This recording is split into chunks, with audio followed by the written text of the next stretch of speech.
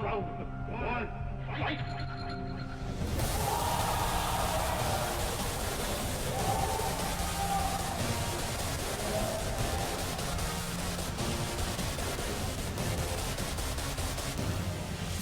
planned it, orchestrated it, and executed it. Oh, the crush! And the arena is going wild right now. That's gonna do it! Let's go! I'm a true champion. W is your Capcom Cup champion! One more!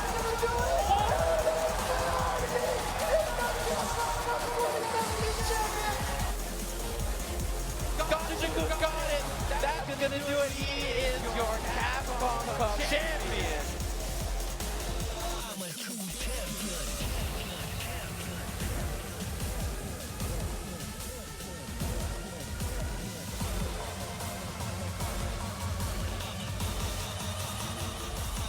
I'm a true champion.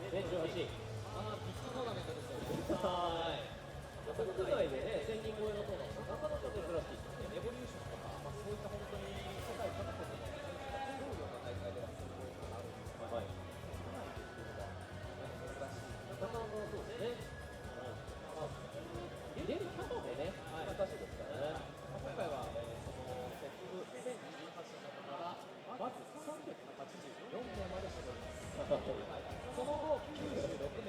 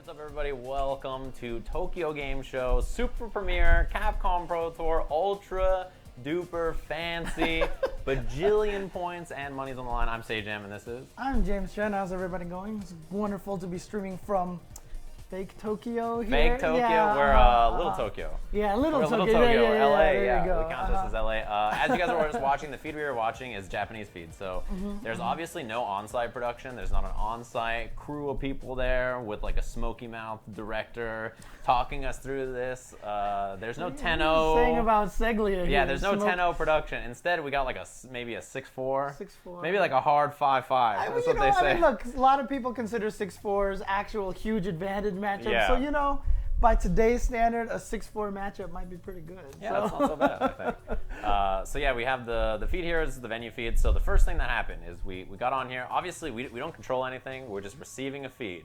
So we're staring at this guy. I don't know who he is, but he's probably awesome. just getting autographs or something, you Yeah. know, because he's got that book there. He's got a pen all ready to go. Trying to get everybody to sign. Oh, is that? That's one of the birds. That's Big Bird, I believe, right there playing on the right on that monitor over there. Yeah, so obviously we're in one of those positions where we're just sort of following along with what's happening at home. James, are you having an issue over there? You all right? I don't know what you're talking about. You all right?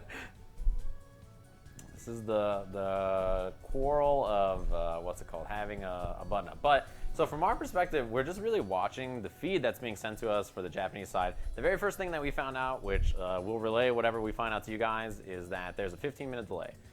So there's a delay for 15 minutes while obviously you can see it's Tokyo Game Show.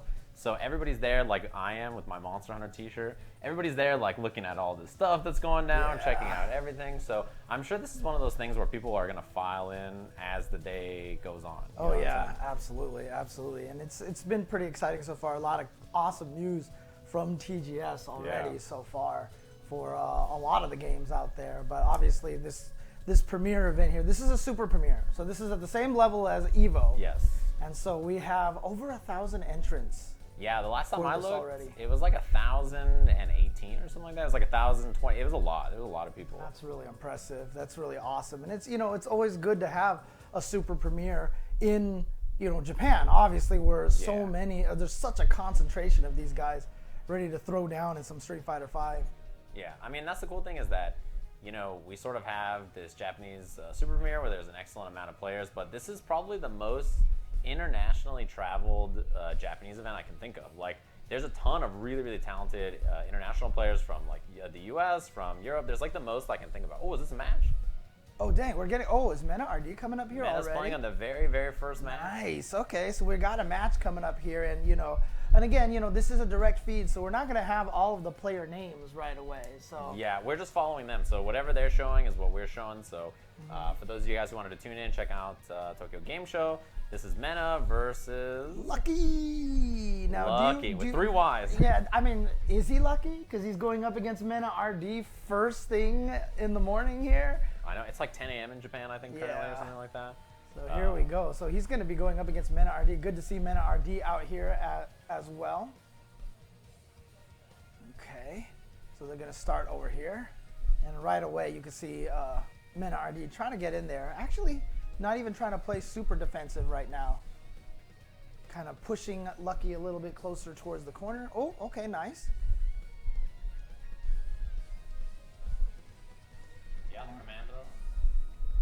Not quite dizzy. Heavy Commando is pretty close. Nice. Okay, so this is going to be the kill. Bang, bang, boom.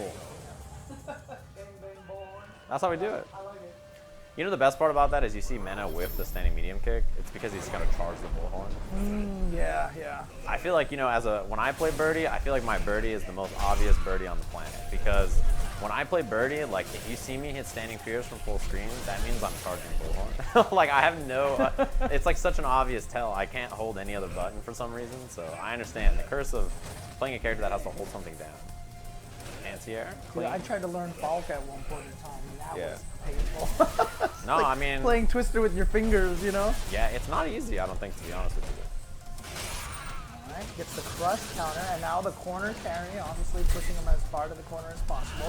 One of Rashid's specialties. And you know, one of the cool things about an event like this too is that you never know who could be like a secret killer. I mean, look at this. Luckyyy right now almost has this round versus MenaRD.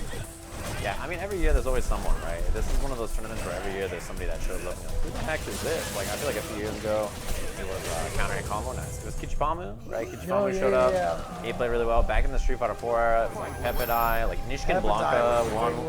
He won one. Dashio Seth won one. There was like a bunch of It wasn't this event, but it was one of the other events that Takeuchi got really popular from a team tournament, if I remember. Yeah, back when he wore a hat. That's like the hat that I see like people wear when like they're gonna be a witch on Halloween. Like that was the exact same hat he was wearing. I was like, oh, I don't even remember the witch hat, I'll be honest with you. Uh-oh, corners himself. So Luckyyy now is in a very unlucky position.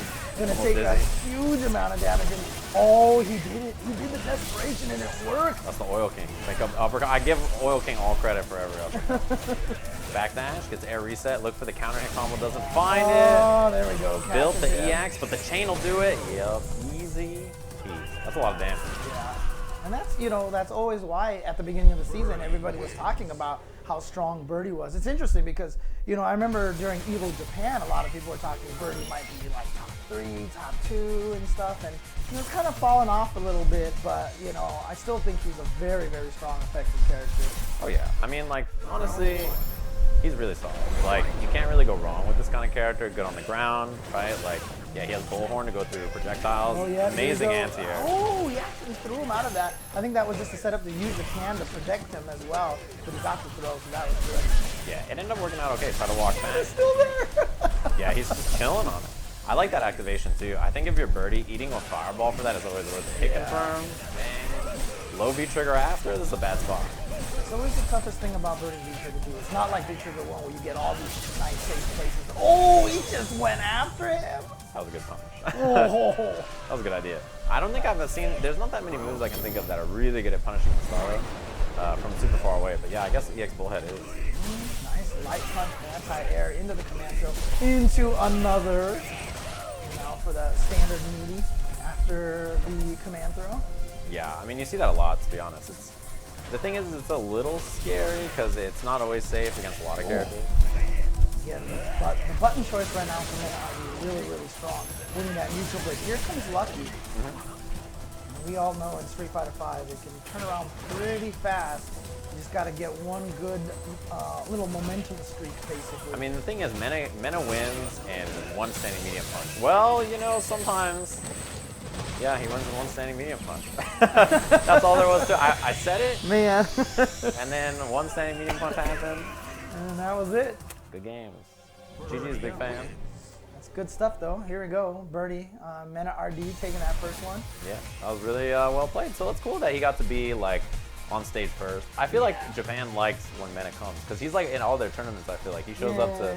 He's been to Evo Japan both times. But interestingly enough, I feel like, you know, Evo Japan is not as traveled to by international players as like TGS is, but the entry numbers are pretty similar. Yeah. Actually. Oh, TGS. I mean, you also have the advantage of going there and. I mean, look. Convention, man. Have you been watching Markman and Justin's Twitter feed?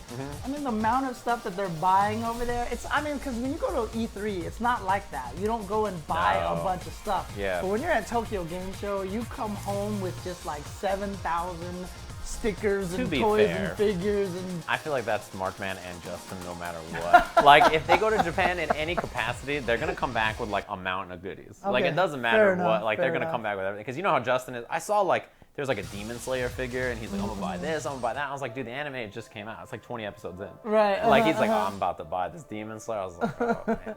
And to be fair, he gives away a lot of that stuff in giveaways, which is really, really cool. I feel like he's forced to. Like, where could you keep all that stuff? There comes a point where you look at your closet and you're like, I don't know what I'm gonna do. Like, I got so much stuff. Yeah, you have like every video game of all time for some system. For old games, and then also a bunch of like reissued Transformers and all the. I'm out of space everywhere. You got Beanie Babies? I don't. Oh, I was okay. never a Beanie Baby person. I was gonna say those would be never- worse on someday.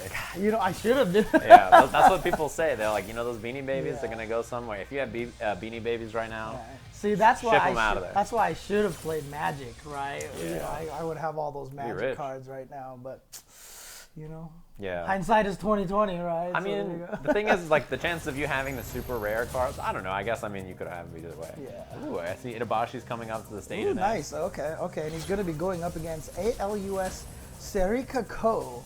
Sarika Ko, yeah. Serika Ko.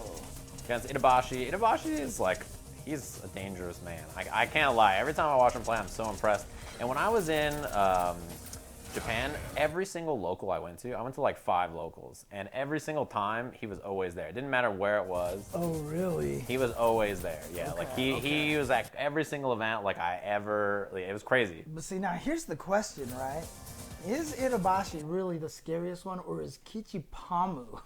You know, That's because true. I mean, let's face it, Kichipa-Mu between Evo and just the most recent event, Yeah. second place there, and then of course top 8 at Evo. Yeah. He's kind of the, I feel like he's kind of the front runner for Geef right now. The thing is that Itabashi is like the long time.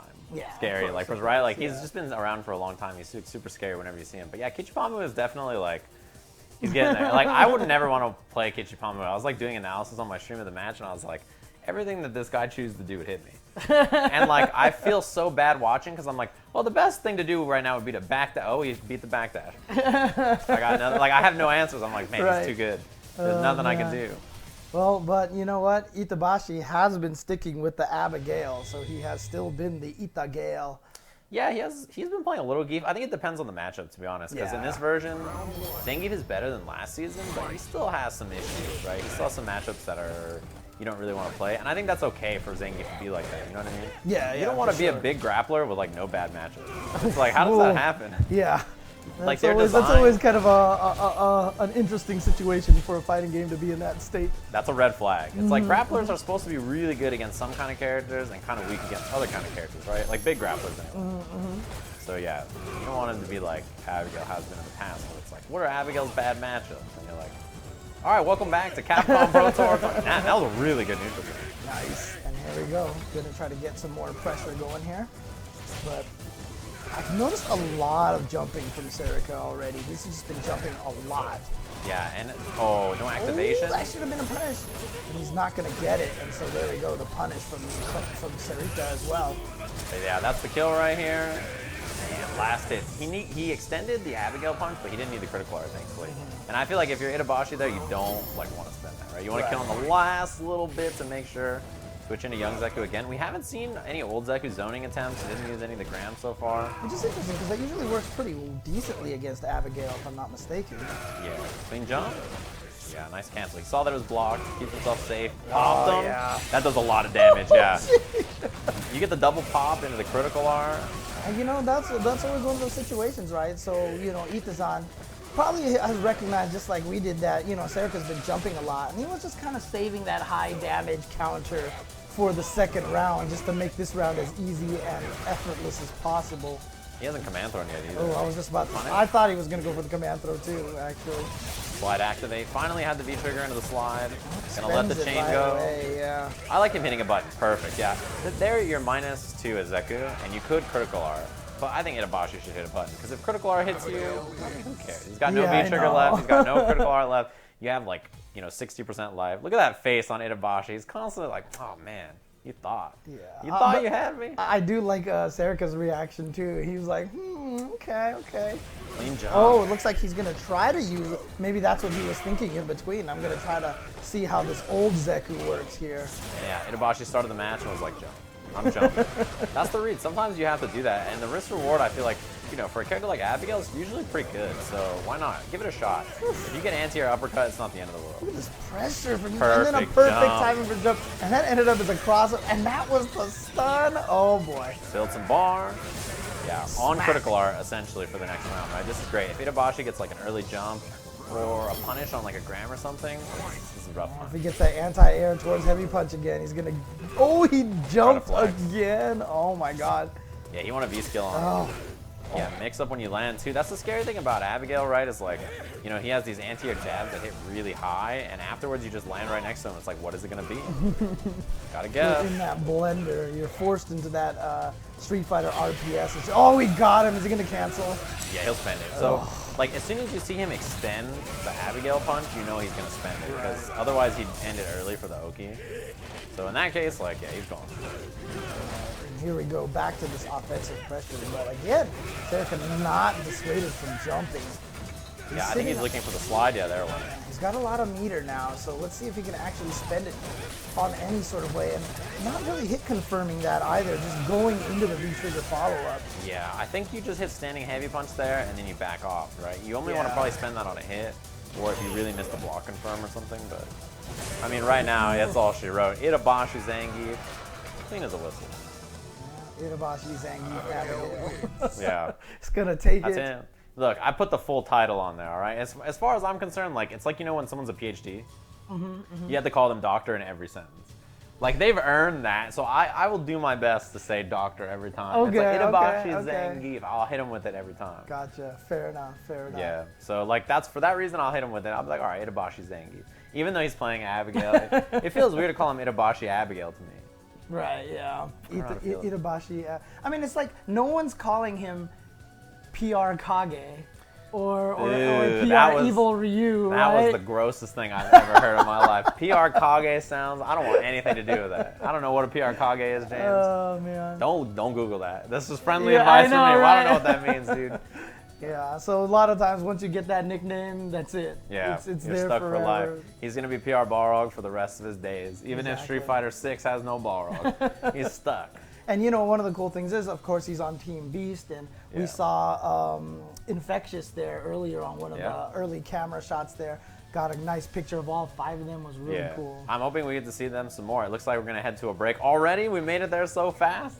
Oh man! So we're gonna head to a quick break. Sorry, We gotta go buy some stuff at Tokyo Game Show. 'cause That's we're true. clearly in We're Japan in. right Let's now. just grab the camera and take you for a ride. Yeah, All right, exactly. everybody, we'll be back in just a little bit. Stay tuned.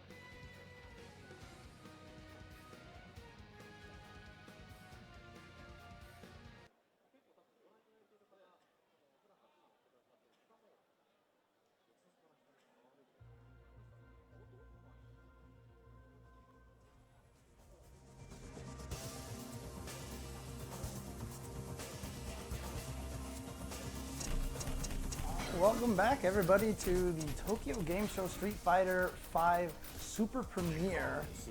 Of course, I'm here with Seijam, and we're bringing you some of the action from Japan right now. Yeah, we're the offsite restream for the event. So this is happening in Tokyo. We are back in LA watching the feed all the way out there. So we're following their lead. We're along for the ride, following our glorious Japanese overlords. It feels a bit like being a Street Fighter fan for watching the best players, right? Like, what are the Japanese players doing? Just follow them. Yep, they're gonna take us for a ride. Yeah. I'll start singing some MVP music. So we've got Katamenn using Necalli versus Kannichan with the Urien. Yeah, interesting match. I mean, this is one of those matchups where, you know, the air approach option from Necalli is pretty scary for Urien. Without, wow, that was an excellent match. Without armor, it's pretty hard for him to consistently anti-air. Yeah, that's fun. There's hard right there, but gets him with the wake up EX. And it's interesting because, you know, I feel like we haven't seen a lot of Necalli recently, right? Obviously, Machibo is one of the many Necallis out there, but we've definitely seen a drop off in this character. Yeah, a few people have dropped him. What I think is perfect is that people have dropped him this season when Machibo is like top 10 CPT on the leaderboards the whole time. It's like exactly when someone was like, hold on, let me just show you guys how it's done. Wow, look at that tap heavy kick and EX uppercut out of there. Didn't want to deal with the pressure. A couple of bad confirms from Katamenn so far, going for the shoulder charge, you know, in very punishable situations. Still a close match, but then gets clipped by the crouching medium punch. Yeah, good anti-air on the other side. Like, you know, when they're floating over your head like that, you kind of have to make a choice about what button you hit on the other side. That was a good choice. Yeah, nice. Clipped him, yeah. That's the nice thing about that crouching heavy punch. A lot of active frames, so even though he stalled himself in the air with a dive kick, he's still able to clip him.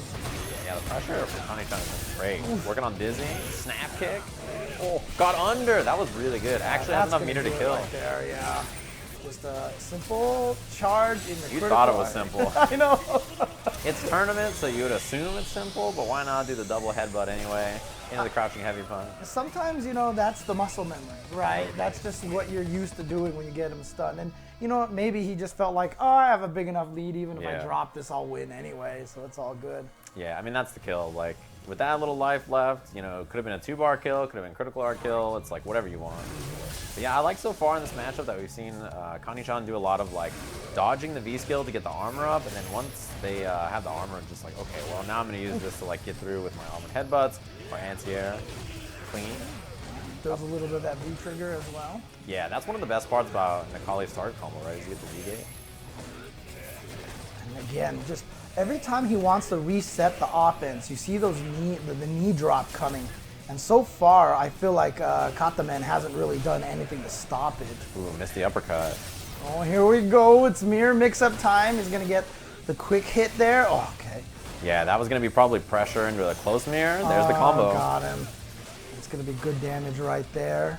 50-50. Oh, look for the counter hit EX. Could have comboed off of that counter hit. The dash up, down like a back throw. I love it. That was like, at that moment, you could tell, like, you're just pressure. It was time to throw. It's always crazy to me because I always feel like there's something about Urien's dash. Remember season 1 Nash? How it was so hard to see his dash? I feel like Urien, his dash is always so scary, and it seems so much faster than everybody else's. Because Nemo's dashing most of the time. His dashes are 1 frame, I'll tell you what. Yeah, plus frames off that charged roundhouse. All right, again, just keeping that pressure and then backing up. I like that. Yeah, it took the time to get the V skill too, important in this matchup. Armor. And again, the knees just coming right back in there. Always using it for the reset and the stun. That is going to do it. Kannichan is going to take it and move on 2-0. Yeah, clean. That was really well played. That's one of those matchups for sure where it can be very explosive for both characters, right? Because, you know, I mean, Necalli is one of those characters that can just eat you alive. Yeah. But so is Urien. Urien is definitely a character where, like, he can either go nuts or get beat up the whole time and then activate Aegis. Exactly. And both of those characters are kind of similar in that their game plans can be like, oh, I've been losing.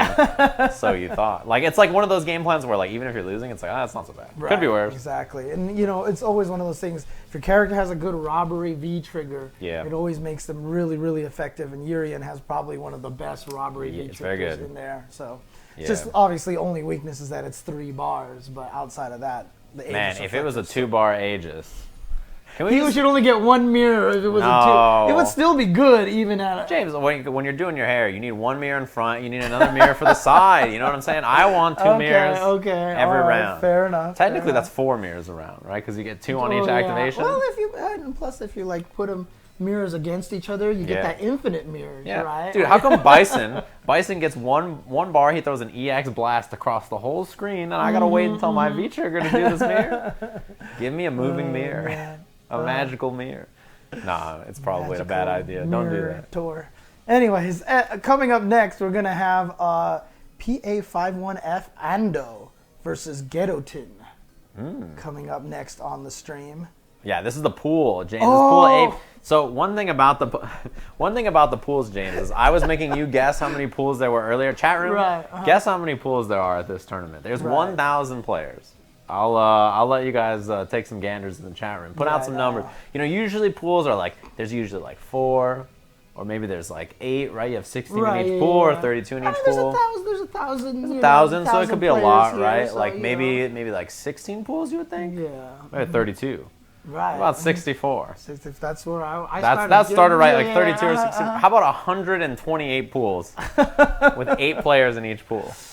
Whew, we're gonna get some double jeopardy. We're gonna get some double jeopardies going on here. And it's 2 out also. Yeah. Why not 64 pools of 16 or 32 pools of 32 with 3 out? I don't know, but Japan has so many players there that they're gonna be running 128 pools. Remember at Evo Japan they had 1 pool. That's true. So they were like, you know what? They went the opposite direction. Yeah, they just went. They just like, flipped it completely. People said we didn't have enough pools. Why not? We'll show them. Japan has the most pools. That's what they wanted to do. They're like, exactly. Japan has the best pools in the world. We got the most. So I've just been playing a lot of Phoenix Wright, so I gotta do the finger wag. Yeah, it's pretty crazy, right? I saw 128 pools. I was like, on my stream, someone was like, can you check out the pools? I was like, yeah. So I pulled up the pools, and I was like, no, I can't check out the pool. So I had to use like the projected on Smash GG, where like it shows you all the matches that'll happen, and then I used the projected to look at the pools instead, because I was like, I'm not looking through 128 individual pools. I could just go to the next round, and it's the projected bracket. So just use the middle click and open up 128 tabs, and just scroll through. Them, 8 people in each. That would only like double the amount of tabs that I usually have open on my browser. You're a maniac. I cap out at like 4. Any more than 4, and I'm like, oh boy. I don't even know how to live with 4. Yeah, I'm like, will my PC explode if I have another tab? I don't know. 4 seems like a lot. I should be a beta tester for like Google Chrome, because I am pushing the limits. Yeah, you got way too many. Oh, I see Luffy down there actually at the bottom. So Luffy's out there. So we talked about international competition. All of the top players from everywhere are basically there. Like all the US players, all the European players from the Middle East, like everywhere. It's like, doesn't matter where, anywhere in Asia, anywhere, all over the world, everybody's here. It's a super premiere, right? So everybody wants to get those extra points. Instead of the normal 700 for first, I think it's 1,000 for first place. I mean, obviously Bonchan's obviously been winning a bunch of other stuff too, but just winning Evo propelled him way up there. Yeah, he's on number 1 right now. To the point where all the other events got him past Punk, and Punk seemed almost uncatch-upable before. It was like, people would ask me, do you think Punk will break Tokido's previous record on CBT points? And now it's like, well, Bonchan could do it too, right? Like, the problem is, at the very top, most of the top like 5 or 6 or 7 players are eating up most of the points. Right. If you go to CapcomProTour.com/standings, a website that I look at on my stream all the time, is like, when you take a look, there is almost all of the CBT wins and points in this top spread. It's why when Hong Kong Premier event got canceled, that was such a big deal, because there's no more Hong Kong Premier, so those Premier points couldn't go to anybody else. Right. Although, who knows, Bonchan might have won that too. Yeah, I know, right? It wouldn't have mattered. We're just giving him a bigger lead. Yeah, anyway. like honestly, who knows? But that not happening meant that there's even less CBT points in the wild. So like the cutoff of what you need to qualify is like shifting because of that, So it's like, it's pretty crazy. Like, I don't know. Who knows what to expect at Rule 4 Capcom Cup. People at the start of the year said you're going to need 800 points to qualify. Then it was like 700 points. Now it's like, well, maybe you need 650. It just keeps getting taken up by the top 5 or 6 players. Right, exactly. Because the more that they keep sucking up, then that basically lowers the barrier for everybody else on how much to qualify. So in a weird way, if the same guy, like the people who are on the cusp, almost kind of helps them if the same guys keep winning the points, because then it doesn't give points to anybody else under them to try to catch up. Yeah, it's like why Hot Dog. Last time there was a premiere last weekend in Shanghai, there was a premiere, and in the finals was Kichipa-Mu and a Hot Dog. And the winner is like qualified for Capcom Cup. Because 700 points is like what you need to make it, and both of them had a little bit. Hot Dog had like 200 or 300, and Right. Kichipa-Mu had his Evo points, which is like 120 or something like that. So essentially, like with how many points have been eaten up by the top, one premier event auto qualifies. Yeah, yeah. which I mean, is that was interesting. kind of their goal before. You remember the very first season of CPT? Yeah. As soon as you won it, you just Auto-qualify. qualified, and that was it. So I know that was their goal. They kind of wanted to make it so if you won a premier, you still essentially auto-qualified. But this year, it's more so than ever now, especially since we lost one premier. And Bonchan's been eating up. Bonchan and Punk have been kind of sharing Crushing all it. the other points. Yeah, so. at the beginning of the year, like it was like Punk and Tokido kind of taking a lot of the points for the 1 and 2 slots, especially with Punk traveling to like Europe and other places and being in those top 8s. And then now it's Bonchan, with 4 premier wins or something like that back to back, including Evo. It's an absurd amount. And he had like the BAM, which is a ranking event, second place or whatever it was, where he's playing Machobo and like yeah, he's just had so many different events where he's been in the finals for it, so he's been eating up CPT points left and right. Yeah, exactly. So, and yeah, again, we're getting the feed directly from Japan right now, so we're just waiting on the next match. As I said, it looks like it is going to be Andou versus Gedotin, if that is indeed what they're going to get up onto the stream. But yeah, I assume it's one of those things where one of these two is out buying Monster Hunter merch right now. I'm almost positive. They're just like me. They're like out there like, oh my, Iceborne looks crazy. Look at this awesome. Like they're like taking, I know it. It's not your fault. One of you is, the stage runner's like, next to the stream. And we're like, come on, man. Like we got to get, oh, I see Mika on the screen. Maybe Luffy's match is coming up instead. Might be skipping ahead to the next match. You mentioned, you saw on our screen here that Luffy is going to be coming up. Of course, Red Bull Luffy going up against a player named Shiba D. Shiba D. Yeah, Shibas are cool. Yeah. They're they're like the most cat-like dogs. Really? Yeah, that's what everybody says about them. Because the breed of cats that I had, I got them because I always heard they were the most dog-like cats. Well, now you know what you could get, right? The most cat-like dog and the most dog-like cat. Okay, fair enough. Shiba D. I assume this is Luffy versus Shiba D. I guess we'll check it out. Unless Andou and Gedotin, but that's one of Luffy's favorite costumes. Oh no, it actually is. It's Gedotin. There you go. So it is Gedotin versus Andou. What are the chances it's also another Mika player? Yeah, this is an interesting match too. A lot of times in the past, Urien players haven't loved fighting Mika. But I think that this matchup is one of those ones that's a little swing heavy too. Nice call out. Yeah. I mean, of course, one of the reasons they hated Mika was because once Mika gets you into the mix, it's so scary. But that's kind of the name of this game now. You know what I mean? So regardless of what character you're going to use, you're going to have to deal with Mika's mix-up. Nice use of that armor right there. Yeah, that was really clean. Oh, a little too far for the heavy punch. It was really clean. Oh, he dashed forward and he just ran right into that drop kick. Brimstone. Meaty? Yeah, so she gets the counter hit on it, but still trade off the mirror. I think you just wait for Nadeshko call here. Oh, wow, it's VT2. The chair. Oh, the chair is coming. Yeah. Oh, the jump. That's the kill. And that's going to be enough? Yes. Oh, no. Oh, my. Maybe he was thinking it was the other Mika and just wasn't paying attention. Well, because he put out the mirror, and you assume the mirror's fine, but she's got a chair, bro. Like, it's one of those things where she hits like 3 or 4 times, so... But oh yeah, that's right, because he didn't do the projectile mirror. Yeah. I mean, the projectile chair, which can be reflected by the mirror. All right. Counter hit combo, that is a meaty, but the EX out of there. She can actually do a meaty light and block the EX headbutt, but that's not the meaty route he was going for. In the front! Yeah, faked it, and then the reset into the full damage combo afterwards because it was the one hit. My bad. No. Wait, I'm not even there. Look, whenever Japanese commentator said that's the kill, you commentator cursed it, because I can't commentator curse from another continent in another language. Actually, that is how it works. You can commentator curse from anywhere. Are you serious? Yes, that's just how it works. Was that my fault? News, yep, there you go. It was all on you right there. But there's like a delay in the feed. Like this happened before I said anything, James. Well, maybe just the magic of commentary just works like that. Yeah, just going across the wires, under the ocean and everything. What you didn't know is the commentator's curse is just one long XLR input. Just plugged in. Nice whip punish. Actually, should have done EX tackle there to get the kill. Here we go. He's going to be able to throw into the chair. Crouching heavy? I got to imagine that was a headbutt or something. I don't know. Or he was just mashing the tech. Yeah, he didn't even have the meter for a V reversal or anything like that. It just came out as a crouching heavy punch. Yeah, I don't know. That was weird. Oh, right in front of the camera, huh? Nice. That There we green go. cap right in front of the camera. And Who it do you think matches you the are? headsets though, which That's is kind of true. nice. All it's doing is just making me thirsty for the those little cured tea milk things? teas. Yeah. Shout outs to Airtola, by the way. You remember Airtola from the Marvel days? Yeah.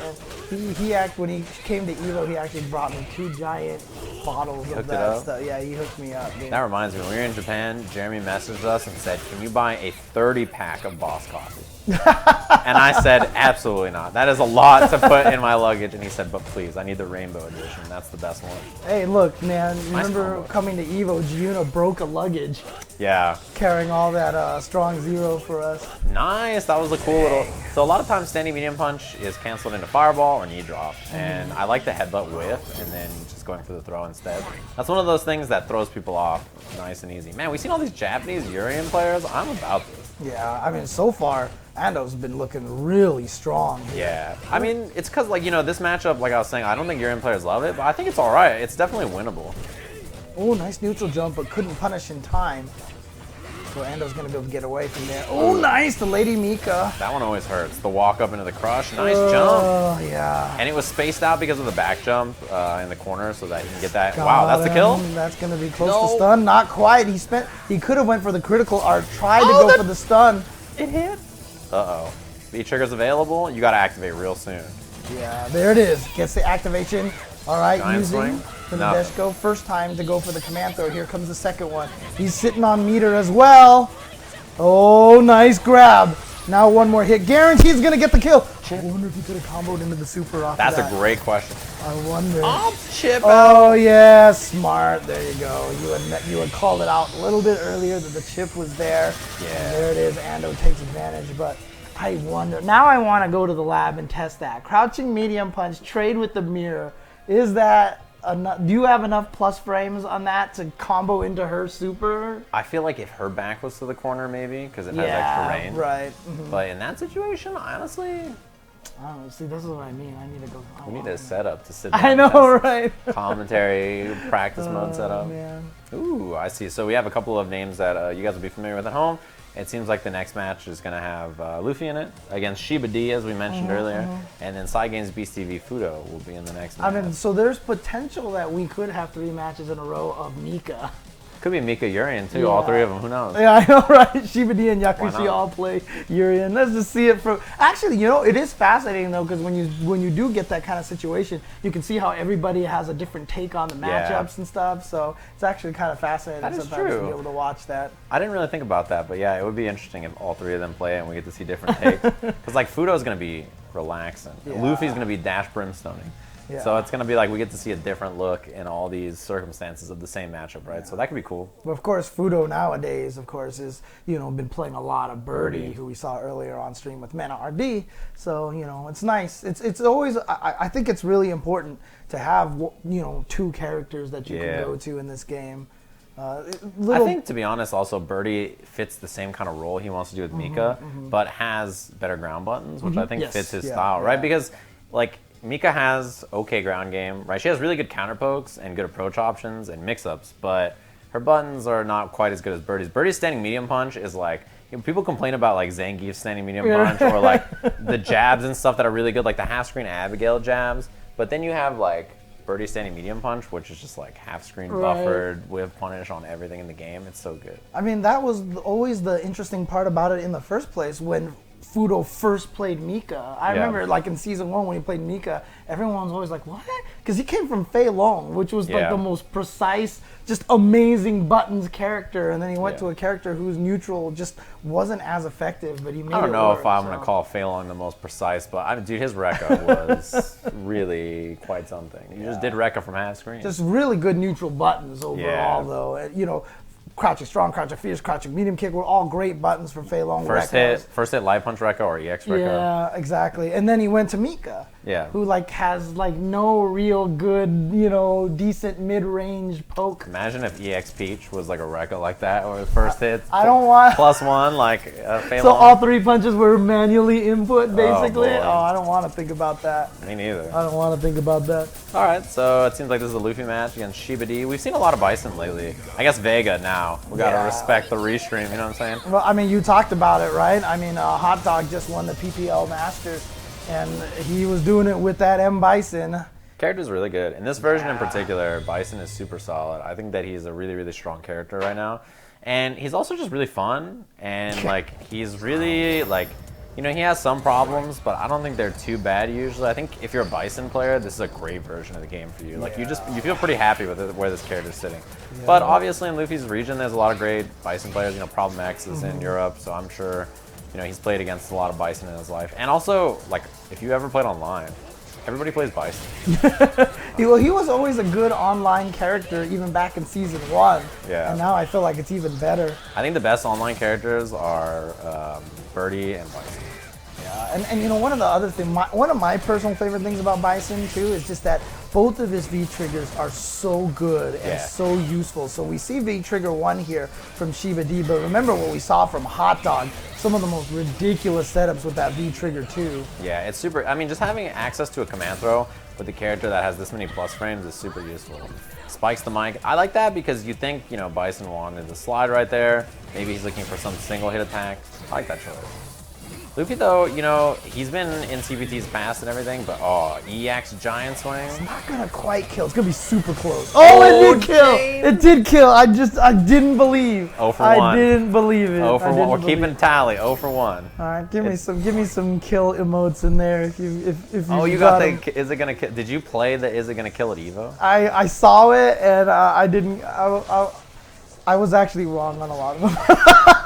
I wouldn't stake my life on most yeah, of them. I know. They were messed up. Oh, man. Yo, anti-air, cross-up, side switch? I guess maybe just clap back. Dang, our streamer's keeping track now. Oh, the right and wrong of yeah, really kill? Come on, man. Oh, this one. This is going to kill for sure, 100%. That one shouldn't even count as a right. Yeah, it was too obvious.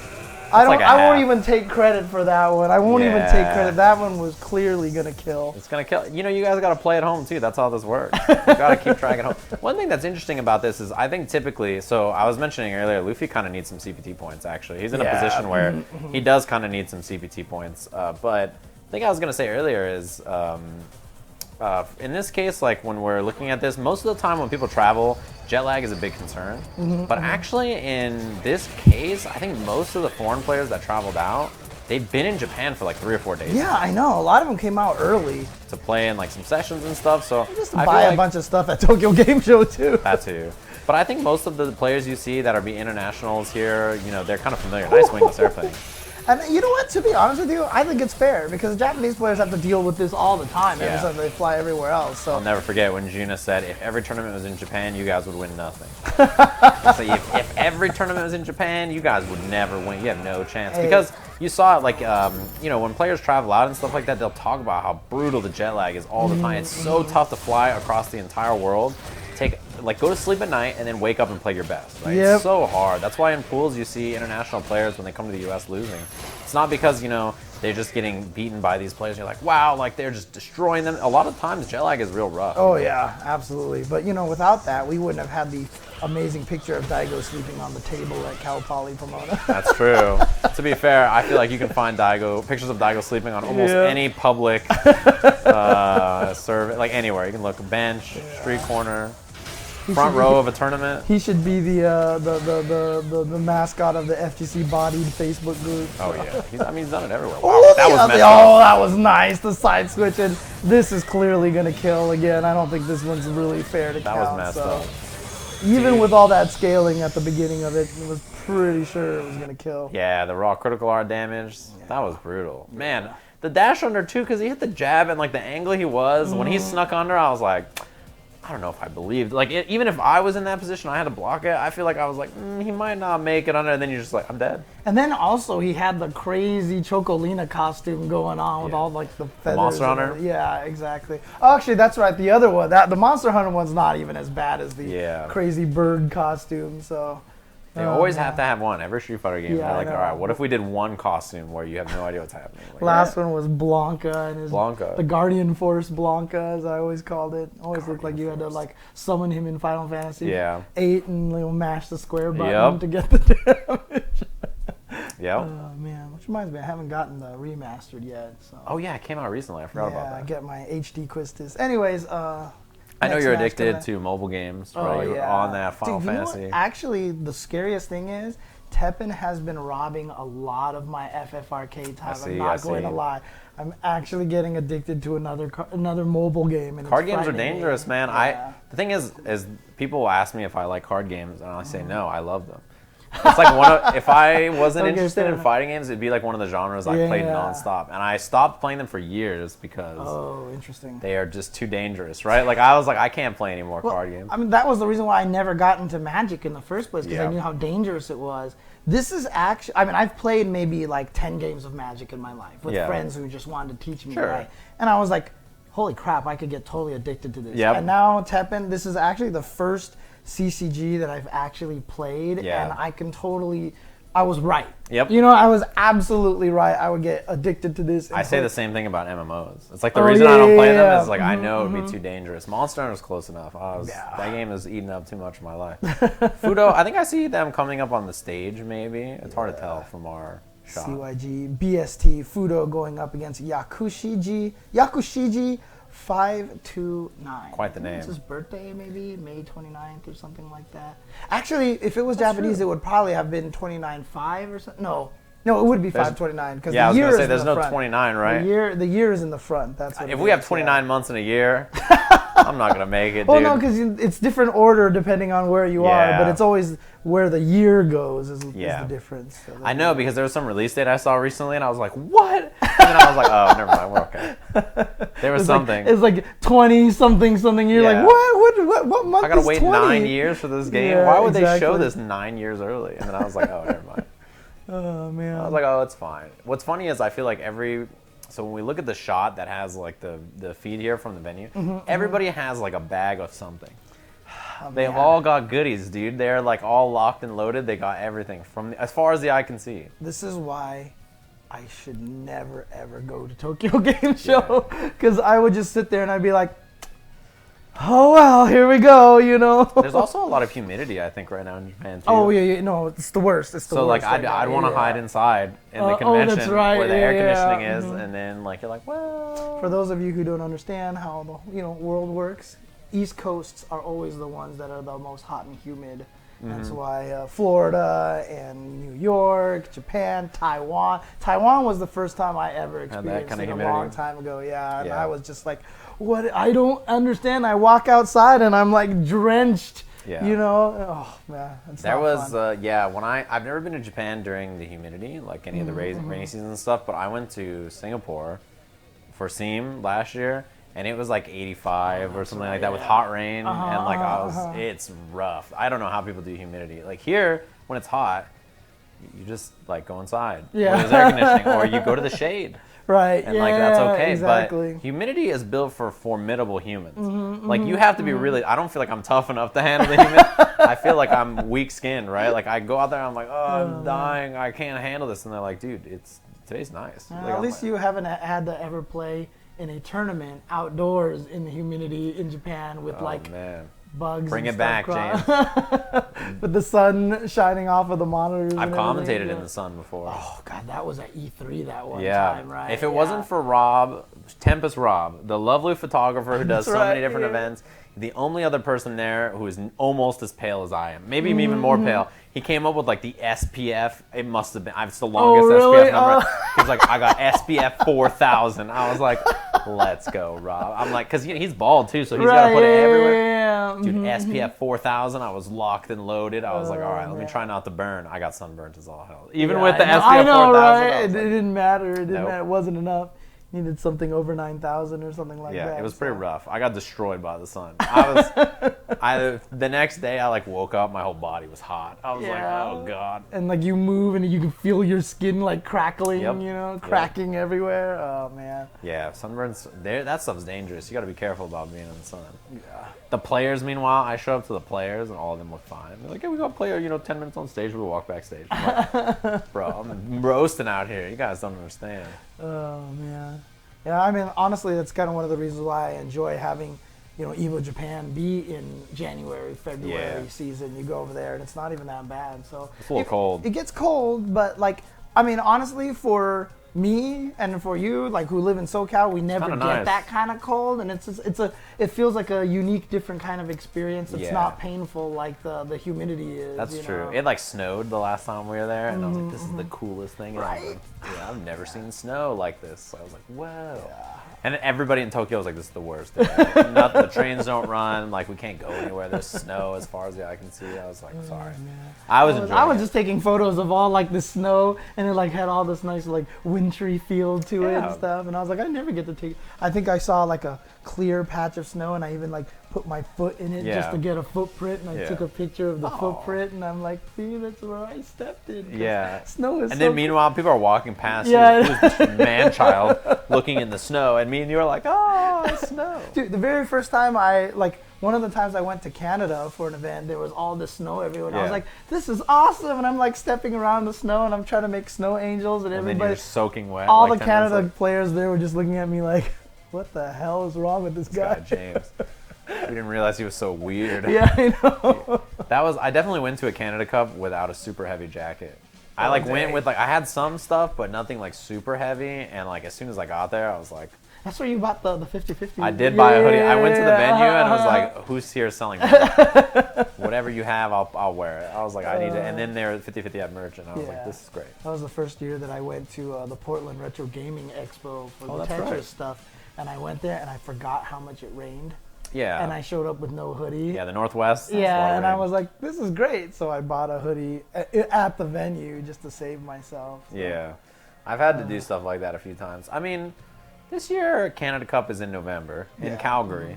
So the chances of it being near zero is pretty high, I think, actually. Oh, yeah? Okay, Yeah, Calgary is a pretty rugged place. I mean, that's basically where I, had the fun snow angel stuff. Yeah, where I tried Calgary. to make a snowball and throw it at somebody, and I realized why everybody tries to make snowballs with like mittens Gloves? on. Yeah. Because I was like, this is really cold. Yeah. And not only that, but it's like slushy, icy. Like your hands are wet after, and then it's cold. That's how you get sick. You gotta be careful. But what? It's true.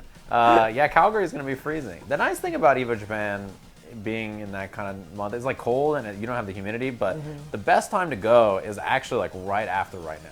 Yeah. I think the most fun I've had there is when I went in like October or November when it's not super cold yet. So you can walk around all day. There's no humidity or anything. I think that's like the nicest time that I've been. It's almost kind of like on the opposite side. It's going around at springtime because then you can also get to see all the sakura petals and everything like that, right? That's and it's the, not the so cold bloom anymore. season and everything like that. Yeah, exactly. Although because it's so close to Golden Week, I know it gets crowded during that time. Dude, don't go next year. The 2020 Olympics. Oh, well, You're gonna have to now. Street Fighter is at the 2020 Olympics. That's so, crazy, dude. dude. What did they say? It was like $500,000 total between that and Rocket League. And Rocket It's League. split 50-50, yeah. So Street Fighter is going to have a $250,000 tournament 2 days before the Olympics in Diver City in Tokyo. Yeah, Diver City is where the Gundam is. Oh, really? Yeah, Okay. and it's where like they hold Master Cup, and there's another event that happens over there that I'm trying to think of. But yeah, Diver City in that area in Tokyo. Nice. So that should be really cool. It's like 2 days before I don't even know where the Olympic Stadium is, actually. I'm not sure. Yeah, I'm not sure. I to be honest, I have no idea. But I just know that it's happening 2 days before them. There's a bunch of information. It's like the Intel Ultimate Super Duper just type in Street Fighter 5 Olympics. The super duper groovy. I don't know what it is. Happening. Hip hop happening. Yeah, hip hop happening. Street Fighter 5 Olympic tournament. If you're wondering what's going on and what the deal is with the matches, I'm looking at their feed, the Japanese feed, and their commentators are also sitting on screen saying, I went to Canada Cup and it was freezing cold. Like, they're telling the same stories we're telling right now, so don't worry, everybody. We're not missing anything. Yeah, we got to practice this. So you have to be like, it was cold in Canada, and I have to be like, how cold was it, Steven? Because there was a turn, an Arctic turn there. They're getting some matches. So the next two matches are supposed to be Fuudo versus Yakishiji 529, and then Big Bird versus Shocker M. Shocker M. That's a cool name. In quotes. Too. Yeah, Shocker exactly. M. Shocker M. I don't know what that means. I don't know. Maybe he's a Bison player. No, actually, that would be. He would have to be a boxer player for M. Bison, right? So. Oh man, I forgot. Yeah, the names are all switched. We saw Vega earlier for Bison. Oh, here we go. It looks like we're getting to a match here. Let's go, chat room. We made it. All right, Yakushiji 529 going with the Ken, and sure enough, Fuudo going with the Birdie instead. Fuudo Birdie? Yeah, I like it. I think that if you're gonna fight a Shoto in this version, I think Mika's probably okay against all like the non-Akuma Shotos, but I kind of like the Birdie pick here because you have the Zonks to go through fireballs, you have the far buttons to stuff them. Birdie's down jab is pretty oppressive against a character like Ken. It's really good. Like, this is one of those matchups where Ken is going to get beaten up on the ground. Well, let's see, because I'm really curious. Is this like a online Japanese player? Is he going to go crazy with Ken and have uppercuts and fireballs and tatsus everywhere? Neutral jump tatsu, you know, kind of thing? Yeah, nice. Just crush. Could have run, and then there's the zonk. The thing is that Ken's fireball has enough recovery that you can actually walk up and then zonk through the fireball with the bullhorn. It's like really interesting. You actually have enough time to get some space on it before you go in. Jump tatsu? Jump tatsu is really good in this matchup. You're going to need to use it against Ken to get past the anti-air Birdie. You know how mad birdies are that, you know, we call it zonking with the bullhorn. He's had that move for a long time. You know? Yeah, not in the modern era, though. I try to call it bullhorn when I remember. Yeah, I know, but it's just the zonk. It Too confirmed. late. Cody stole that motion. Yeah, that was actually really smart of Fuudo. He like backed off and baited the uppercut. He gave him room just in case. He's got a decent life lead right now, although Ken's sitting on a good V trigger here. Stop the step Hasn't kick. used it yet, but he's just gonna chip him out. He had the V reversal. V reversal, actually. Yeah, I wonder why. Maybe you can't V reversal that with Ken. I'm not sure. Yeah, that might be one of those the super so fast, you know, like Rashid doing the fireball into super. Man, that walk up into the bullhorn feels so bad. You like feel so bad for Ken. Yeah, look at the ground. The ground game is just so rough. Yeah, you get better Oki off this. Walk back. Fuudo played it real safe. Yeah, look at that. Look at that spacing that he had right there. That was beautiful. So one thing that Japanese players in particular I've noticed are super good at, I think Fujimura and Fuudo are two people that I really notice, is when they throw you in the corner, notice that they walk back to the maximum range of their throw and then either throw or take a step back. And that's particularly effective with Birdie, whose command throw range is really far. So he can walk back out of your throw range and then command throw you, or bait the throw, or walk in and throw you. Right. That's like one thing that Japanese players, look at that. That feels so bad, dude. Why does it gotta be like that? I mean, at this point in time, I feel like Yakushiji's got to just kind of abandon the fireball at that range. But same distance again. That same distance that he was able to get that standing heavy kick to whiff. And then the trade, finally gets it with the Tatsu and the other side. And here we go, look at this, Yakushiji getting his own walk back and the stun? Is he going to be able to finish this off? No, not on a meter. I think even with EX that probably wouldn't have killed. But mix up for the game. Oh man, don't throw a bad fireball. Oh yeah, because that super is right there. But the light kick, wow. That was a scary spot to be. If you got hit by a medium punch into like bullhorn into critical R, that was it. So it's like still a scary range. Oh, he baited it, but no punish. Dang, that anti-air jab from max distance. His jab was so good. Oh, I felt like he tried to bullhorn that time. Nice buffer. That's that whip option select. And then gets the throw. Okay, here we go, Yakushiji. Trying to take this game number 2 right now from Fuudo. Oh. Spaced out overhead. That's tough to punish even if you block it, honestly. Like, it's one of those ones that's, you know, you can kind of use the overhead wherever you want on the screen because you don't have to really worry about it. Here we go, activates the V trigger, tries to get in there. Cross up Tatsu. I like that backdash too from Fuudo to like air reset himself after the plus range. Yeah. Why not? It's unfortunate for Yakushiji. He got him with the cross up Tatsu, but wasn't close enough to be able to combo off of it. Ooh. I think you could have comboed stand light kick there, maybe. Oh, the whiff that's gonna be, he's not even going to bother with the super because, of course, he didn't win round number 1. He's going to be able to kill with V trigger 2. Save all that meter now. I wouldn't be surprised if like first hit went right into a super or first confirmable hit. Because you get pressure after his critical R. It's so good. You get a 50-50 that could be a round ending almost. Nice. Oh, okay. So he's going to go with the armor instead. Walks back again. Same thing. And again, just like you said, just keeps walking back and just staying right outside that distance. That is footsie spacing 101 right there. That's confirmed though. Low medium kick into the EX Tatsu. That was good. Oh my. That was so far. He walked so far into that zone. 50-50 for the game. Walks up. Oh, he caught the shimmy. Yeah. That was a read on the shimmy with the wake up crouching medium kick. And then the empty jump.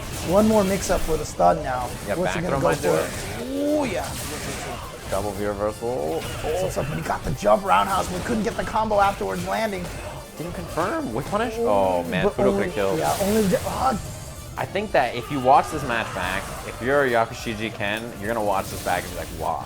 Right. Why did I throw so many of those fireballs and that exact distance in the corner where like Fuudo's like right here, and as he throws the fireball, he's like, whoop, then zonk right through. It's like Right. he walked into it every time. So I can see why in his head he thinks this is like a range where when I throw the fireball, I'm safe. It's and then close- Fuudo yeah. walks just inside and then lets go of the bullhorn. Yeah, because I mean, here's the thing, right? Sometimes you try to throw fireballs because you're hoping to catch the opponent off guard, and they're not ready to do their EX move or something like that. But you got to remember, zonk is just Hold the button. let go, Let go. let go. It's the easiest thing to react with, right? You Yeah. don't need motions. You don't. So need Fuudo's just holding a anything. button the whole time, Yeah. and he's walking back and forth. If you whiff an attack, he whiff punishes. If you throw a fireball, he just goes whoop. Yep. And it's the easiest thing, and especially with someone like Fuudo, you shouldn't be sitting there testing Fuudo's reactions. You Tough. know? It's an example of a matchup where the ground game is really hard. You can't throw fireballs very well. You have to spend meter on stuff like EX Tatsu to get in the air. It's historically been a pretty tough match for Ken, and I think in this version where Birdie is just such a monster, like what are you gonna do? Yeah, I mean, we talked about it earlier with, Fuudo previously playing Mika not having those good mid-range buttons. Ken is kind of in that similar situation. He doesn't Yeah. have one of his best pokes is the standing heavy kick.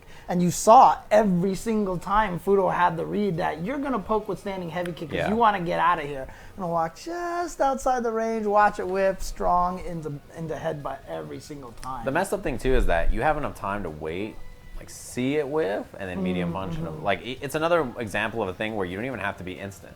Whip punishing that is actually like quite easy. You can just like Yeah. wait and then like hit the medium and then they die. Right, it's not like a Karin stand medium kick or something No. like that. That move you have a long, and of course he rotates and moves forward too. Yeah. So he's not even one of those long range roundhouses that kicks out and then comes back, and so Yeah. it's harder to hit him. He's just leaving himself out there for you to whiff punish him all day. Yeah, and like that's the thing too is that it's not a situation where you have to worry about like whiff punishing, like because you don't do it early. If you do it early, you can actually see the button and then you'll get crush countered. So you want to do it late so that you wait, let it whiff, then punish. Because if you're too early, you can actually hit your button into it and die. Right. If you're like super fast, you can actually get yourself killed, which feels bad. Now, we're coming up here next. We're gonna have Shocker M, as we mentioned. Is he another Urien player?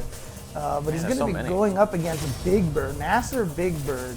And of course, this was the second place finisher at EVO just this year, Big Bird. And again, just every time I talk about Big Bird, Angry Bird, I get so happy because, I mean, shout outs to NASR for really bringing these guys out Yeah. to all these different events. I mean, we've seen in, Tekken scene right now where, Pakistan and Peru have all of a sudden kind of like asserting themselves in that game. We don't even blink when we think about the UAE right now because Yeah. we've seen these guys for so long. We're like, of course they're good, but that's only because NASR's been bringing them out for so long, and I think that's super cool.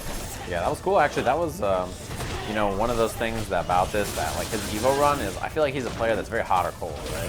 He's definitely like a very stylish, very like flow heavy like player, and when he's on point, he's super dangerous. So he just needs to be in that zone, and I think he's super tough to beat. Also, this is another matchup where you can really abuse the 4-frame button of Urien. If you're a 4-frame character, fighting Rashid is so rough because his frame traps against you are just so good. Right.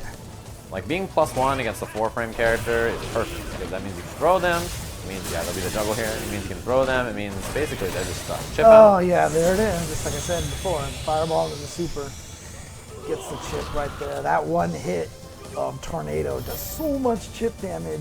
Yeah, and Like I mean, does all of the chip in one hit. yeah, he has one of the best chip outs too. I actually think maybe Urien Headbutt's one of the EX moves that gets through the critical R raw though. It might be one of the slow enough moves that you can do it. 5-frame check after that. Ooh, got the counter hit, but no confirm off of that. That's funny. Sets up the safe jump there, gets the throw into the corner. Oh, I think he yeah. got baited by the Fierce. He thought there was going to be a whirlwind, but he just didn't cancel. Plus frames again. And that's the thing is you can kind of OS it, but I don't know, maybe it was accidentally a negative edge when he released the button or Yeah. something like that. He just thought he saw something. He wished it. He was like, I'm Yeah. sure he'll throw a whirlwind here. Oh, that was right. It was off of the stand fierce as well, too. Yeah, okay, so that's no one that you can Punish. OS. was perfect. He was like super ready for the punish. I would have liked maybe crouching fierce in the EX Eagle Spike, but I think just being ready for that punish in the first place is really good for Big Bird. Beautiful. And you know what? He was gonna do that on hit or on block. Yeah, I think it was chipped, close maybe. enough that he was gonna chip him as well. So I think that was it right there. That was gonna be the end of the game, no matter what. Yeah, pretty scary spot to be. You know, because a lot of people I feel like missed the punish on Urien's EX tackle in the second mirror. But like Big Bird was just ready. He just had that crouching heavy punch out there. What are they chewing on here? Do they both got like TGS gum, or they eating TGS? Man, you're snacks? so jealous of them. You're making up gum now. You're like, I'm sure they have gum. It's probably like some Mega Man branded gum. Oh, you yeah, know? of course. It's gonna be Gum Man or something like that. I'm sure it's a Capcom tie-in. It's a Rathalos jerky gum. There you go. Good old Rathalos jerky gum. Who doesn't love the Rathalos jerky gum? That's a gross sentence. Man. It's so funny to me because I'm so used to Rathalos from Tepic because I never played in the Monster Hunters, but Rathalos is kind of like one of the bad guys, right? Yeah, he's the monster, but he's a little dork. Well, look at this, man. He's just styling all over him right now. Gets this big old stun cow. He's going to spend meter anyway. Oh, my God. Beat them. Yeah, that was a rough spot in the corner. Especially because, like, if you're Big Bird, you get the 50-50 them there, and he's like, I'll just jump over in case he headbutts. Like, I'll keep it pretty safe. Oh, nice check on the dash, too. Yeah, and then that jump also doubles as that, delay. Again, the shimmy is about the delay. It forces people, it baits people into throwing by the delay, which is why neutral jump works as well. As long as something doesn't happen for half a second, it makes people whiff their throws. So he got at the end of that round as well. Enhanced mixer. Yep, gotta know it's enhanced. Yeah, it's 0 on block, but against Urien, that's plus, because he's got a 3-frame button after. He's always gonna win that exchange. Good check, man. Throw now, he's trapped in the corner again. Here we go, the pressure. Good defense from Soccer M, I like it. And then again, one of the hard things that really disciplined players are good at, someone like Big Bird. You saw that pressure that he had and then he backed off. Yeah. Because now you're worried about maybe the surprise EX headbutt just to get out of that situation. Particularly because Urien, when he activates out of the corner, his setup is super good. So you don't want to actually let him hit you in the corner, out of the corner with the mirror, because then, that whip punish was sick. That was so good. I am jealous of everyone who can whiff punish me. Yeah. I am the worst whiff punisher in the world. So when I see whiff punishing that with a standing heavy punch like that into the V skill, into the super, that's just... Doesn't it feel nice? You can whiff punish with a heavy button. I know, Like, you don't even right? have to use your lights or your mediums. You just use that big old chunky heavy button. No problem. Just like slap it watch out the there. kick whip and then smack. And there you go. That was really good. Yeah, good stuff to Big Bird advancing forward here. I feel like he played like every part of that matchup super well. Like he knew exactly how to challenge against Urien's negative frames. He knew like how to whip punish against him when he was in the corner. He's like, let me just back off. I'm gonna just chill out here. That was really well played. Yeah, but it's crazy so far. I mean, what is that? Already the third Japanese Urien player that we've seen on screen? I think that's true, actually. Yeah. Seems to be a very popular character there. He's cool, that's why. We just all want to play some Third Strike again. So, you know what? Urien is a very cool character. You can play for 50 yen at Mikado, or something that's super cheap, actually. Yeah. Dude, trust me, every time I went to Hey Arcade, that 10 yen Super Turbo. That's crazy. God, it's so good. And 10 yen is wild. And not only that, too, but I still remember the last time before this last EVO Japan, I went there and I played, and it's like, okay, let me go play 10 yen ST, right? You're going against like 5 of the greatest ST. It's like the top 8 of a Japanese ST tournament. Yeah. Like every night that you're there, it's so spoiled. So I think I won like 2 games like that whole entire weekend that I was there. It was ridiculous. Yeah, and I think nowadays too, a lot of the Japanese arcade games, like you have to play them online. Yeah. Or like you had the opportunity to play them online, but like the classic games, you just play them with whoever's there at the arcade. And so that's what's cool. It's interesting too because when I went to Japan, my intention was to go and like play something like Tekken 7 and just get bodied by the people at the arcade. Yeah. But you end up playing against online, and they match you up with people of your skill level. And I was kind of like, I want to get beat up by the good player. You see like someone in the arcade who's really good, and you want to play them, but you're like, oh man. Yeah, exactly. Although there is an option, I think, to play only people in that arcade. I think, you can like link cabinets. I'm pretty sure. Looks like we have Yangmian here, who's Yangmian. Yeah, there we go. Really good Zeku player. Yeah, he was the one who got into top 8 at Evo as well, right? So Yeah, very solid. he's going up against either Chereee or Chereee. I'm not sure which one. I'm gonna go with Chereee. The Yangmian from China, he did really well with Zeku. Yeah, he had 2 strong Zekus in that top 8. Yeah, I mean, like, this character is so good right now, right? He's like such a solid character in this version. I thought last season he was pretty good, and he just kind of sits in a real comfortable spot. Nice uppercut, actually. Yeah, good cross cut, as they call it. The olden kids these days. Yeah, so John Choi called them a long time ago. I'm kind of actually sad that it caught on.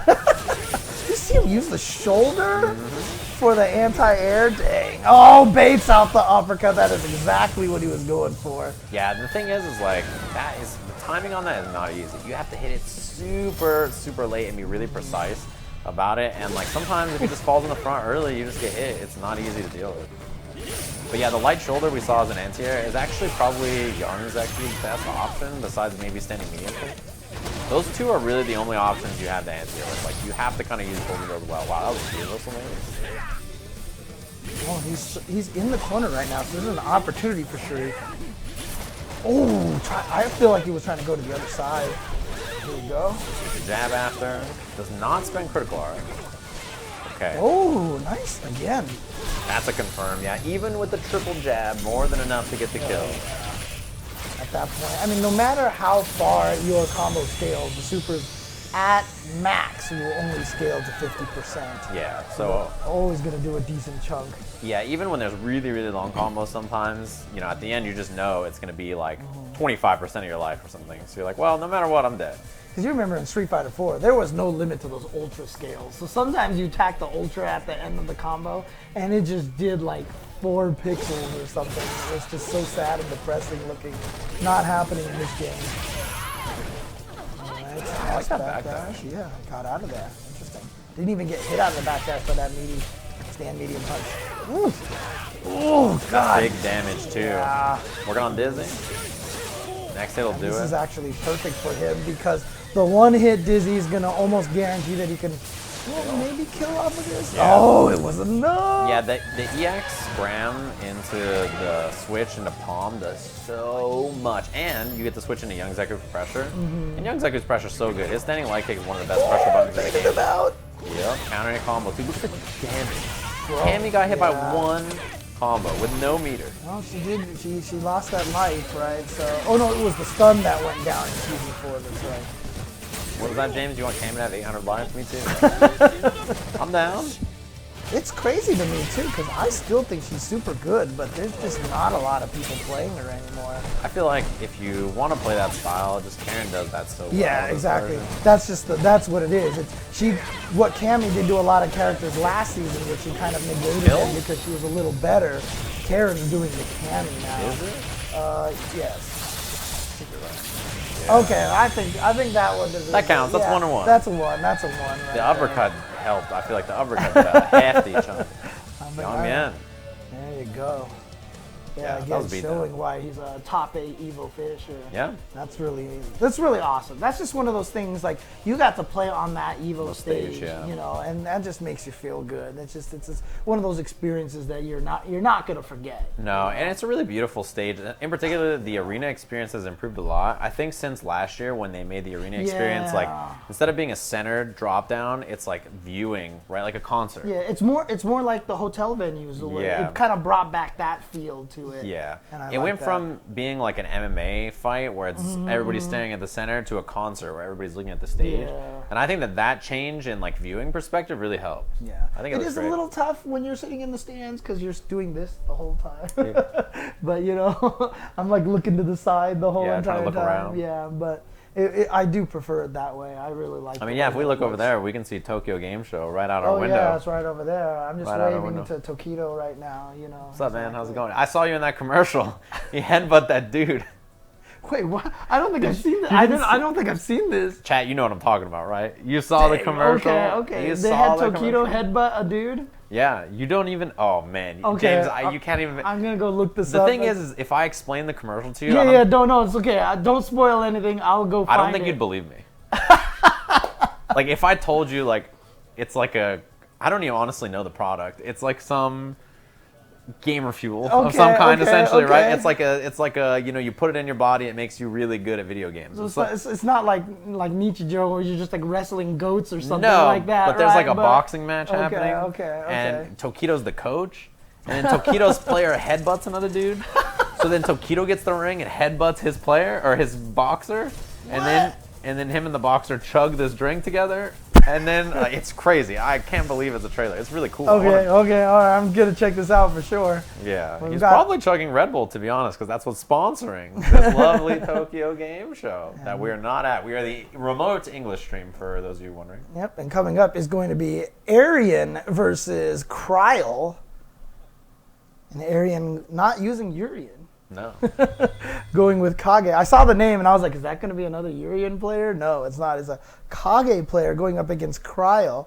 Maybe trying to, use Kichipa-Mu as a little bit of his motivation, inspirations.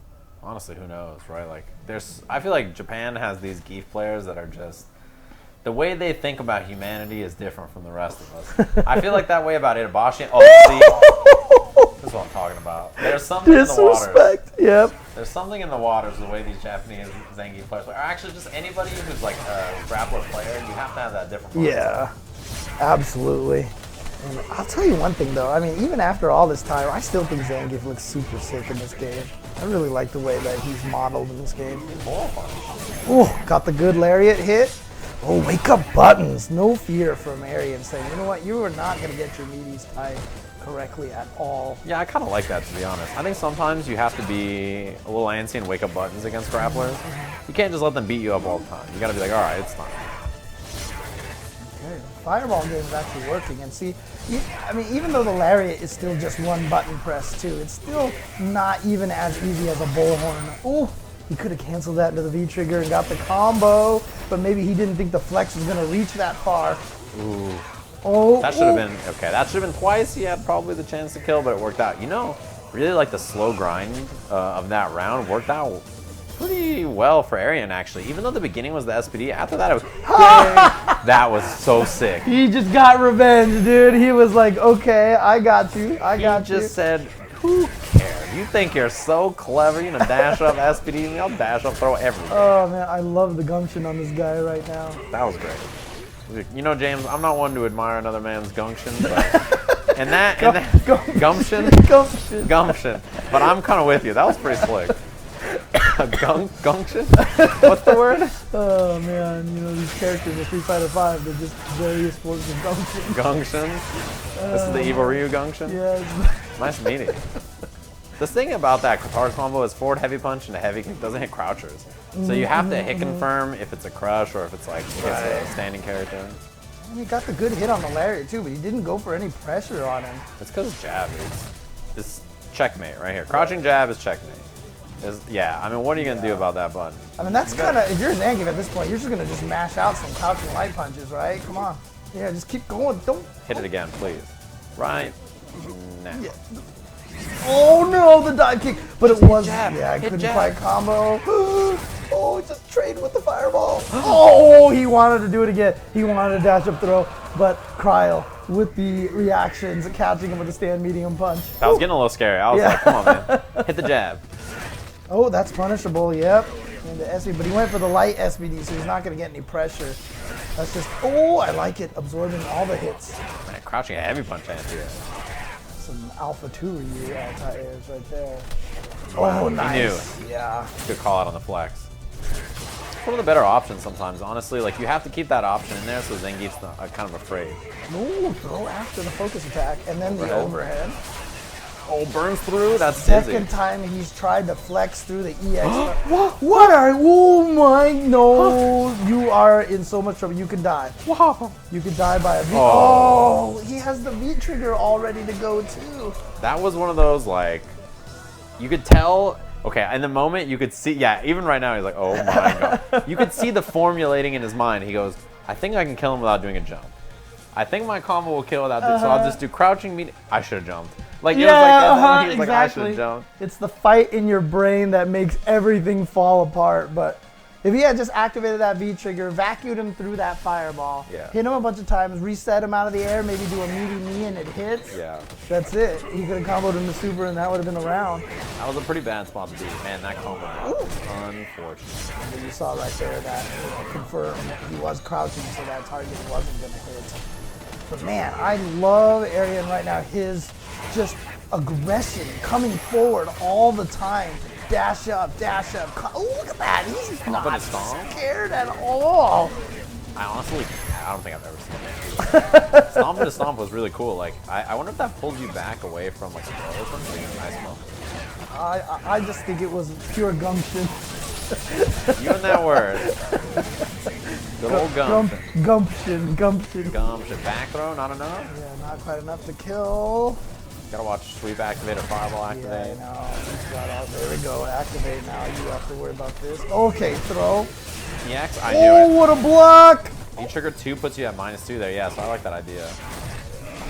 Again? EX uppercut? That's the mix-up right there. -2. Oh, he finally got him with the lariat. Finally got him with the lariat. But, you know, both times now that Arien has gone for that V trigger, the drop, he's walked backwards afterwards every time he's blocked. So now that might open up the opportunity for Cryle to try to get the SPD instead. Or Arien to go for the, you know, like EX uppercut or something. Right. That's the next level mind game. Change your options up before they even change theirs. Yeah, beat him to the punch. It's like, all right, it's time for both of us to make a change. A walk back. Yep, exactly. I knew it. Punished! Oh, it was too slow! No! Oh man. Cryo has just been giving me palpitations over here. So many times I feel like he should just have one. Oh God! That was scary. I love that. Again, one of the scariest things to do in footsies I feel like is he's walk gonna forward. eat a lariat for the fire. Oh, got to hit it. It just takes one lariat right now. Takes one lariat. Or a light kick or a down jab. You're at that health where you really can't eat too much more. You need something big, like you need a jump. Oh. Yeah. Oh, I like the idea because he knew it wasn't going to combo. So punish. what a tech. Oh, this is it. Oh, it's a counter hit. Hatsu? Big EX up for... damage. Oh, it's enough? Wow. There you go. Oh my God, that is a tough one. That's a tough one to take if you're Cryo. But don't you just eat the throw there? Like, I'm so surprised he committed. I thought for sure.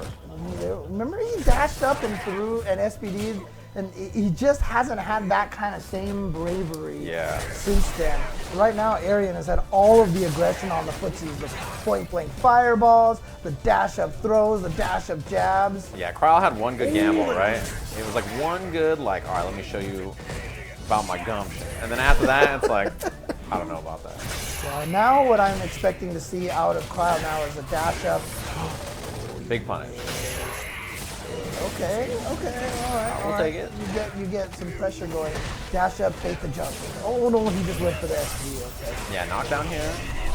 Because a while ago he did the dash up SPD and Arien jumped back, so I think you got to feed off of that. Oh nice, there's the reaction. Should be the kill. That should be it right there. Yes, and Cryo is going to take game number 2. Yeah, it was clean. But you know, Cryo, like I said, he dashed up to try to SPD again, and Arien jumped back. You know what's crazy to me also, by the way, is I didn't even realize till now he's playing VT1 because he's never used it to go through all these fireballs. Well, Dude, yeah. He's been throwing so many, I didn't even think about it. I was like, man, I wish Zangief had a V-trigger that went through fireballs. Like, he's gotta have something, right? Like I said earlier, that one round, he definitely could have lost if he had just gotten sucked right through there. It's crazy, right? The amount of fireballs he's thrown for how little lariats and V-triggers he's eaten, it's crazy. And again, lariat and V-trigger, the advantage of them is kind of the same thing as I mentioned of the Zonk stuff, right? It's a one-button reaction. There's no controller inputs necessary, so it's easier to react with those things to punish in time. Oh, look at this aggression and pressure right now. Oh, got the Disney? This should be the kill. All right, jumping combo this time.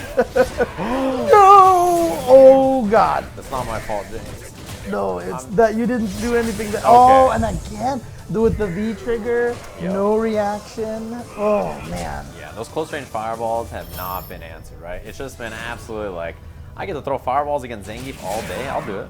Yeah, and he's not thinking about him, too, and that's the problem, right? he's not thinking about the fireballs. I think he's just really concerned about the footsies, so the fireball just keep catching him off guard.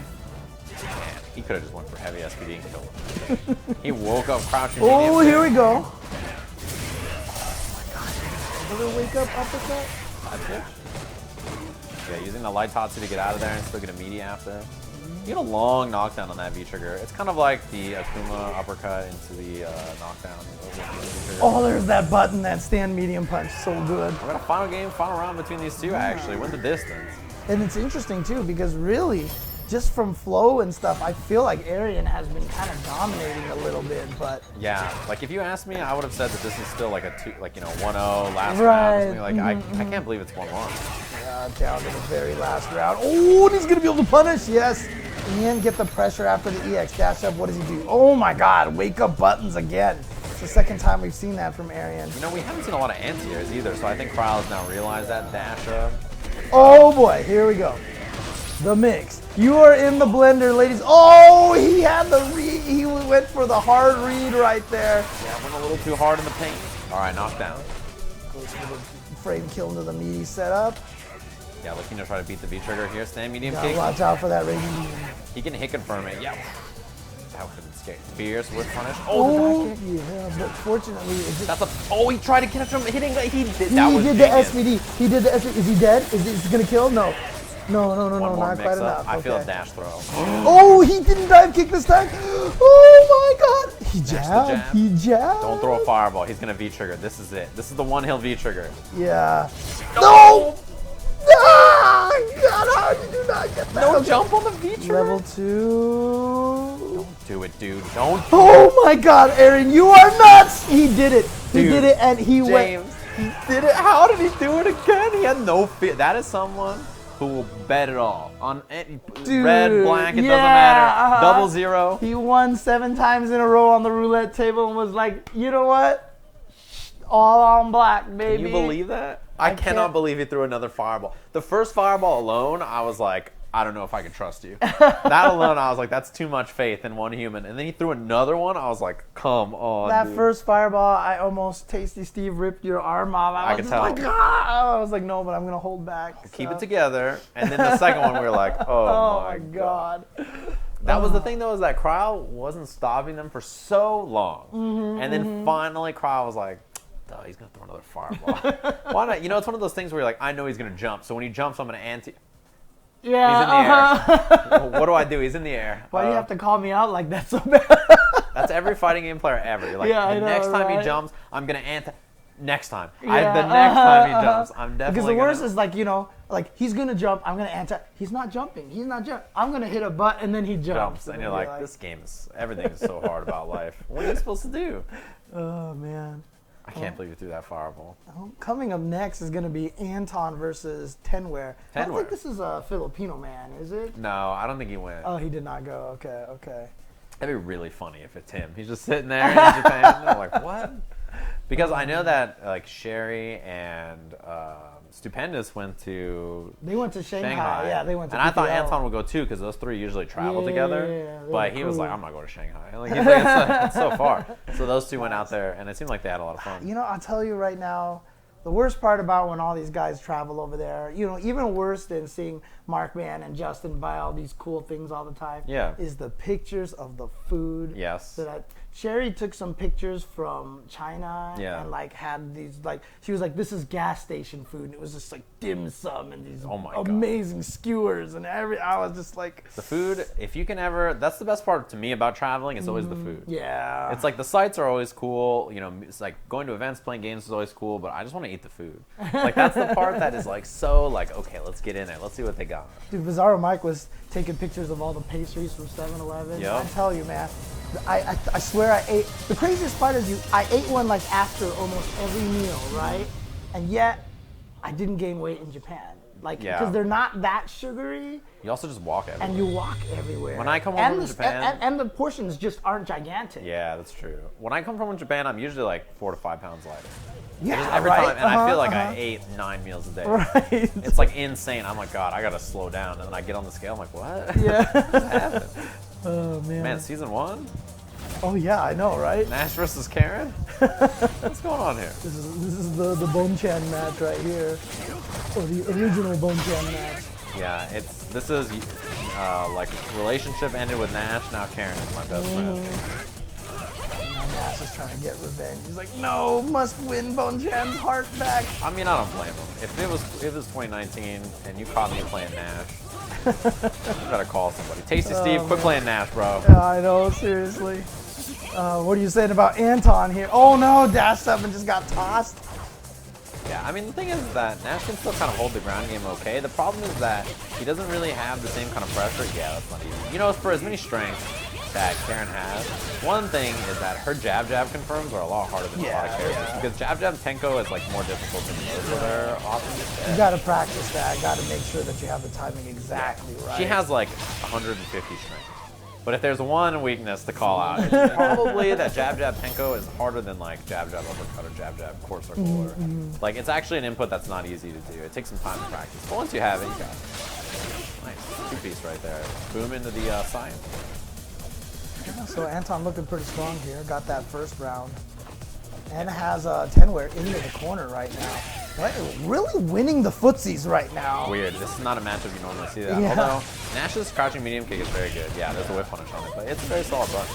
There we go. There we go. Got the confirm off the crouching medium kick. They're safe on block, but yeah, that back medium kick from Nash is one of those like it just feels good to hit it twice every time. You have to always hit it twice. Yeah. you're always trying to see if someone tries to whiff punish you and then you can hit them first before they do. Oh, nice with the beat skill to start the whole thing into the critical art and watch Nash drop. Whoop, to the regular floor. I can't see. I can't not notice that every single time. I've never looked. And on the taller characters, he falls even further. And Yeah. so, like I see it every time. Too easy. Yeah, there you go. So Anton looking strong here. And if I'm not mistaken, it's Tenware on the.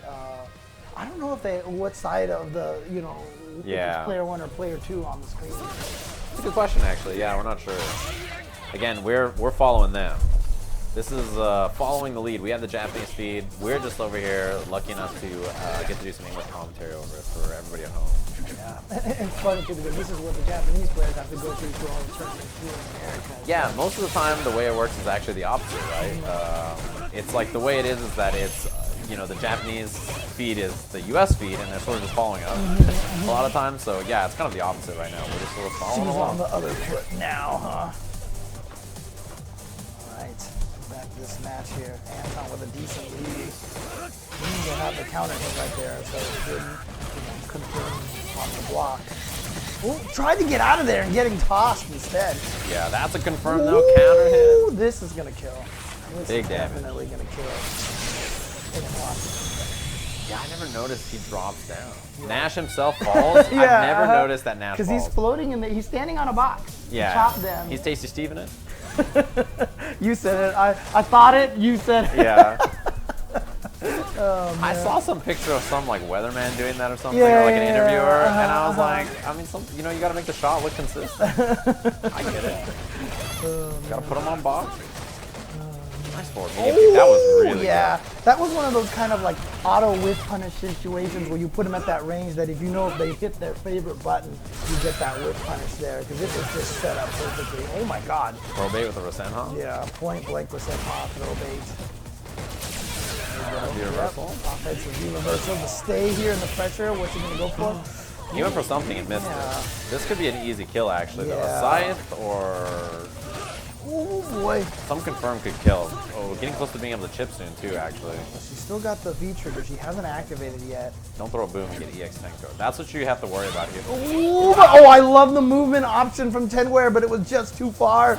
It didn't quite work out. Oh, used one of the...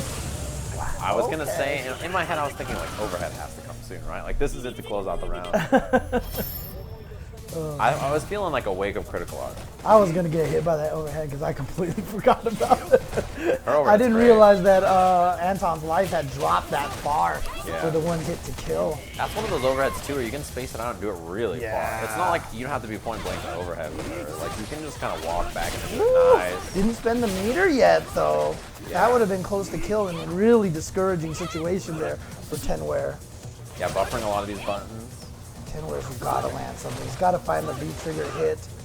Yeah, this is rough. Okay, offensive V reversal instead, or defensive V reversal instead of punish. This is rough. He's just getting clear. You can tell the impatience is coming because he's just walking into a lot of those sites now. Yeah, I mean, nice B skill. Oh! This is a rough spot still. Actually, he almost has that V trigger again. He did, and he built it without taking any damage. But if you activate, you can get chipped. Oh That's my scary. god, the crouching medium kick, no confirmed. Although that might have been a little far.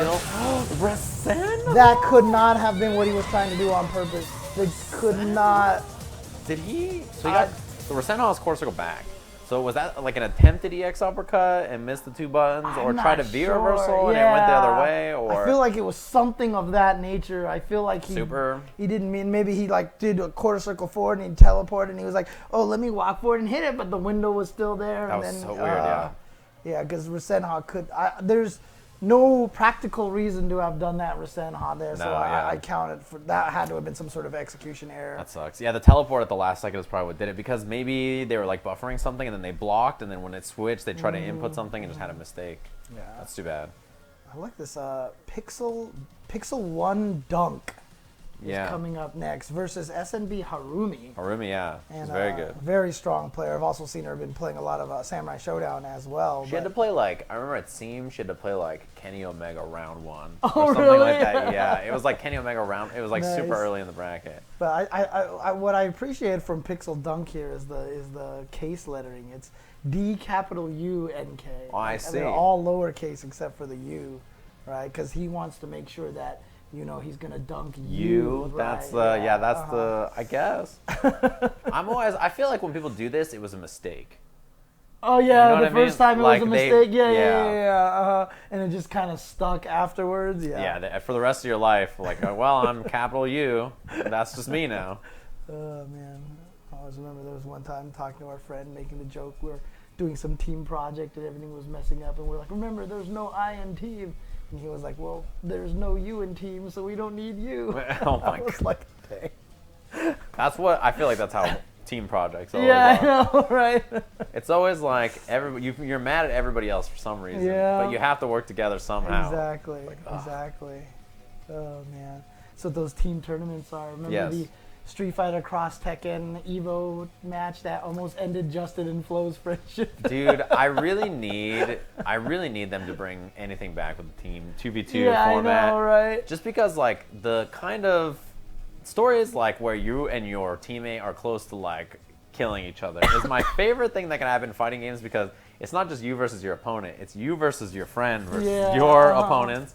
That just feels so good. Anytime my favorite is like, they won't tag me in, dude.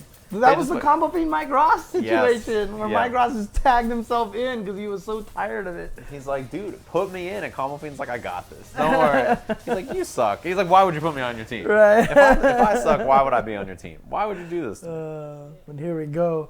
It is going to be Pixel Dunk versus Harumy. Yeah, Harumy used to be a Cammy player, I think. Yeah. So probably made the switching switch. over to Ibuki now. One of two characters that are better. Right. It's either Ibuki or Karin. Yeah. It's either Ibuki or Well, Karin. I meant Akuma, because I guess Pixel Dunk Oh, could be. I see what you're saying. Yeah. Yeah, because okay. assuming Harumy is player 2, right? But yeah, Ibuki is so good at Harumy too. Yeah, it's was a strong character last season, still a strong character this season. Yeah. I remember when they nerfed all of her bomb stuff, everyone's like, she's done. What is she And gonna then it do? Turned out that I'm sure the kids were much better. Yeah, but it was added, so like that's Right. why like everybody was like, man, what are we gonna do? And then you're like, oh, never mind, this is even easier. Backdash, get away from that slide. Yeah, a little walk back too, slide under. Oh, I love it. Yeah, catch on the other side. He was gonna land and go, I can block in time. But when he gets free throw in that situation. Good jump. Ooh, That but could have been the kill. yeah, but I think she got confused. I don't think she expected to have it cross up. Yeah, probably not. Yeah.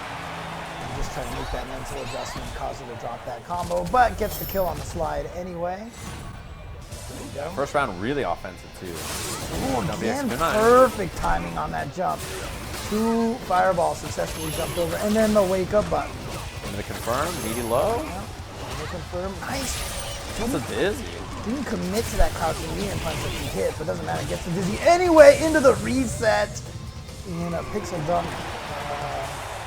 Almost like he hadn't seen that one before. So yeah, because the thing is, off the target combo, you can do the kunai in the front. Kunai, right. Or you can do like something to go behind, which a medium kick or whatever. You can command dash. You can do a lot of things off of that. So I'm not that surprised. Pixel dunk back to carrot, adjusting the headphones. Who knows, honestly. Harumy, another day at the office. We've gone to the character select here. Are we going to see any change? No. Just probably trying to give himself time to think. He's like, man, what just happened?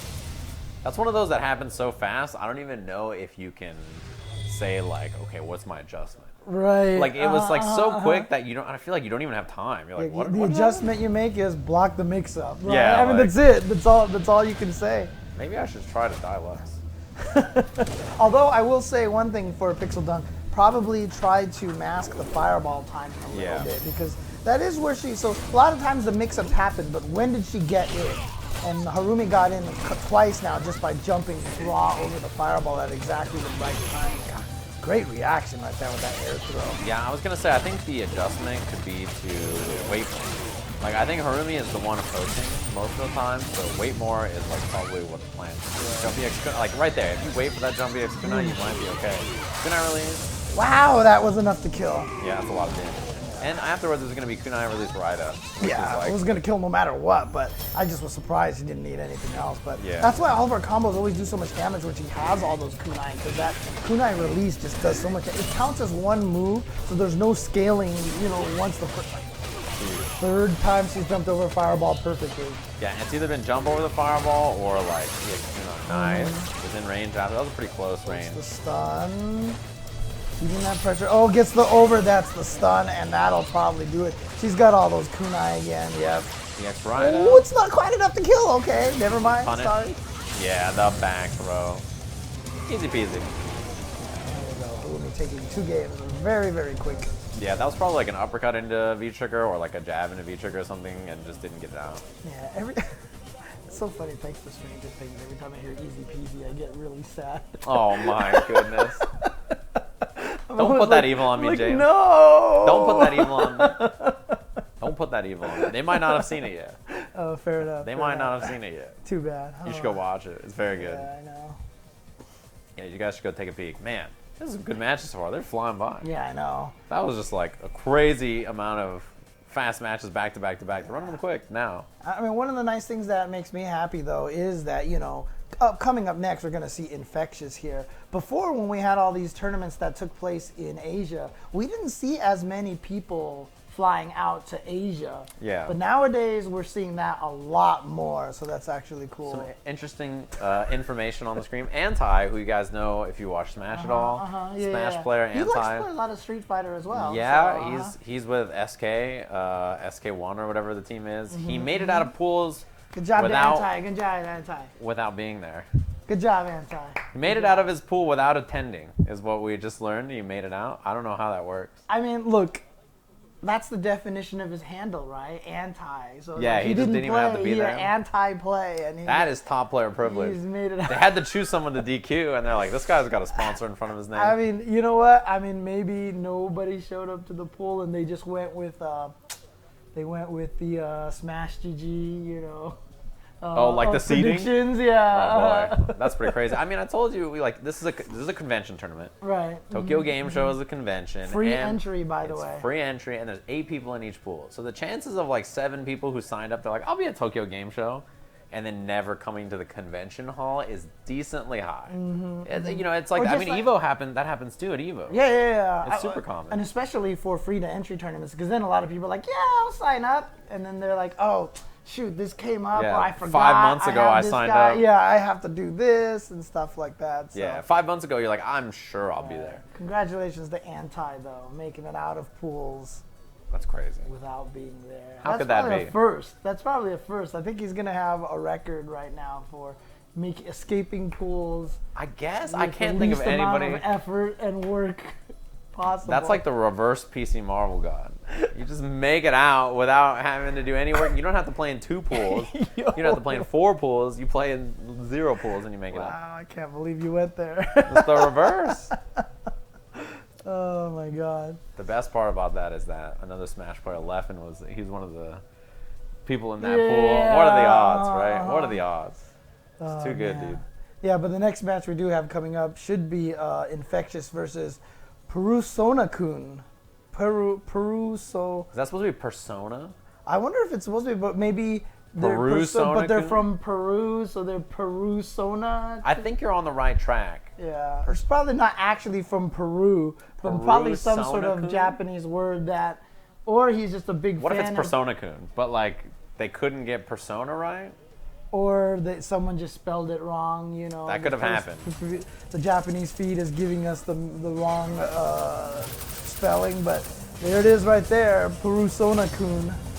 Going with the stud. Going with the stud here. Call him a stud? Did you see the parody picture with Luckyyy and Cody drawn in like the Zootopia style? No, I haven't. Oh, I'm sure it's so great. good. It's so good. I'll have to see if I can find that for you.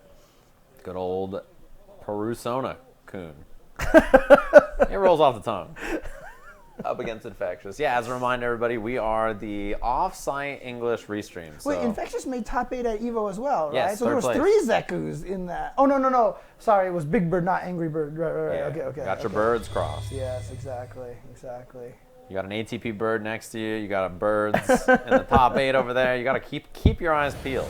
Oh, man. Zeku, we talked about a little bit of being really strong. Cody is interesting where I think his biggest strengths are like his ground game and his anti-airs are very solid. And he has good comeback factor.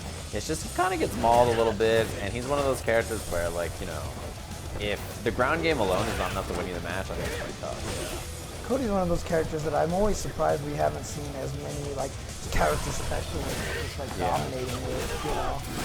Yeah, he's funky because like he has some matchups that I think are not so great, so I can see why. He struggles a bit by getting mauled, and also like if he doesn't get going, it can be pretty tough. And if you risk it on a command throw and you're wrong, well, that's the round. Plus frames and the V reversal. I like that choice. Yeah, far range standing medium kick too. I mean, like, you know, this is one of those matchups where like if you're Cody, you have to look for the whiff punishes and try to interrupt Zeku coming in. Watch for the air approach so you can standing heavy punch it. Now he's in, and like you said, this is one of those situations. And we talked about it before. You see him confirming off that standing heavy punch. The previous Zeku player we saw, I forgot exactly which player it was, but he kept going into the V trigger even on block. Well, no. What was that supposed to be a run? I wonder. Obviously an execution error there, but you know the sad part for Persona-kun was that he was already committed to throw a rock, so there's really nothing you could do about it. Hit the rock at him, I guess. Yeah, I know, right? That's really all you have right there. That's one of the tough things too, is that, you know, that regulars off there. Oh, okay, got the reskilled anti-air him.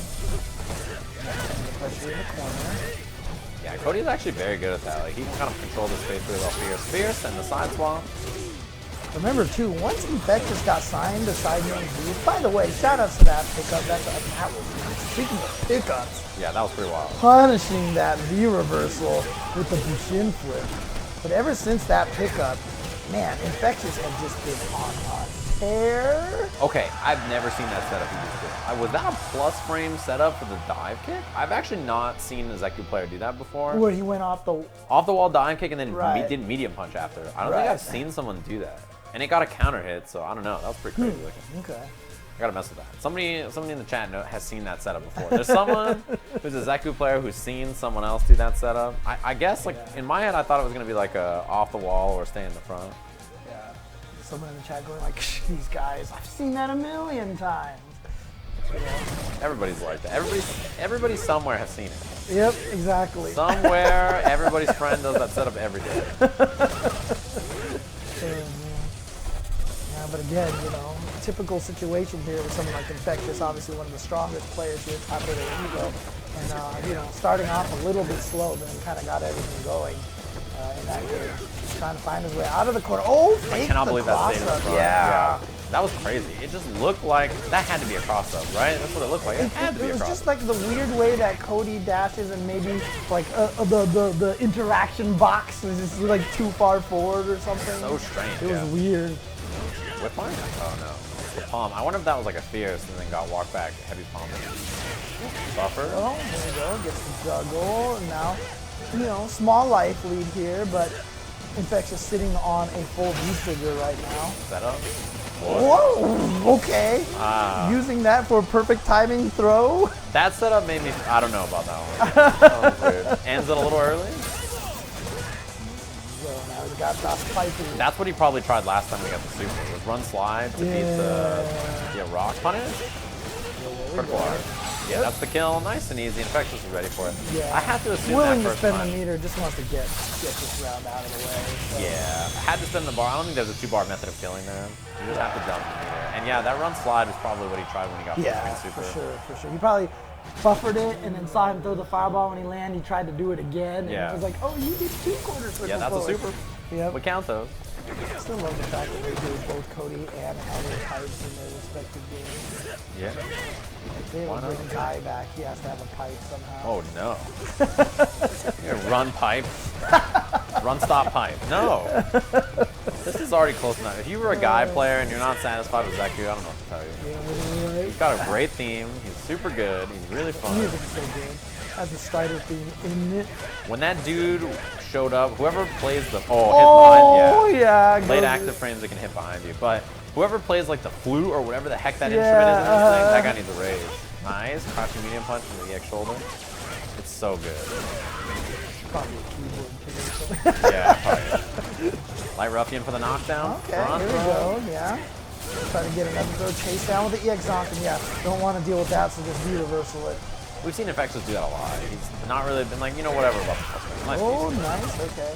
He had about 500 years to Oh, see and it. that time he stayed crouching, so he wasn't going to get hit on the other side. Life is even, not. Oh, wow, look at him just being brave after that V-reversal. Yeah, twice in a row he swung out. Yeah, and it's worked both times, too. Yep. It's one of those things that Infectious is going to go back and just practice attacking with that. That was good blocking the overhead. You never see Cody Ford ever. Yeah, again, doesn't want to deal with the mix-up, doesn't want to put his life on the line. With that. Oh, the front throw! What? That's gonna kill. Yeah, it was a trade on the anti-air and then just committed to the front throw. I didn't think that Infectious had landed yet when he had started that Right. throw. It looked like it snatched him out of the air, but yeah, he definitely landed in time. Uppercut. I cannot believe that uppercut hit. That was so late. Yeah, because you can definitely hit that deep.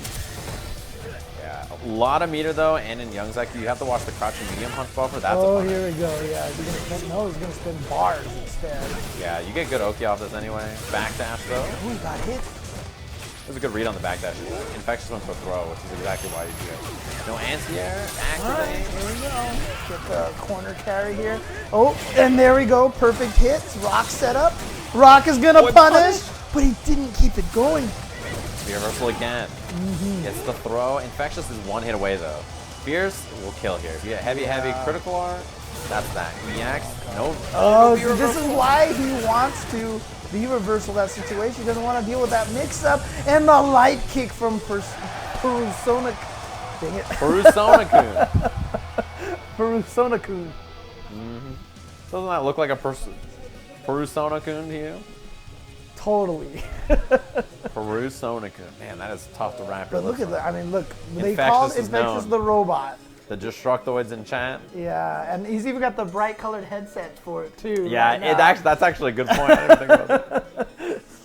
Oh man. The robots in chat. Infectious, pondering life itself. The only thing that was moving were his eyeballs. Like you could just see him like darting back and forth, but outside of that, he's just like completely still. Like in this case, I'm like, did our feed freeze? Like I'm like, is Maybe it that's infectious? why Daigo's, assigned it because he was like, that used to be me. Yeah, I used to never change my face like that. I see Infectious and I see a young me, you know? Yeah. Wait, why is this? His face hasn't moved in 3 days.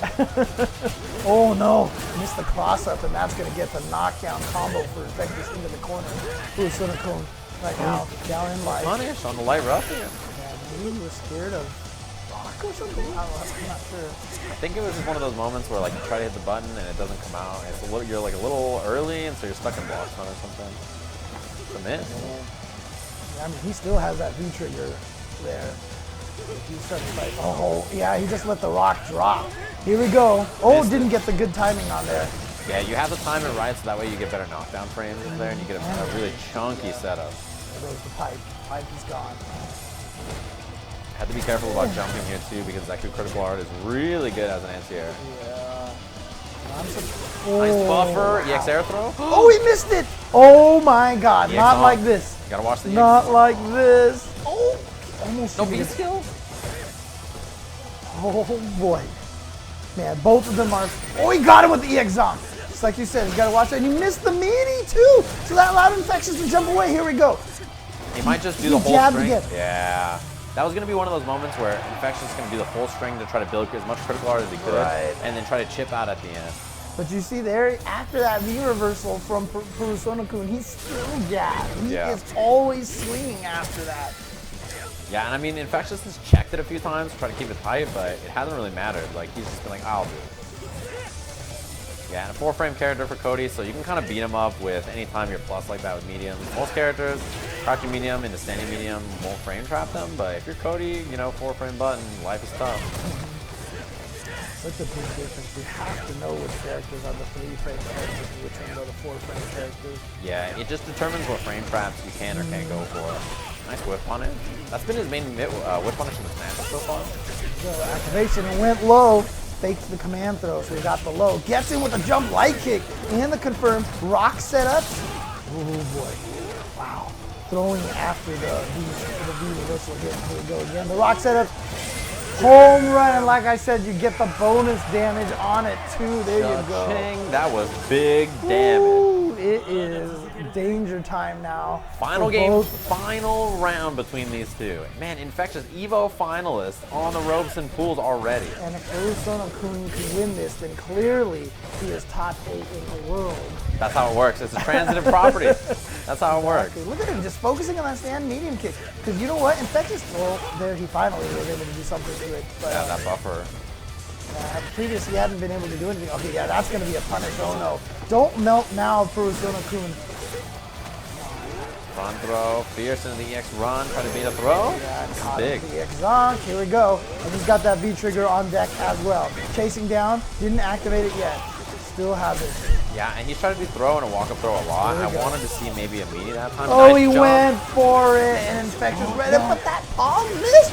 And look at that, the crouch heavy swing. He's gonna get good damage off of that. The rock setter, he missed the throw twice. Trying to catch him. Oh so my huge. God! He The did the delay. same again. The exact same delay twice in a row. Infectious, moving on, just like that. On the, it was like the hairs on his chinny chin chin. Oh man! And you know, like after the match, he was like,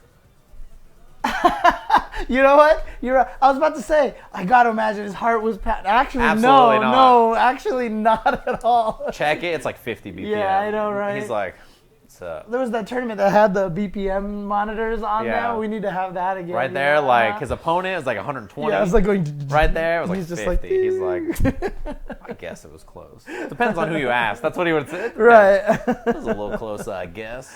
Oh man, but good stuff. Infectious is going to move on in a nail biter right That was there. rough, dude. The thing is like if you lose a set that close, I feel like your next set is gonna be so hard.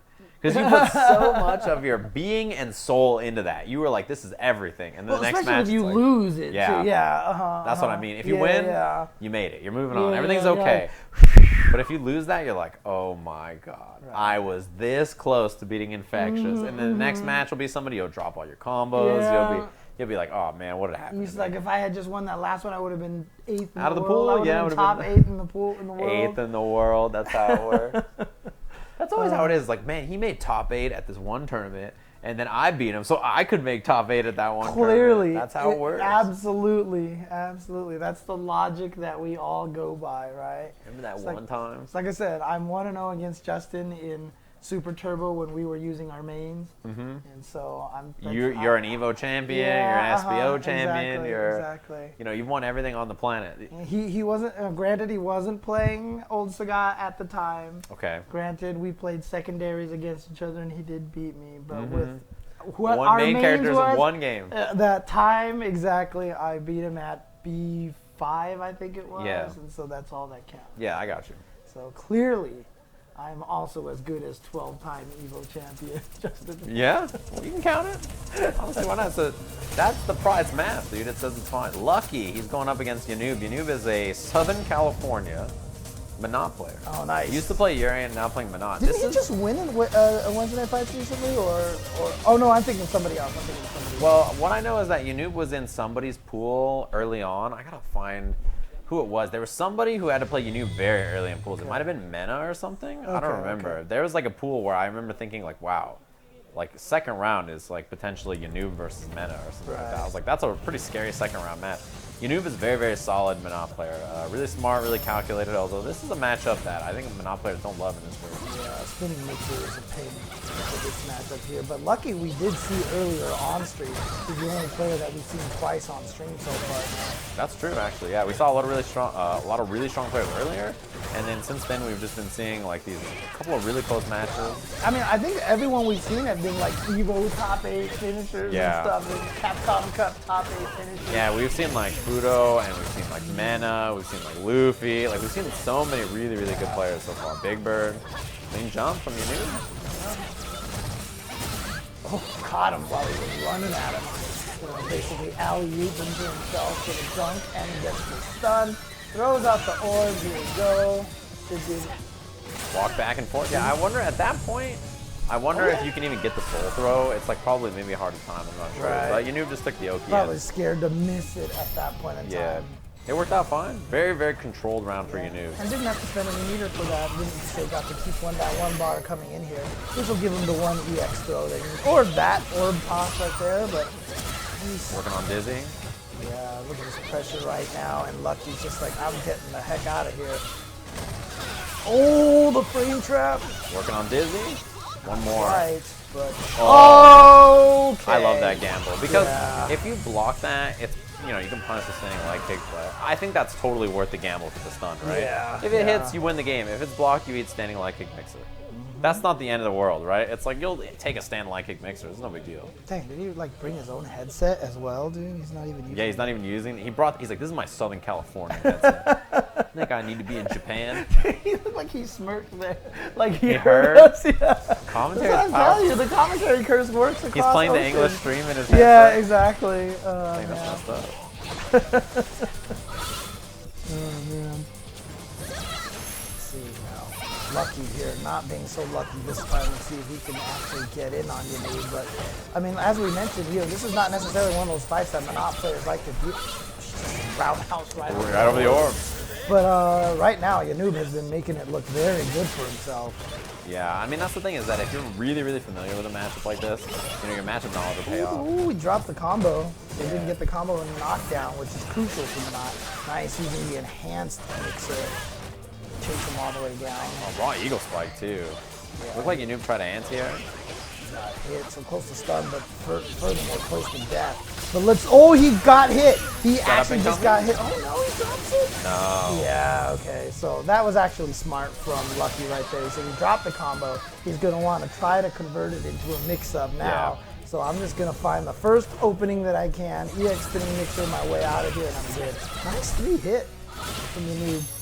Yeah, we've seen him do that a few times actually, like do the far orb recall sweep. Right. That's like really good. You have to be pretty particular in your spacing there. Nice. Not quite dizzy, but very close. Look for the overhead. And I like Luckyyy jumping away, but he's still close to stun and hit him out of the roundhouse with the stand. And the reset at the end. Yanoob doesn't need his combos. He doesn't need his headset. Beautiful. Let me get some meter. I definitely got thrown in that situation.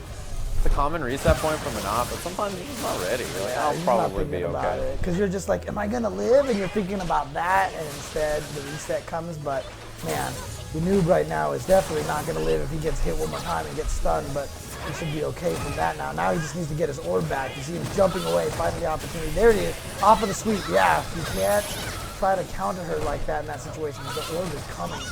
Yeah, you have to be really careful about the orb toss. Wow, that's went right over the slide. Like a low touch, basically. Big block. What a call out here. Yep, he's going to get that. Until it goes for the knockdown pressure. V-trigger's available as well. Yep, Light the way. Clipped him. I mean, Sokka would have converted that. Anybody. Scary. That crouching medium kick hit. Ooh, no punish Orb, on yeah, that. exactly. Yeah. Because the orb is not in So front. that's gonna. Oh, I'm surprised that Yanu went for a button and it traded. He's getting close to being able to chip. Yeah. Wow! Oh, the reactions from Luckyyy. He got so greedy. Those drills Yeah. in Lucky's face with like no coverage, no orbs or anything. Yanu was just headhunting. Yeah, it might have been better right there, like you said, if he had tried to go for maybe V skill in the super or something like Yeah. that, just to get the chip. But unfortunately, Yanu was going to go down in game number 2, and it's tied 1-1. Yeah, big turnaround in that second game. Just did a lot better at kind of navigating the orbs, just like that, right? With these clean jumps, eagle spike to the corner. And I can't remember, when we watched the last match, did Luckyyy win or lose on the match that we watched play? So I'm trying to figure out if this is winner side or loser side. That's a good point. Maybe he played against. I don't remember. Ooh, look at this corner control. Yeah, back throw. This is pretty big. V-trigger ready to go. V-trigger ready to go. Can he make that Monat come back here? Try to bait the throw. Yeah, nice block. A great defense right now from Luckyyy. Oh! The reset. Only the light orbs available, which, yeah, you really only use them out of the air off the backdash or something. Alright, so no more orbs, no more V-trigger. Now this is one of the biggest nerfs that. Oh! He could have went for the critical arm. Oh, that could be it right here! This is the kill? Super! This. Oh no, it's from there! Oh my god, the drop! No, the throw bait, James! It's not my fault. He might be listening to the stream. Oh my god. Yeah, you better fan yourself like that, Rashid, because you know you got away. And there is one of the. I mean, as soon as he activated that super, I was like, oh, it might miss, because that's just how Monat works. That juggle is a little weird. Now working on Dizzy. The overhead. No, might not be able to react. Oh man. One more for the round, one more for the game. Yeah, and actually this will, if he loses this, he will be sent all the way back to Southern California because both of these guys lost to MenaRD. I see, yeah. Both of them. Oh, here we go, here we go. Orb out for Oki. Building that meter, gotta keep building that meter. The critical art is the key right now. counter The hit. chip is now a problem. He could have chipped right there. He could have chipped. How did he live? Yeah, Yanu has to watch out for critical art. They both have critical art. That both eagle have spike was critical going to art. be chipped. You have to watch for the chip. It's super scary. Oh my god. If he like raw supers an eagle spike. Oh god. Oh, That was the trade. That was crazy. Oh, and there it is, and that is going to be the end of the road for Yanu, and Luckyyy moves on. Oh, boy. It was by like this much. It was by like this much. If that drill hit clean or Yeah, something I instead, know. oh, that was such a close match. That it was all on that one critical art that dropped. Yeah. I felt like when he had baited the mixer, the EX mixer out, that was not the combo he should have went for. I think right? like if you want the damage, that's what you're supposed to do. But who even knows? I mean, guess. I think he was low enough that he probably just could have went for maybe crouch fierce and then just super or something like that. Yeah, So- who knows? But it looks like we're going to be heading to a break, everybody. We'll catch you guys soon with some more Tokyo Game Show 2019 Super Premiere action in just a little bit.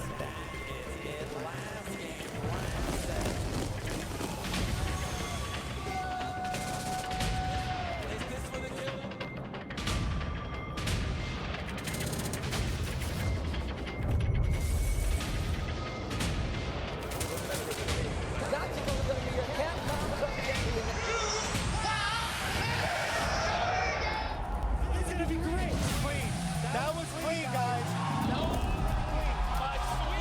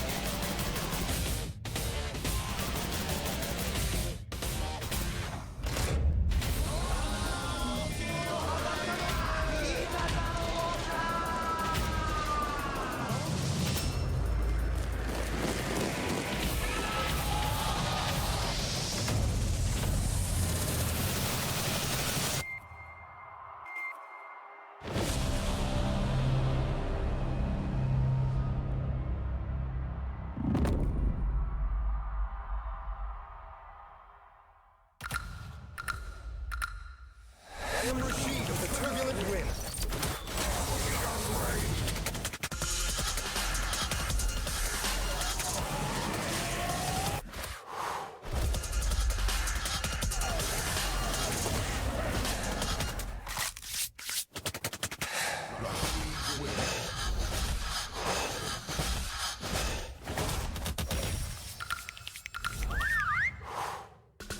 Remember the name well.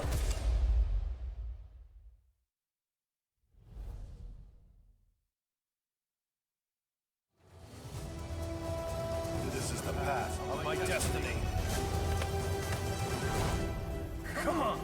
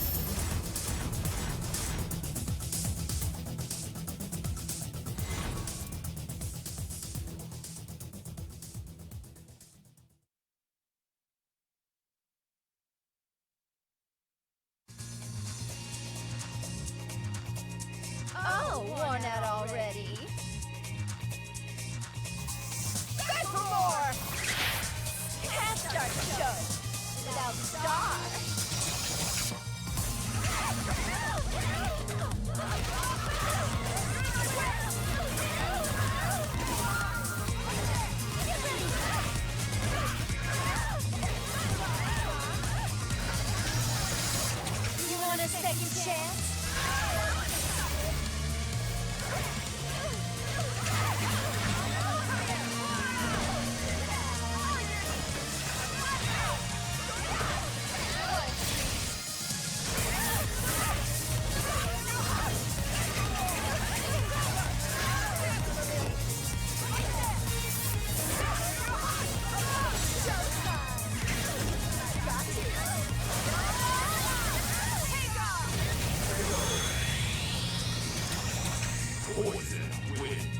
Being gossiped about is proof of my popularity.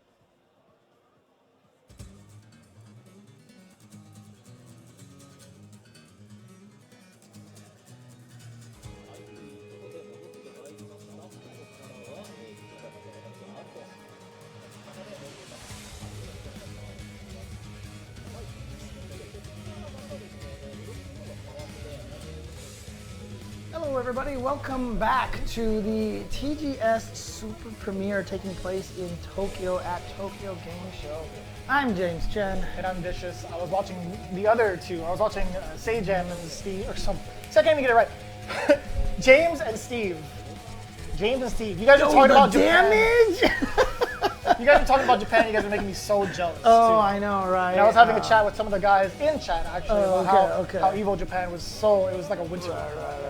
So, I mean, how many times have you been to Japan now? So I've gone outside of events just once, and it was for October during Halloween time, which was fascinating over there. They really love Halloween time. Dang. And then I went for my second time for Evo Japan, the first Evo actually, and everything was super cool. Just as a SoCal native, like I've never experienced snowfall before, like actual snowfall before, and so just seeing that firsthand was.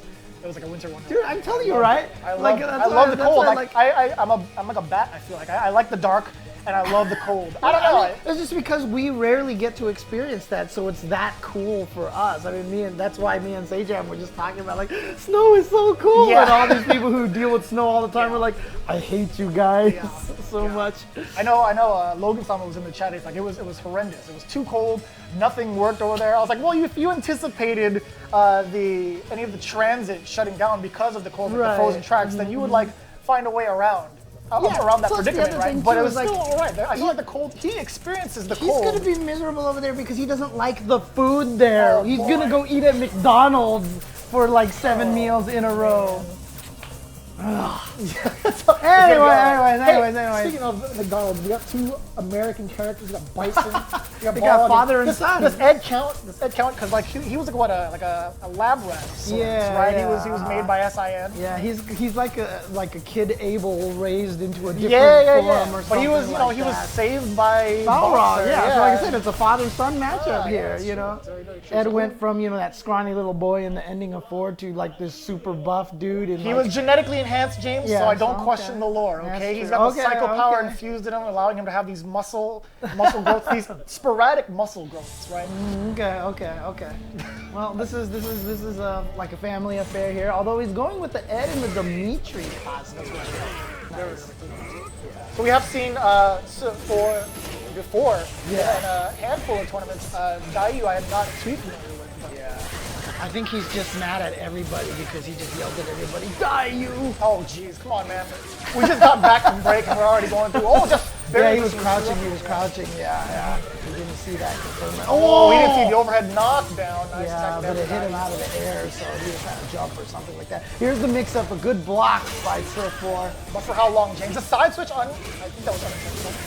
God, it's crazy to me because look how close that round was, and it really felt like to me that Sil was doing like a lot of the damage there. I'm not sure where he took all his own damage from, but there you go. It was a close round, and Sil 4 is going to take it. I believe Sil 4 from Taiwan. I don't see the flags that are represented up at the top there, but I believe he is. And of course, a lot of the players from various regions of Asia are going to be coming out to Tokyo. Oh, absolutely, yeah. I mean, with the amount of points on the line as a super premiere, I wouldn't doubt it. I mean, even at Evo Japan, we got a lot of people who came to that event who haven't been to the regular Evo because it's easier to get to Japan, as an international travel than it is to the United States, which is why, people like Chereee have started that E5 pass, right, to help people get the visa to even visit. And you saw already getting the first game, and that was pretty much at the same speed as the previous round, right? We had like 69 seconds up on the clock, and a lot of his damage came from these using the bar, getting these openings, and just explosive damage. Is that on the left over there? Because it's almost kind of like a young Donnie Yen over there. No, James, your guess is as good as mine. This is the live restream after all, so we won't know. Ooh, to the full extent. Crush counter, and now he has Dayu all the way into the corner here. Backing up a little bit, and again, I always say that's so important. When you have that offensive pressure, you got to back up a little bit because and even if you got opened up with the last that V-trigger, there wasn't too much damage on the board, so Sil was just fine with taking that mix-up. Dayu needs to get some sort of opening because Ed's not a big combo person. He's not get that much damage on him. He's giving a lot of tic-tac damage instead. He did have the life lead up until this point here. Went for the low on the reset. Yeah. That's always the dangerous thing about Balrogs. His resets keep you on the ground, so you can't change up the timing with quick rise or back roll. Oh, he just runs into it. Okay, he was like, I'll save you the trouble of trying to mix me up. Oh, he whipped around her. That's plus on block. Yeah, doesn't want to press the button after that. Screw ender. Yeah, look at the range on that. Oh, he went for. I understand because you're in a minus situation. You try to steal it back, but again, I don't know how much invulnerability, if any, on the screw. If there's any on the screw. So what he did was he did jab, dash, punch at the right range, walk backwards, and he did Did he? another I didn't jab, even punch, see the small- and then walk backwards. And so when he did it again, he was like, "Oh, you're gonna chase me because I walk backwards, so I'm gonna screw upper you while you walk forward." And then nope, Dayu just staying very patient and I blocking. like that too. Checking with the crouch strong wall in the corner, saw Dayu move just a little bit, ran into the buffered crouch strong, got that opening, and now I want to say see it.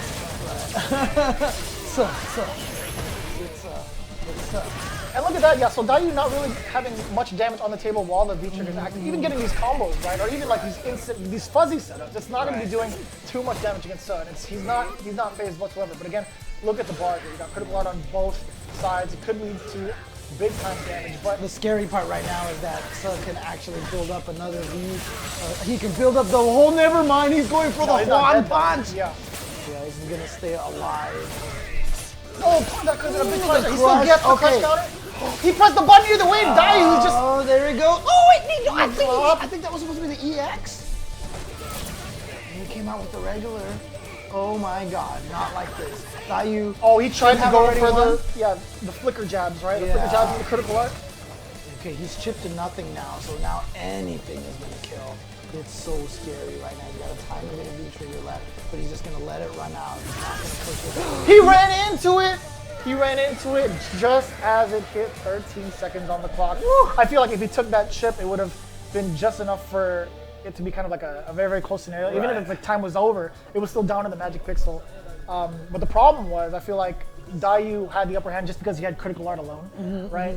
Maybe go for the chip was, so I had to build up all that gauge back, right? So, in that last second, could have still gone either way. Oh, no anti-air? But it was just he just went for the. You know, I keep seeing it. Every time I see him neutral jump or jump at him, I expect to see him demon cradle him. But it's the Dimitri costume. Ed doesn't have the demon cradle. That's why I had no idea what you were talking about. Demon cradle. Oh, okay. You know. So look at this coming right out the gate here in this first round. He's at match point. And for those of you following along, we do have the updated brackets. Oh, he's gonna get the big jump in, corner carry as well. Yeah, he's gonna spin that bar. Absolutely. Double roundhouse, no buttons pressed from Dayu. Another fuzzy setup. He did it. That's like the fourth time he's done, third or fourth time. That was the meatiest crouch fierce. I don't know if he was close enough to get anything, and I think that's like the trouble with Ed, right? He's not able to get a lot of these combos consistently. They kind of fixed that towards this season, right? Oh, and he gets the juggle out the anti-air. It's still not enough. Yeah. Well, he went for the crouching medium punch, and I think he should have went for the crouching medium kick. I feel like that would have reached, but unfortunately, yeah, that was a whiff, and that just gave for the opportunity to take that. Nice and easy for just yeah, pretty much onslaught the entire game 2 or game 3 for that matter. But I mean, it's just hard, man. Ed can't really bring that much damage to the table without leader. I'm gonna say it, man. Like his combos are a little sus. Yeah, he's always had those few problems in there where it just doesn't feel like he has that consistency that a lot of other characters have with their damage and everything. And just, you know, the scenarios where when you hit this, you're pretty sure everything's gonna connect. Yeah, it's tough, man. It's tough to see. But in the meantime, we do have more players lining up at TGS. And again, I'm really impressed with the way they've been running it in general, because I've mentioned it over and over in the chat. Over 1,000 entrants, 128 pools, and they're just trying to get as many people up here like ASAP. And you know what? One of the cool things is too is you remember 2 years ago it ran at TGS. Sure. And I remember it was one of the it was a disaster. It was wild. People, it was actually a disaster. Everybody was so angry. And then what happened, I think it was last year. I don't remember if I have my years correctly, but Momochi took it over one year.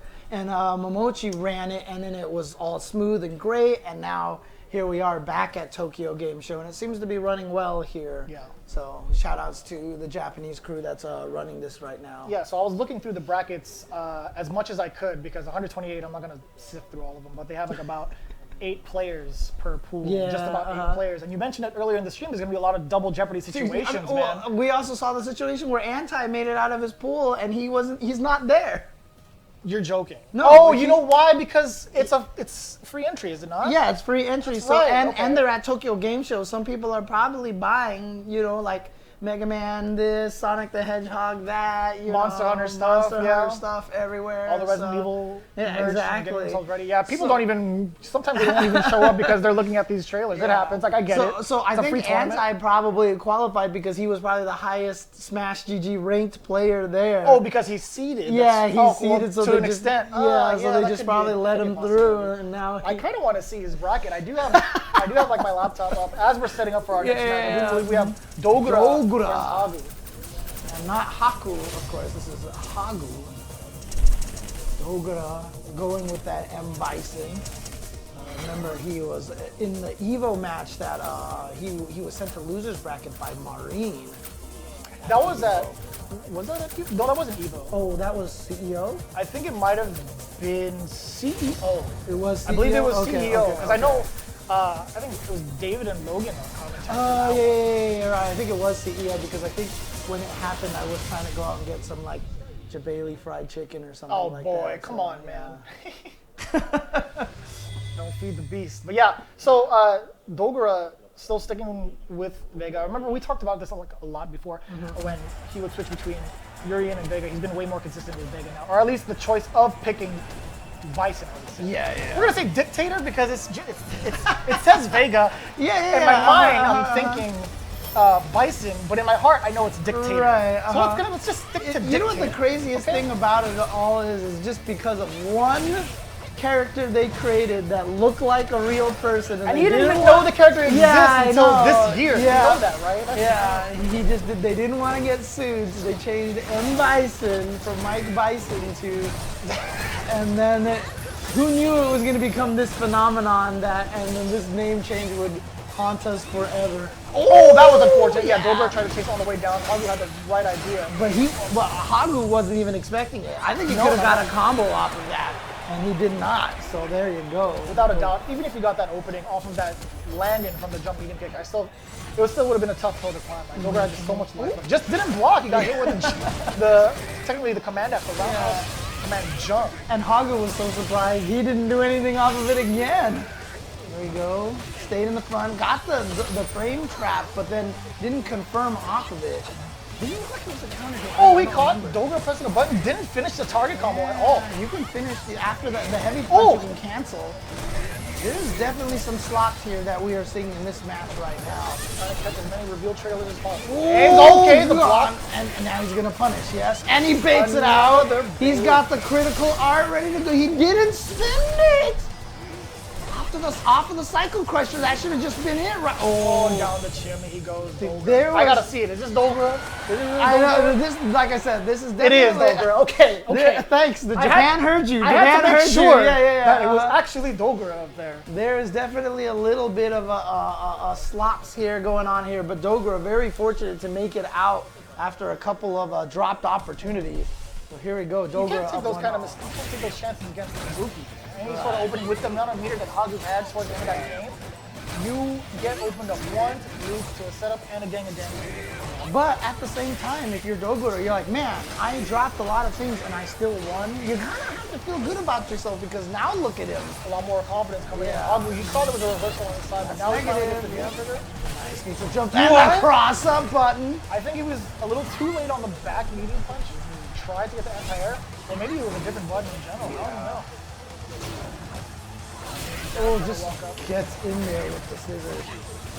No Just a follow. You check, saw the yeah. counter from Andou. You saw the crouch strong, but he didn't commit to any of the kunais because he had the meter anyway. Hit or block, it would have kept him in an advantageous situation to pursue the offensive capabilities of Ibuki. Whatever choice he wanted to afterwards, hit or block, right? Yeah. Ibuki was the boss. Yeah, Buki is so strong. But then again, you know, a lot of people are saying now top 5. Every season, there's always a top 5 that a lot of people like to talk about. And both of these characters, I think, are in that top 5 right now. A lot more usage we've seen from Dictator from around the world. We just saw Hot Dog taking CPL Masters. There we go. Oh boy. In this corner. Now, Hagu, you saw him kind of checking with the low medium kick to see if he's going to get that V-trigger activation. I'm assuming he's going to, yeah, out of the corner. Okay, here we go. And he's got that V trigger, but he had no time. anti-air. And you know what? he missed the anti-air opportunity, and what happens sometimes is your brain's like, dang, I missed that anti-air, so I need to make up for that. So let me just EX uppercut here to try to make it like I did get the anti-air. But it's not the same situation, you know what I mean? You see a lot of kind of that desperation reaction from a lot of people sometimes, and I think that cost him right there. Dogoro with the block and the finish. I'm sure the chat has heard this plenty of times where if you miss an opportunity, don't try to force that opportunity again. In Street Fighter, it's just, once you miss that uppercut or the anti-air option, you're done for. Just let it go. Get over it, all right? Selective memory. You have to have so much, you have to forget a lot of things, but you have to remember everything. It's a weird, you know, dynamic when it comes to playing fighting games. But you get used to it. The more you get in those scenarios, like that one bit where Hagu went for the throw and it whiffed, he can input. He does have the time to react if they jump away to get an anti-air, right? A lot of players do that now, or it's the throw option select. If the throw happens or it gets tech, you could still do an input. If it's whiffed completely, the input comes out. Right. Every time you go for a throw, just think the opponent's going to neutral jump. That's just all you have to do. Because if they don't, you get the throw and you have this long throw animation to go, oh, here's my post-throw stuff. But if you're always ready to throw and punish a neutral jump, then, you know, you're always going to get that. Yeah, so. You don't even have to do an uppercut. You could do something as simple as an anti-air button. You could do like Buki back back strong. medium Back strong is very, very good, very active, and it's a two-hitter as well. So it's just, it's so far-reaching that it's one of the better anti-airs for like against the roster. Right? So, I mean, again, it's something that simple where you don't have to overextend on something like a throw. Right, so exactly. Something to keep in mind. Yeah, but you know, we've been talking about how a lot of the players from the Western Hemisphere have been traveling over here. A lot of the top players showing up. And coming up next on stream is going to be NVD Phenom versus Maeda. So again, we're also seeing a lot of. I've seen that name before. We've seen a lot of Japanese players here that, you know, we're all going to be a little less familiar with, but as Seijam mentioned in the earlier block, you know, there always seems to be a couple of guys who just, you know, make a name for themselves in here. Like a few years ago, it was Peppadai, you know, with his Fuerte, and he got, you know, it was That's a name I haven't heard before. Yeah, I know, right? Well, I mean, he went home and became a family man, right? Is that true? Yeah, he had a kid at one point in time. He traveled a little bit. I mean, I would hope he still has that kid when he was one point in time. I'm sorry? I'm saying he had the kid at some point during the end of Ultra Street Fighter 4's run, and then he still traveled a little bit, but then afterwards he was like, I'm not going to do 5. I'm going to family man. I mean, you got to find a balance, right? I mean, maybe we'll see the return, but in the meantime, we're stick with Phenom versus Maeda. I mean, Sakamoto's doing it. Yeah, I was about to say, it hasn't stopped Sako, dude. I mean, look at Justin, right? So. Oh yeah, he's actually Justin hasn't gone as much though. So. I disagree with you there, James. He's been everywhere. Okay, yeah, he's been traveling. He needs more family time. Whoa, okay, we're back. Oh, is this button check? This is an absolute button check. Thank God, because Maeda wasn't moving at all, so I was a little concerned. You see right here. That is some anime hair right there that Phenom has right now. That's like some Rick Hunter hair going on. That's like classic 80s anime hair right there. I like the side profile. Boom, there it is. The other side, one's a little kept, the other one's kind of unruly. Yep. I like that. The duality of a man, right? And you know what the crazy thing is? You know, on the screen we see Karin versus Necalli, but sure enough, that Karin is Phenom because Phenom has moved on. He is one of the players who has switched over to that top tier. Last year, he's done pretty well with her so far. Yeah, last year, everyone went to Cammy, and this year, everybody's going to Karin now. Yeah, you know, it's funny you say that. A lot of players have been gravitating towards Karin, whether they're a Cammy player or even like Necalli player, right? There's not too many. I want to say for Necallis in general, you don't get to see them often too much. Honestly, you're seeing Maeda on your screen. You could be like, well, there's one before your very eyes, Jeremy. What are you talking about? I mean, like, other than Maeda, other than Chereee Jenks, who we saw over at PPL not too long ago, right? Machabo as well. Yeah. Machabo's a different beast, though. Yeah, Machabo is the top 1% of Necalli players. He's the top 1% of like video fighting game players. Like that guy is going to be a success at any fighting game that he wants to play. Other than Machabo really leading the pack, and I really do mean leading the pack, who else is there? Right, that's the question, right? That's the question. There's not that many other Necalli players. I'd like to see it though. I really would. That's why I always like Necalli's a cool character. Cheree's audition video where she's like, look at all these top tier monsters, goes down the CBD board, and Machabo's blurred out. You have to censor Machabo. Yeah, I know, Because he right? does not belong amongst the others. He is definitely the reigning champ, the reigning king of all Necallis, right? You don't put him amongst all the commoners, right? Yep. Exactly. You don't ever. I'm gonna look up my. So it looks like. Yeah, you should also look up Anti too, because I just want to see how what his pool looks like. We could. We do have the technology. I made sure. You can build it. Oh, he's lost one game to Air. I hope that's maybe from Canada. No, he hasn't been traveling. I don't know. He could have brought his wife with him. Who knows? Yeah, I mean, he true. stayed over in Japan, right? I mean, you know the coolest thing about what Air has done, right? So before he was a chef, and then he said, you know what? No, I want to do something for the fighting game community. So he opened the Van Street Battle venue. Yeah. You know what's funny? It. Before he did that, he participated in 2016 Northwest Majors. He eliminated PR Rob the first year Street Fighter V to get into top 8 and had to DQ himself. And it was the saltiest thing I've ever seen because I was there in person and I watched that match and I was just like, oh my god. Air still had it in him. But anyway, let's talk about the match real quick again. Phenom, I'm going with the Karin choice. He's been working out very well for himself. You see him trying to check it around house. He wanted to get that view trigger activation. Yeah, You gotta get those confirms off of that couch immediately. It is imperative. Yeah.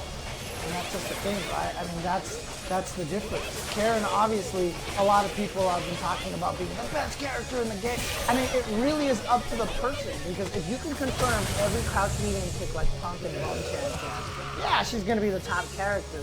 But how many people can do that? How many people can realistically confirm almost like 98% of their crouch and medium kicks like that?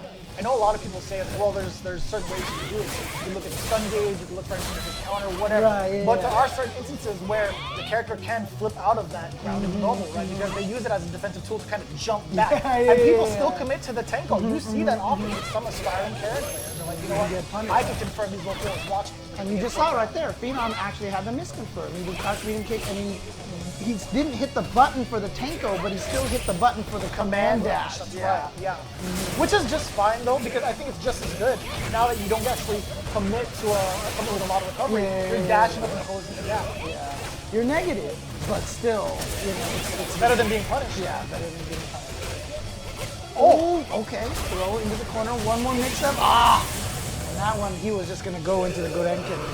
Oh yeah, you saw that coming. Well, I mean, Maeda did have the trigger on deck, but you know, Phenom not overextending after that throw, immediately going into the low forward and then confirming off of it was a very, very smart choice. All right, so Phenom taking game number 1. Again, that glorious hair right now. I love the transition too with his Karin play because he was so solid playing Necalli. Yeah. His ground game was amazing. And one of the things I kind of joke around with was immediately go for the Yeah, and he had the misconfirm, right? Yeah. Yeah, so immediately after that, anyways, he's so good with keeping you focused on the ground game that his jumps are so ambiguous. You never know when he's going to throw in that jump. Well, that's where the Necalli practice comes from, because Necalli's jump and buttons were always so good. And Phenom was one of the best at it. He's been able to take back-to-back jump. Yeah, he's been able to take that knowledge into Karin. Oh, the counter hit. Yeah. Again, another Done, time, you know it. Go a little bit of gauge with the Mujin. Not even a back throw. Yeah, no. Short. Thought he was going to go for the back throw for the damage. That's something that's common. Yeah, you want to go for the back throw to build as much gauge as possible to go into the next round. The buffer. Stand tall. You hate to see it. You hate to see it. But again, there you saw the confirm into the command dash, but it's harder to punish consistently. Oh, there's such a wide window to do it. You know, it's something that Karin players kind of got used to a lot. She has the 17 frame cancel window off of her crouch medium kick, which is larger than most characters. Oh no, he actually hit the light kick too early. Maybe he was just trying to whip it and it hit.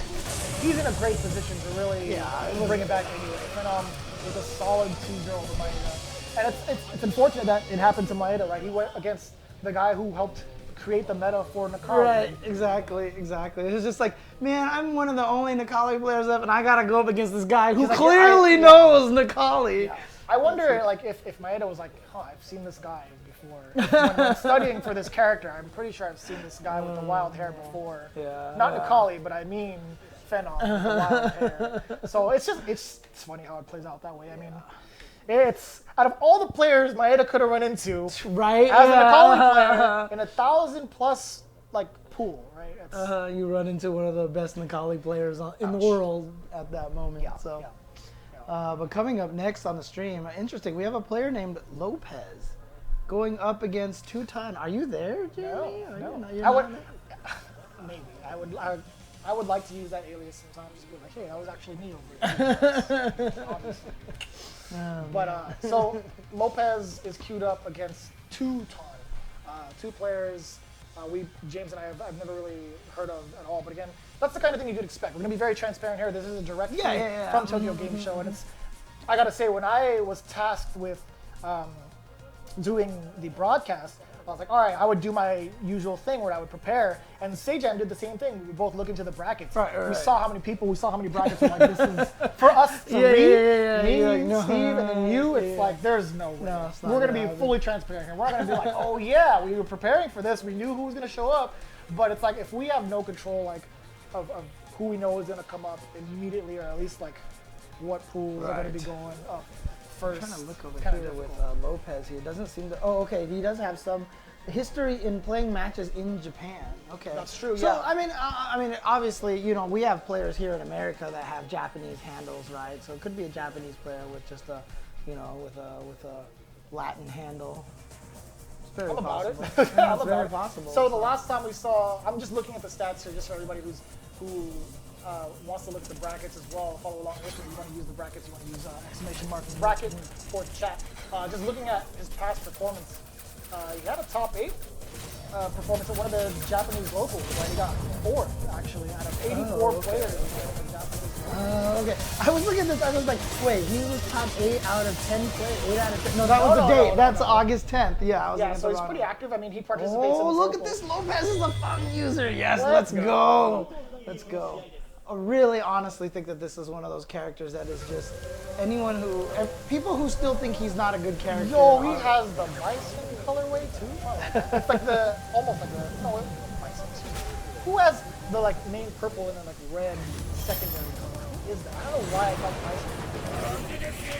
But I think it's purple because of Bison most of the time. But I do like 2-Ton representing the Zangief. We did see a couple Zangief earlier today. Oh, that's going to be the SPD right there. Fierce SPD. Sir, get the open situation. Oh, no, he didn't react to the non-quick rise. He just was going for it. He autopiloted there. Oh, flying! I like the idea. I like the idea. Yeah, that was He nice. tried to go for that deep trigger and try to suck Oh, him in yeah, all the way that's down, right. So he's going to be able to finish him off this way. Unnecessary. Did you need that deep trigger? Why not? It's a good practice. Guaranteed to go fierce, canceling the fierce. It's good practice. Oh, the double dash from 2-Ton right there. I appreciate that. Yeah, he was trying to go in for it. Didn't quite get it. Using the sleeves as his anti-air. I like that. Using the projectile to zoom right in with the EX command dash. Boom! 2-Ton damage right there. Does get the meaty. Nice jump back short. Man, that was like the throw OS, the throw jump OS from season 1. Right, yeah. You might be right, honestly. Oh man. But 2-Ton, that's the second time overall that he's gotten the fierce SPD and then opted to go for a grab. And the first time he kind of guessed the running bear grab. The second time around, he just went for a throw and just missed it completely. Now, you'd imagine 2-Ton, if he gets that same exact scenario, he might go for that. Yeah, but I like that Lopez is playing so patient right now. Not even throwing that. Yeah, he was just baiting 2-Ton to dash forward. Right there, he could have just. Well, I don't know. F.A.N.G does have a very slow jump, but Zangief is stuck spin foot. He tried to go for the instant overhead. He was too far away. Nope, just try to poke it. And like I said, I like that he's not doing anything crazy. Not overextending. Yeah, you're absolutely right. And he's waiting for the dashes as well. Just to get 2-Ton. Oh, whip oh boy! Oh, running bear grab, get out of here. Oh no! Okay. I like that from Lopez. Not overextending. You know the kind of scenarios Zangief can put you. Oh my God! Yo. 2-Ton is in there. Yeah, he's under that mask. It's like a Zangief Batman like Clark Kent combination thing going there. I think more like a juggernaut. It matches the outfit. This Yeah, guy, he's he's trying to- automatically yeah. advanced, honestly. He's committed to the character. This is great. Oh man. I am a huge fan. Oh yeah, just low profile with that coward crowd. Even Zangief's jumping medium kick. But Zangief's jumping medium kick actually has very low active frames and he runs out very quickly. The stun should be able to finish them off, getting a little extra damage with the poison, but there you see it. And spent the meter just in case there wasn't enough damage on Lopez. Looking at that match point here against 2 times. Lopez looking nice and strong. And you know what? I call this the F.A.N.G syndrome. Whenever you run into a F.A.N.G player, you're almost guaranteed that they know what they're doing with the character and they're really scary because they're still using this character. Everybody else is left with this character, you know what I mean? So And it's even though it's like so hard to tell, right? Because I feel like it's still technically early in school. Like you never know what you're gonna get. Right. From shows like these, like free entry. Somebody picks F.A.N.G. It's like, man, it's gonna be a good one. It's gonna be a bad one. Who knows? Right, but I almost always think it's a good one. And you see him, he's all ready for the standing fierce with the coward crouch went right under there. No, the flex, he could have comboed that into the V-trigger. Too late now, and yes, 2-ton had the reaction. Oh no, that's not a, that's negative. On the level 1 suction, Lopez gonna take it off of the stun. Knocked down. Tuton not gonna reveal his secret identity. He's just gonna walk off stage. The valiant-hearted man that he is, going up with that mask. I bet it's really hard to see. He's probably still in loser side, so he still has an opportunity over there. We definitely see. I mean, so as we're looking through a bunch of the players and brackets, man, it's so hard to filter through all these players. Yeah, because there's so many players right now. It's awesome, actually. I love seeing the mayhem, right? Because at this point, it's like there's so many random names that could pop up and like destroy well-known players. Right, and that's what we're hoping for. That guy, you know, we want to see that guy come from nowhere and blow everyone up. I mean, even at Evo, we saw him on stream earlier. Yangmian was a name that people in China have seen before. The China scene of the FGC is not huge, right? But they have some good players, and Yangmian making top 8 for a lot of people was an unknown name. Yeah, a lot of people thought it was who's this guy, and it was a surprise for a lot of people. I feel like every one of these kind of tournaments, there's always that one guy who bucks the odds and makes it there. So. And it's not even just that they're not good enough to get top 8, it's just that we don't get to see them enough to know how strong they are. So. Would you kind of say that about the likes of players like Hot Dog, who's doing really, really well lately? The first time I ever actually seen him was in Street Fighter V. I don't know about anything prior. I've only seen him in Street Fighter V, but I know he's been very solid for the life of Street Fighter V. Yeah, same. So I've seen the name. And he started off with Balrog as well, if I'm not mistaken. Oh, was it Balrog? Oh, I can't remember now. I might be incorrect on that one, but I remember associating the name Hot Dog with Balrog. Because it was always the H dictator players. We had HK Dash in South America. We had Haku, who used Bison as well, right? Or am I thinking of maybe another player? But then Hot Dog. I always kind of associated all 3 of them as Bison players because of the H, but maybe that's why I'm getting confused with Haku right now. So I think going forward, we should just say he's a Bison player, like just from the get-go as we're an option selecting Yeah, it. he was a Bison player right off the bat in Street Fighter V. Right. We so could. there you go. That counts. That's actually pretty good. And you got to cover your options, right? You got to make sure you have as many facts as possible. You can't never be wrong as a commentator, James. That's a curse. That's the curse we have. You can't ever be wrong because if you misinform the folks at home, they're going to be ready with their pitchforks right outside the door, About anything, right? Yeah. We're commentating for. I know for a fact because I'm always wrong. Like 6 hours. I've seen them all. Like 12 hours for a weekend. We cannot have any mistakes during the entire 12 hours. And now we're going with Takuyar versus Masaharu. I'm surprised. Is this supposed to be like Takayaru or Takayara? I don't even know. Like your guess is as good as mine, but I'll tell you what. I do love the fact that we're seeing a Ryu. Yo, Ford, we did pick 3 times for the SPD check. I hope not, because that was sick. Yeah. No, this is not. Oh, wait. I'm so upset.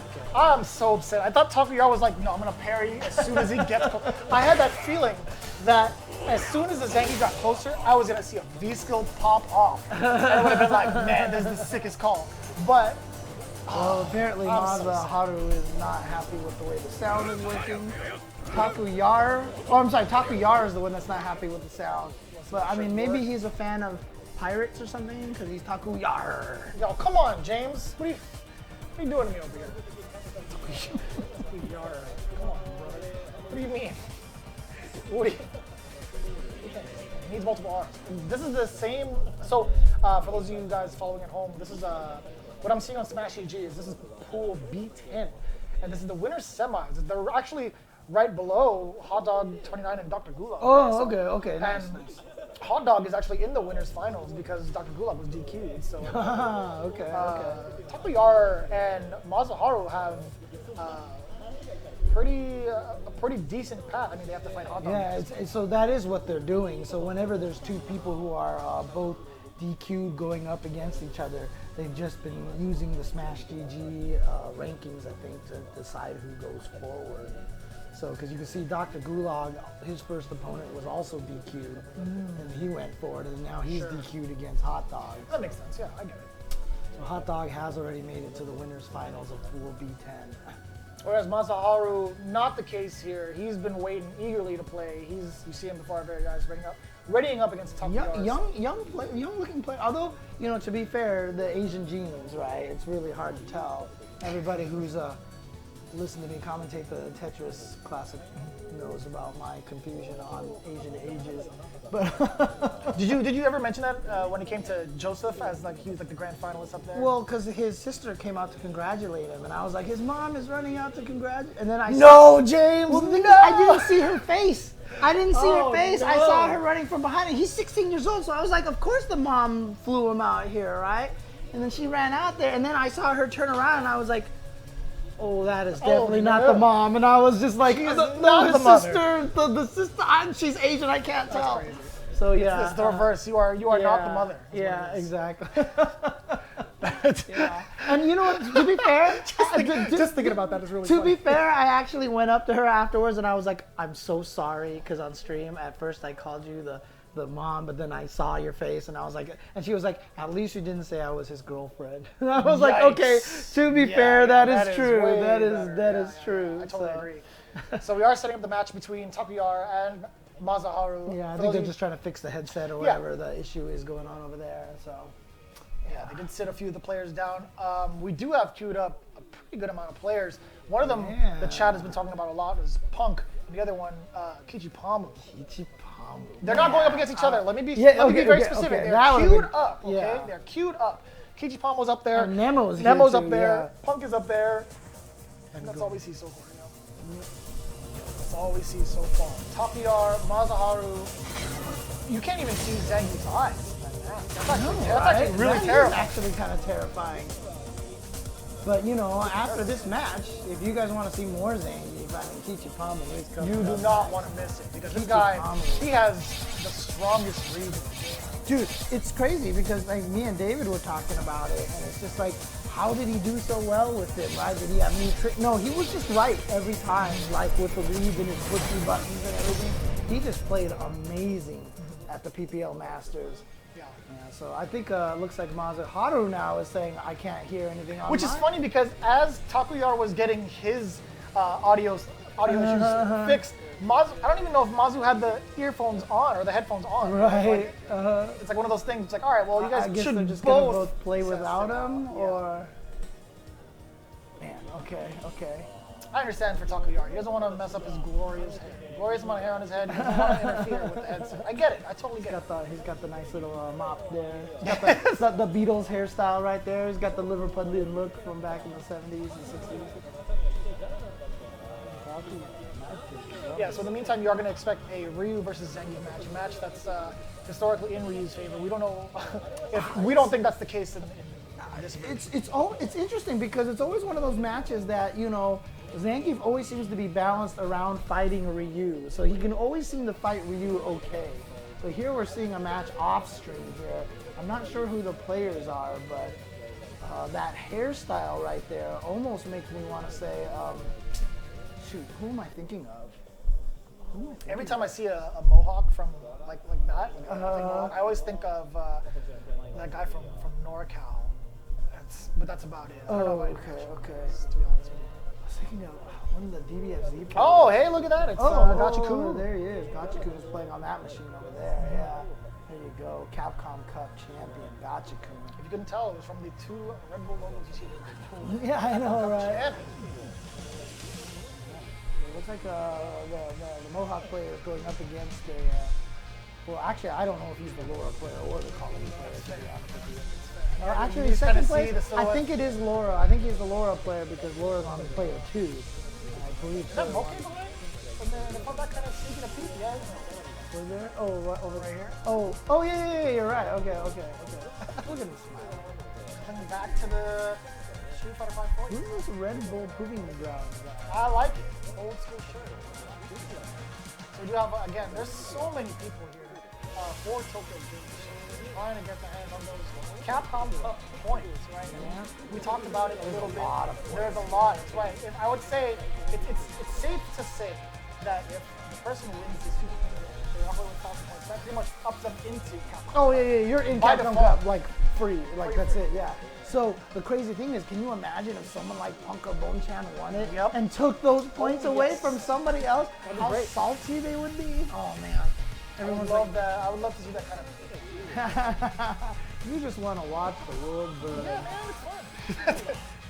it's, when you care less, James, what can You feel that way you care because less? we can feel that way because we're not getting into Capcom Pro Tour. Oh yeah, there's so much.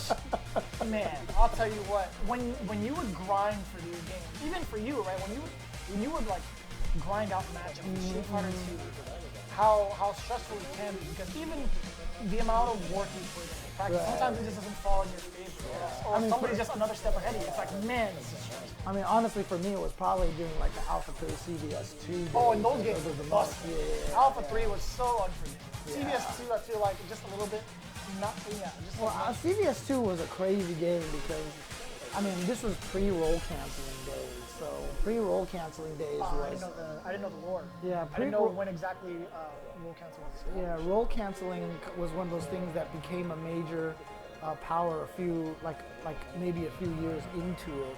And I don't know, it's so hard because back then everything felt a long time. It might have just been a year or whatever like that, but by the time roll canceling was discovered, like I was like, oh, this breaks the game. I don't even want to play it, so I just stopped playing it. Right? It made it a better game, but the thing about it is, previous to roll canceling, Sagat was the best character because his Crouching Fierce was super fast, had a really great priority, and was almost unwhith punishable. Was it cancelable? I don't think so. Into super.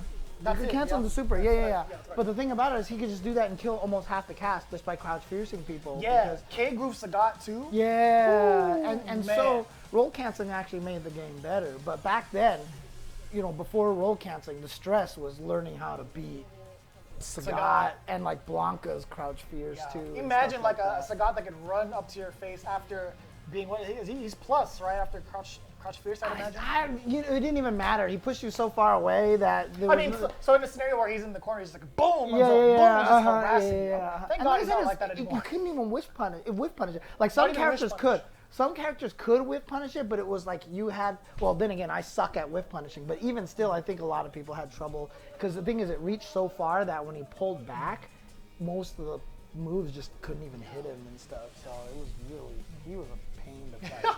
He So was a pain yeah, to we kind of went off on this tangent where we would talk about how stressful these scenarios are. I mean, this is an absolute vital point in the Capcom Pro Tour, right? We're nearing the end of it, right? We're getting closer and closer to Capcom Cup happening a couple months out now. And this is a super premiere. There's It's so dude, fast. April, May, June, July didn't exist for me. Yeah, I know, right? Only the events did. You know what I'm saying? Does that make sense? So, yeah, like the amount of points for this super premiere, again, 1,000 points, and even second place taking 500 points is still a huge factor. I mean, that just puts you And right it's into the cool. top 10 almost instantaneously. So, I mean, if you win 500, I have to look at the CPT brackets again and see where the 10th place person, how many points they have. I mean, I could. I have the power. Yeah, I could, let's do but in the that. meantime- I mean, while we're killing some time over here, you Yeah. know. So what we're doing is we are the check last. the standings. Check the standings. I just want to see the standings here. Oh, okay. I thought you wanted to see like the point. Oh, no. I distribution. just want to take a look at the standings right now. So in the 'Cause if you meantime- win 500 points for this, Dear Lord, do you see how many points? Just Ridiculous. Bonchan with 37.70, Punk right behind him with 34.55. Tokido. I don't know if this was updated to PPL's. Oh, so Torpedo might I mean, if you look, Hot Dog is somewhere up there, you know. But yeah, look Yeah, at this. Hot Dog went up. So top 10 is at 935 points. So if you win 500 points, you're vaulting yourself up like even halfway up there already. You're already in like top 26. And I gotta imagine anybody who's gonna win this event, even get second place at this event with 500 points, probably already has points on the board as well. So you're beating the likes of Kichipa-Mu, Idom, Haitani, GamerB, and then the rest downward, right? yeah, you jump into the top 32 automatically. Yeah. So there you go. Yeah. There you go. So. We still have a lot more. We also have the NA qualifiers, another super premiere, if I'm not mistaken. I'm checking out the rules here. Is it a super premiere? No, I don't think that one's a super premiere. Let's see. Let me double check, because I don't want to... I think it's only Evo. I think it's only Evo and this event right here that are super premieres. If I'm not mistaken. Let's see, going through here. But thanks again, everybody, for tuning in at home. You know, apologies here that we've got this delay between the matches. Obviously, they're trying to fix something that's over there. They're probably having some audio problems over there. So they're trying to take care of that. So we'll get back to you. In the meantime, you got to listen to two people yammer about things. So it's Evolution, which just passed. August. The Asia premiere, which you're tuning into right now. Oh, you're right. And the NA finals. Okay, regional okay. tournament. There you So go. those three are the super premiere events Okay. for the Capcom. Okay, Tour. there you That's go. a gang of points, right? And then you have the regular premiere events, 700 points for first. So there's still a good amount of those. At least standing by. I just had it actually. So yeah, I mean, there's still a good amount, like a good handful of Yeah, events there's still left. good points. But these good ones, points out man, there.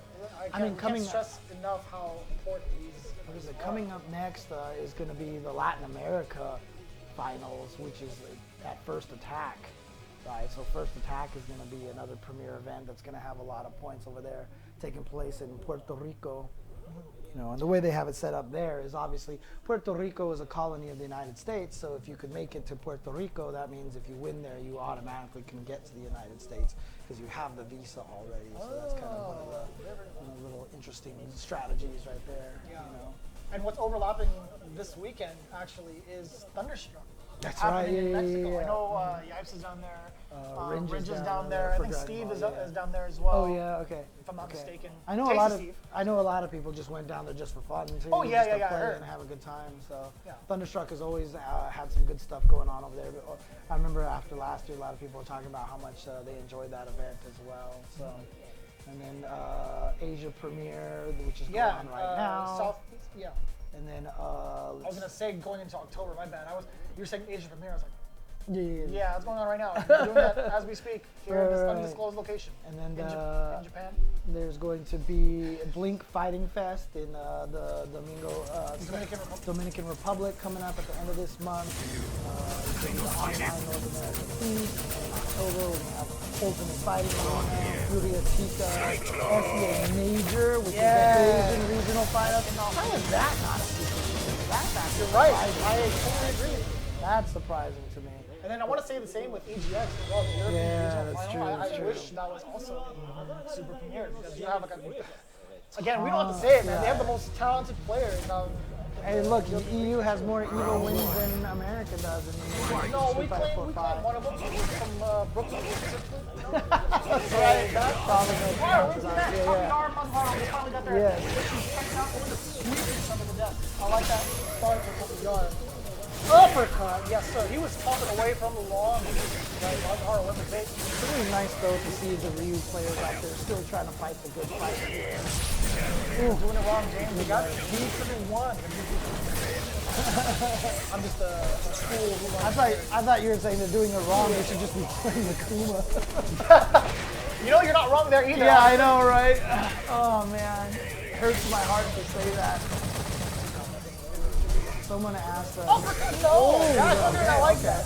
Someone asked David and I, like across all modern fighting games, who do you think needs to be buffed the most? And we both agree Ryu. Even though he's not like the worst character in this game, it's just like he needs to be stronger. It's Ryu, you know what I mean? Yeah, exactly. He's the only one abiding by the World Warrior rules. He's the only one actually traveling. He doesn't even have shoes. Oh, he's gonna get fat. Oh, you're a tree. Yeah, you're not. You are a tree. I But don't want to say you're like a support team now. oh, the wake up. Right? Why not? Uppercut again. Kapiyar. Just the patience right there from Kapiyar. And you know, a lot of times when you fight against Zangief, that's just kind of what you're watching for, because that's against Zangief players that don't have the neutral game as strong. They rely on trying to get the surprise jump in there. And that's the whole thing with Zangief, right? You're never going to get the jump in unless you can dominate the ground. You have to prove your ground domination with Zangief in order to get the jump in. But Masaharu has not done that yet. So that's why Takuyar, the term is mental stack. Right? How much of your mental stack are you dedicating to stuff? And Takuyar doesn't have to dedicate as much mental stack to the ground game and can focus a lot on the anti-air. So he's going to get the uppercut every single time. And so until Masaharu... Oh, he didn't even confirm that either. Until Takuyar has to force this change up from the ground game. Right. He's going to keep sticking to the try to shoot, right? Yeah. Nice and easy. Masaharu has to establish it now. He's got to start using the standing strong. He's got to be able to use the knee, the standing light kick, the standing heavy punch. Get something going here. Something in neutral, right? Because yeah, there you go. He has to get past the first set of barriers to get his game plan going. Right. You can't just opt and go for the jump in. If the guy's not throwing too many predictable fireballs in the first place, right? You're going way over your head if you're trying to anticipate the fireball without actually seeing it. Right? Oh, he got him again! He got him again! Wake up super, man, let's do it! No conservatism right there. Just spend it. Go for it. Now walking down, I like this. You saw the reversal to start with an SPD. A nice punish on the flex as well. Oh, he baited but him. for Oh boy. so long. Mazu didn't press the button and then Takuyar got the bait. Takuyar can. It's one thing to see a Ryu player. Yeah. It's another thing to see someone use the walk speed that Ryu has to actually throw a bait like that, you know? Good stuff to Takuyar, gonna go and advance forward. Like I said, always happy to see. Like, I could feel sad for Zangief players and stuff like that for Zangief, but I don't have to, because guess who's coming up next? Kichipa-Mu. Yeah, I was gonna say it's a Ryu player. I feel more. I feel more for the Ryu. Yeah, I feel happier to watch the Ryu succeed. At this point in time. Yeah. So, oh man, but yeah, like I said, AZ Kichipa-Mu coming up next is gonna be going up against Uchi. And Kichipa-Mu, as we mentioned, just finishing second place at the PPL Masters, the hot dog. And on the way there, he beat Tokido 3-0, I believe. Then he beat NL 3-1, two Akuma players. Now, granted, Akuma versus Zangief isn't like a terrible matchup. In fact, some people think it's even. I even think Kichipa-Mu said he thinks Zangief wins that matchup. But still, Tokido and NL and taking out both of them is really impressive. And he took out Mago in losers finals as well. September Mago, by the way, that he beat. Yeah, that's big time lore. It's like extra points to Mago. He powers up in this specific time. It's funny, you're not the only one that says that. Logan Sama says the same thing. It was. I kept hearing Giuna and Z talk about it at the PPL That Masters. too, yeah. As we were watching it, we were watching it live, but we stayed up late, and then Logan was down, and he was talking about it too. He's like, yeah, this is Mago in September, bro. You don't know what you're talking about. Like, damn, you're right. He activates Necalli V-Trigger in September. Yeah, He took enough damage. Up until this point, only for it to, There you go. Only for it to falter afterward. Yeah.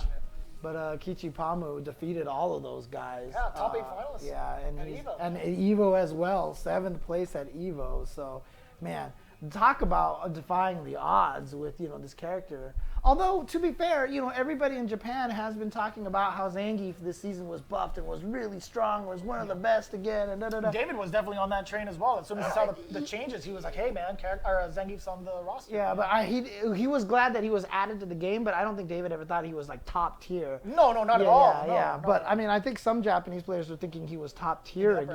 That's cool. But I mean, I didn't think it, but now with the way Kichipa-Mu is playing, I mean, can you argue with the results? I feel like you can't really, I don't know, it's tough to say that only because the reads on Kichipa-Mu have just been super solid.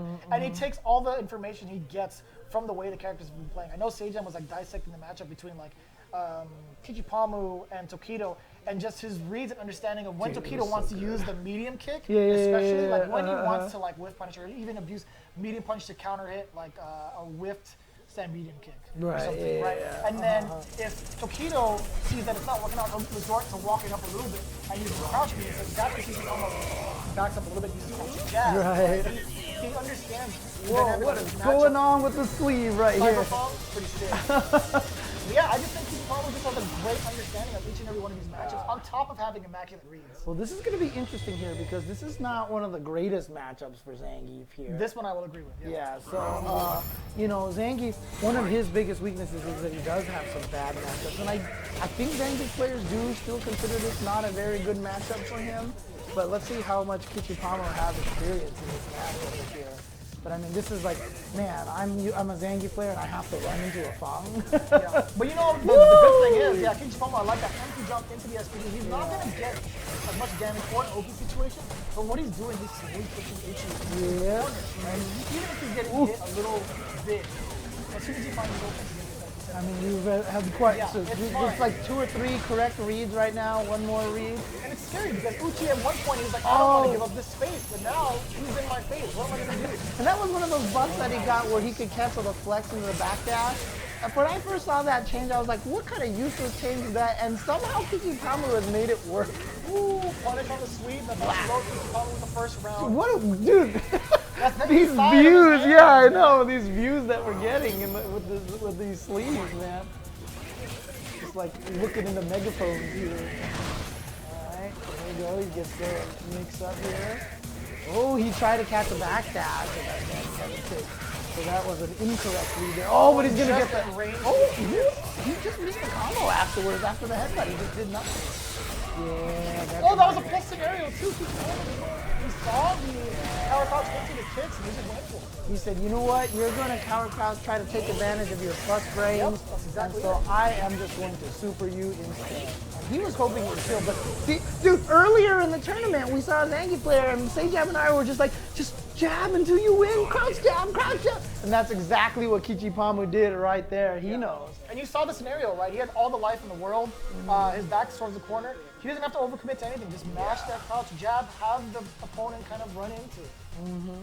Kichipa-Mu. And you know what the interesting thing is? I remember there was one tournament, I think it was either earlier this year or even last year, that after he won the matches or something, like he was just running around excited and popping off and stuff.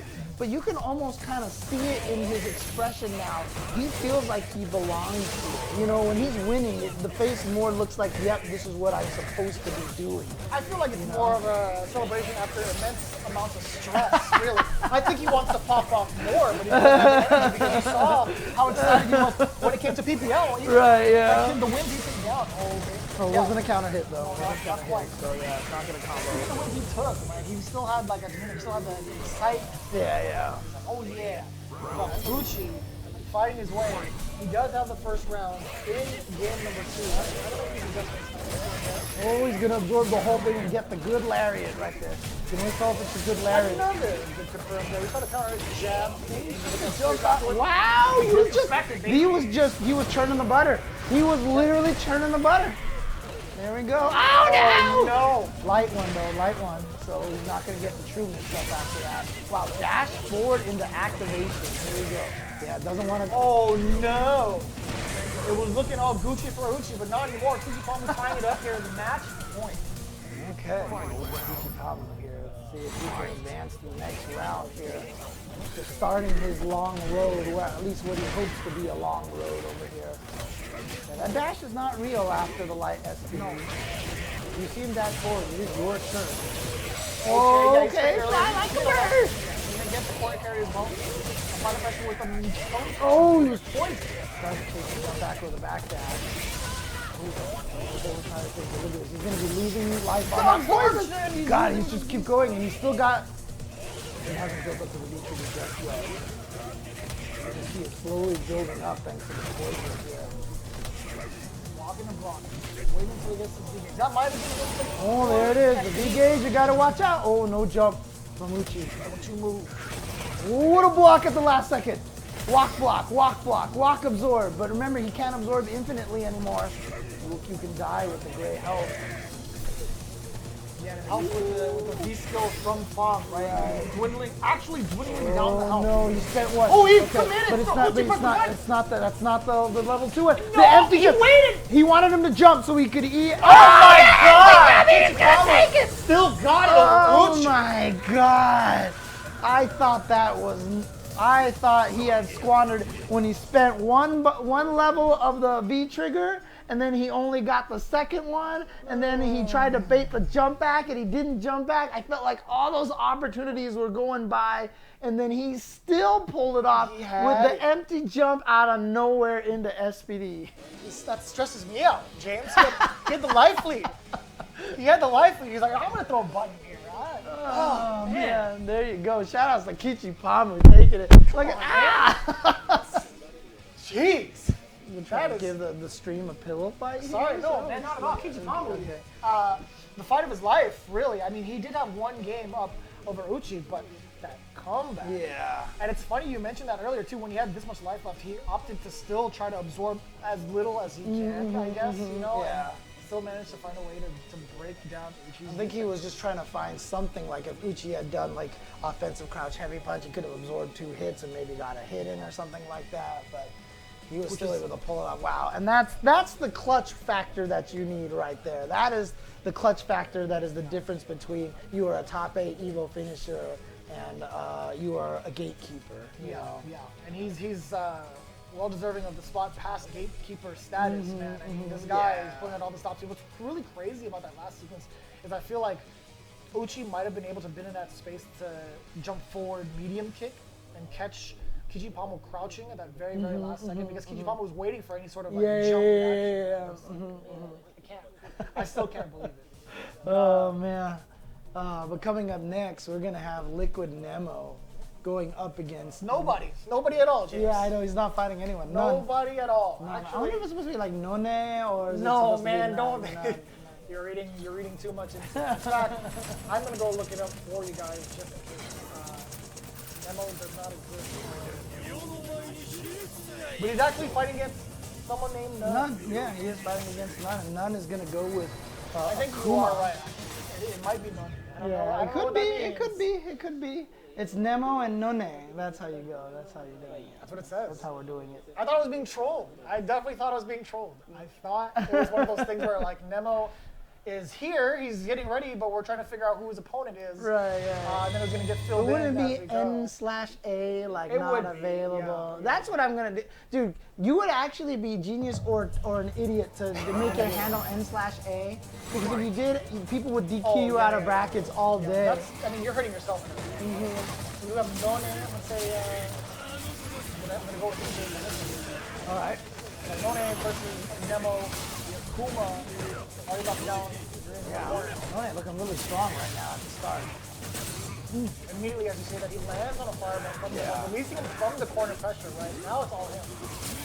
Yeah, Nemo still has the armor too. He hasn't used up the armor. Oh, I like interruption. Yes, no free pressure for you. And there it is again. That need to get yourself back into the kind of offense from the Urien players. That's something you have to be very cognizant of and make sure you try to anti-air as much as possible. Oh, you're gonna fall on that, and he's gonna get the juggle into another mirror immediately. Oh, into the mirror. Oh God, he's still alive. Nothing off the whip head. Yeah, you can't tie my chip. Can't tie my chip, so you're gonna block. Oh my God, they're both at 0 health. I can't believe you went to the jump. Oh, too many hits on the fireball. Akuma just gets that because he's Akuma. That scared me actually, because Nemo threw out the EX spear, right? And then he went for the V-skill rather than charging up like a headbutt. And he went for the jump and come forward.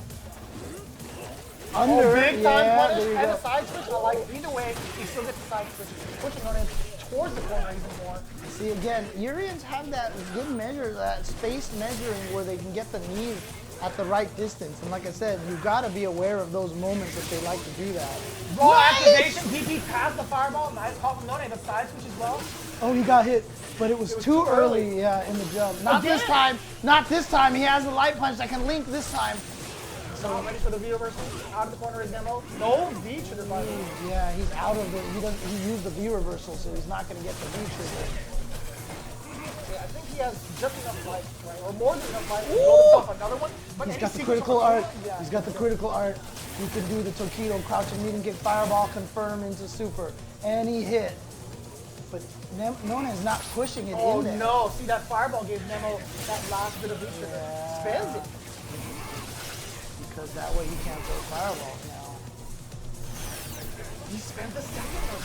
Yeah, he's not using it. He ran to the metallic sphere just He right just off. dashed. He dashed in there. He dashed into it. He dashed into it. He charged it up. Nemo was charging up metallic spheres back to back to back, and None really ended it. How about end it now? Ran into another one. Yeah, that was just really, really, really good patience on his part, on Nemo's part. Oh, absolutely. And now here we go, yeah. Urien gets cool anti-air crush counter combos. DX chariot tackle.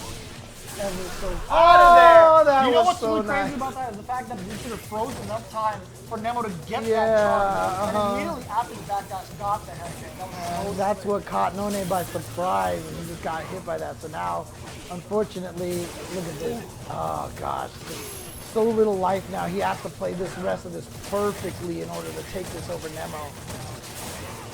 Oh, okay. Collins being for the palm. None didn't believe in it though. Oh Afterwards, no, that ran part into started. another metallic spear. I think I'm gonna start up on a fireball. Anyway, you know that I had a little bit of PTSD seeing a backdash headbutt from Urien Really? because of how charge partitioning works. Yeah. Oh yeah. Where they can just dash about and still make it work. Right. That made you think, oh my God, unblockable ages is. Yeah, it was bad. It was pretty bad. But it was great for Nemo, honestly, taking advantage of that heat trigger freeze, going past the fireball. Good awareness there. Ooh, okay, not with a combo, but Nemo still tried to hit a button, got counter hit in that situation. And again, you know, Urien is a 4-frame button kind of guy, so you know that's kind of scary to try to challenge those. Oh, the neutral jump! Gonna get some good damage in the corner, and now Nona's trapped in the corner here. Gonna raw activate to try to guess he made it under. Yeah. He tried to throw bait. You saw that. Nona contested me with a low medium kick.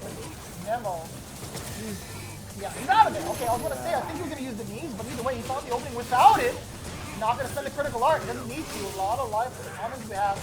Doesn't want to take too many risks. Ooh, the whip punish with the standing medium kick, and now Nemo is at match point. Similar to Bison, right? Even though you can't really cancel into it or cancel anything off of it, Right. like heat trigger right into like here, it's still such a potent The range and the speed of it is so good. It just reaches so far out. Especially with that kind of lead. It's pretty solid.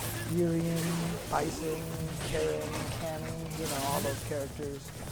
Before, when we saw like the earlier phases of the Street Fighter, when we saw characters with like the knee animation with them, we dreaded them. And Right, the Akuma, the Laura, the Bison. Yeah, Colleen as well. Yeah. Then they nerfed Laura, and Laura was never the same again. And here comes None, okay. Or none. Not sure. I'm just saying None just as a, kind of like how Nemo is Nemo, not Nemo. And I see a lot of these fireballs fly. I feel like Oh, the counter hit confirmed. The counter hit confirmed, and now you got to deal with this mix-up. oh, you're dead. Dude, before he caught him when he got up. Did he know that the mirror wasn't going to hit him on that first frame that he got up? Or did he just have the most magical timing to catch the throw instead of the mirror? I want to say I saw a silhouette. I thought two things, right? Okay. Two things that came to my mind. Either he was like trying to mash out teleport. Oh, And he then he might got- have thrown the teleport. Yeah. Okay. I'd have to see it again because I sort of blinked at that very moment. Gotcha, It could have still gone either way. But Right. Okay. Well, there you go. he had Actually, the teleport's not even invincible on the first frame, I don't No. think. No, it's not. So. Well, no, you could still throw it. I don't know about like hitting it. Okay. I know you could throw it. So. Okay. But either way, None still pretty close. I gotta say, Nemo got 2-0, still very, very close. Yeah, still did really well. But Nemo is just that much higher level of a player. So. I mean, he could have been that guy. I mean, he was pretty solid up until like certain points where he did get a little bit antsy. You saw that he was playing it full screen. The first game we saw between Nemo and None, right? He was playing the lively game pretty well, and then just happened to run into a metallic sphere, right? There was 2 instances where that happened. Right. So I mean, he had it in him. He absolutely had it in him. He had the matchup down pretty well. Yeah, but what's really interesting is, you know, you kind of hinted at this a little bit, but we haven't really seen any crazy upsets yet so far. I feel like so far, as long as we've seen a player, a known CPT participant, they have almost always won so far on stream. So we haven't had any crazy upsets so far. And I always feel like in tournaments like this with 1,000 people entered into it that you just start seeing these weird kind of upsets. On the other hand, though, what's funny about that is the amount of players in here that we do not recognize. Some of them actually keep it very, very close to some of these well-known names. Right? Early out into these matches, it's like they're dissecting the information, but the games come down to the wire. Sometimes the person that we are unfamiliar with happen to pick those rounds in games. So it's like it's still very, very close. Well, we're definitely very familiar with this player. Reciprocity, Punk, going up against Pecha. So Pecha, obviously, a player that we are less familiar with, but Punk right now, all the way out, trying to win himself a Super Premier. I'm trying to find his name as well. It's not Punk, but you know what? It is what it is. We do have Punk. Again, a lot of players, or a lot of people were like, oh, Punk's already out. Like, no, he hasn't even played yet. Man. What are you doing? You guys are already going against Punk. Punk lost to Akuma 666, dude. That's just what happened. I'm totally kidding. We actually don't know. But either way, Oh, yes, nice. sir. Yeah, the reactions with the air-to-air. Yeah, and he's just at that range too, right? Where even whatever he did, he could react to it just in time. Right.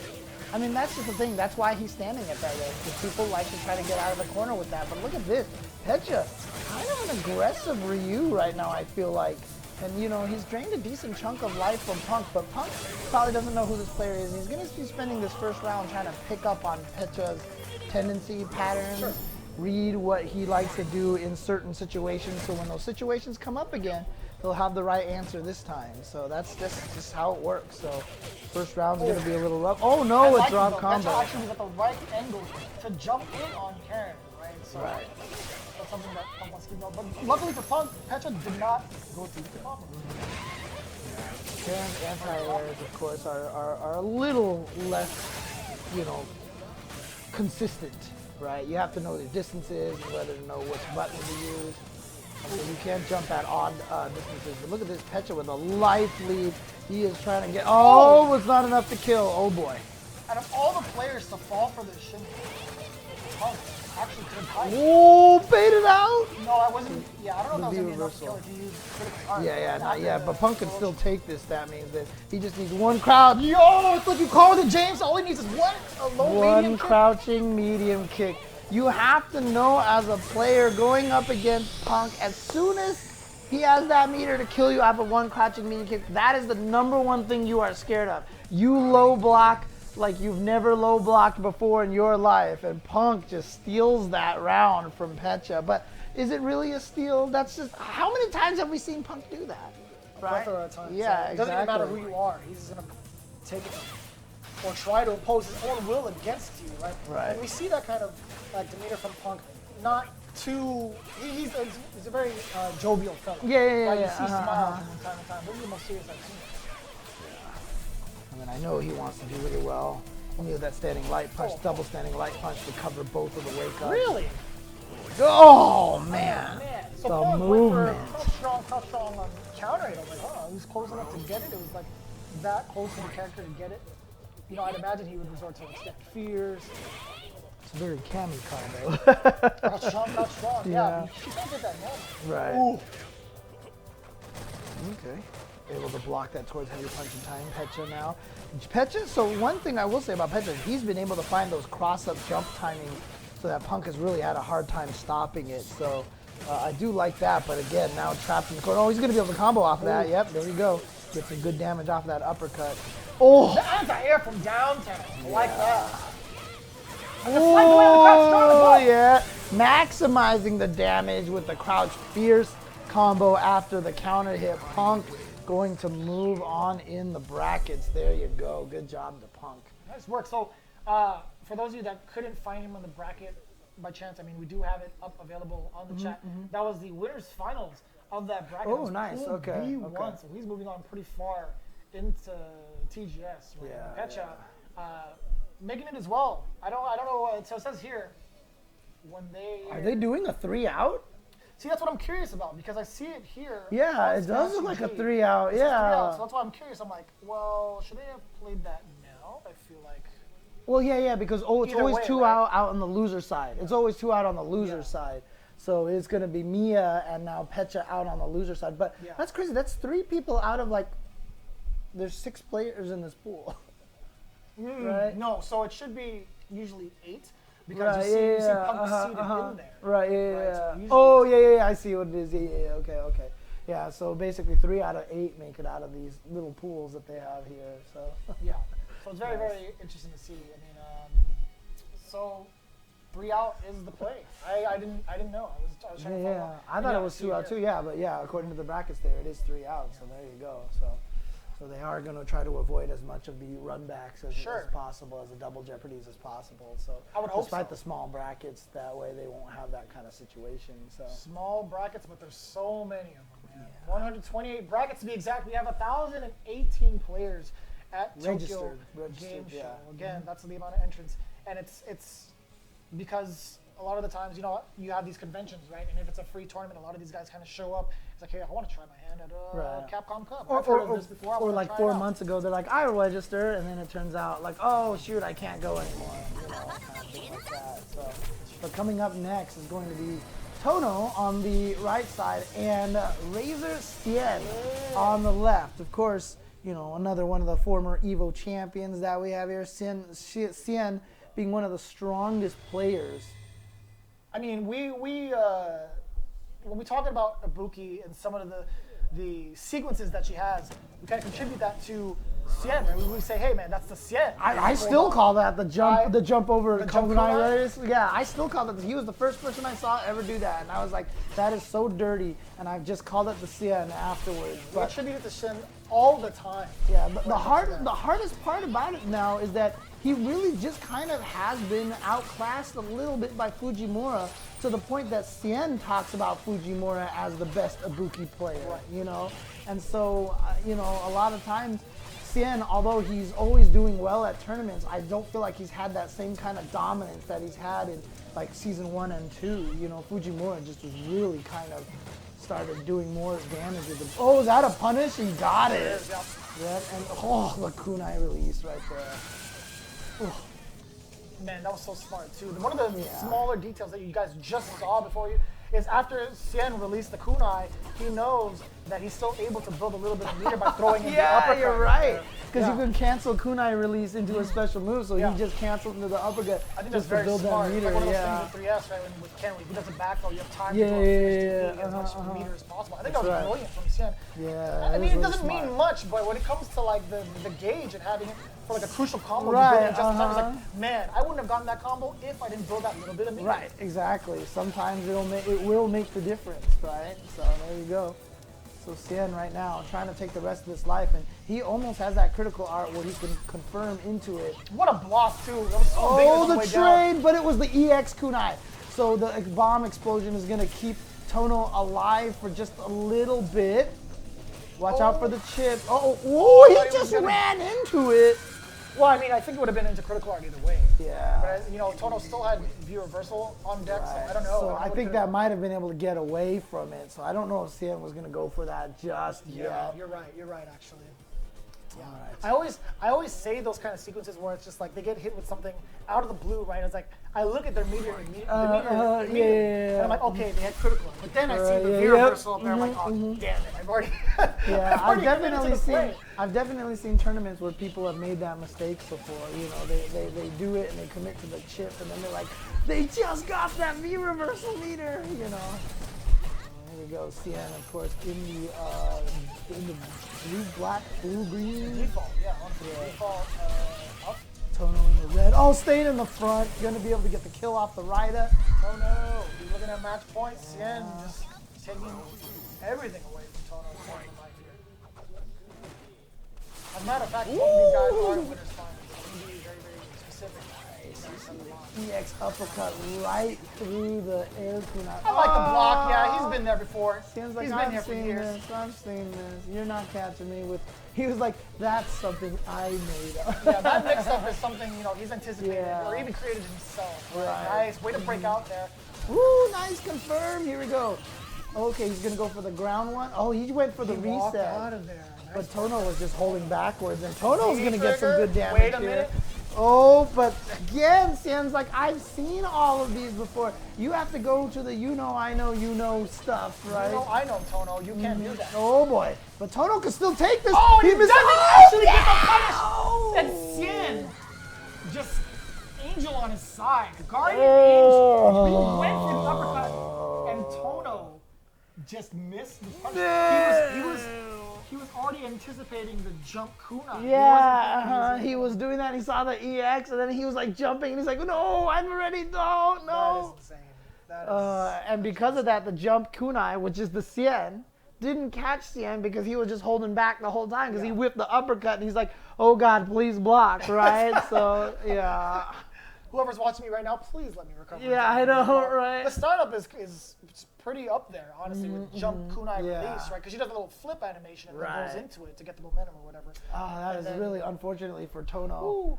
Tono there with a miscue. So Sorry about the audio interference. If I'm moving around too much, I'm a little too excited for these games. You know, Yeah. we can't move around too you much. got the in mic studio. touching your skin over here. Oh, So no. there you go. There Oh you go. no, I don't want to do all that. But I'll tell you what I want to do is talk to you guys about the brackets. Again, if you guys want the information on how we're keeping up with the players, you want to just hit !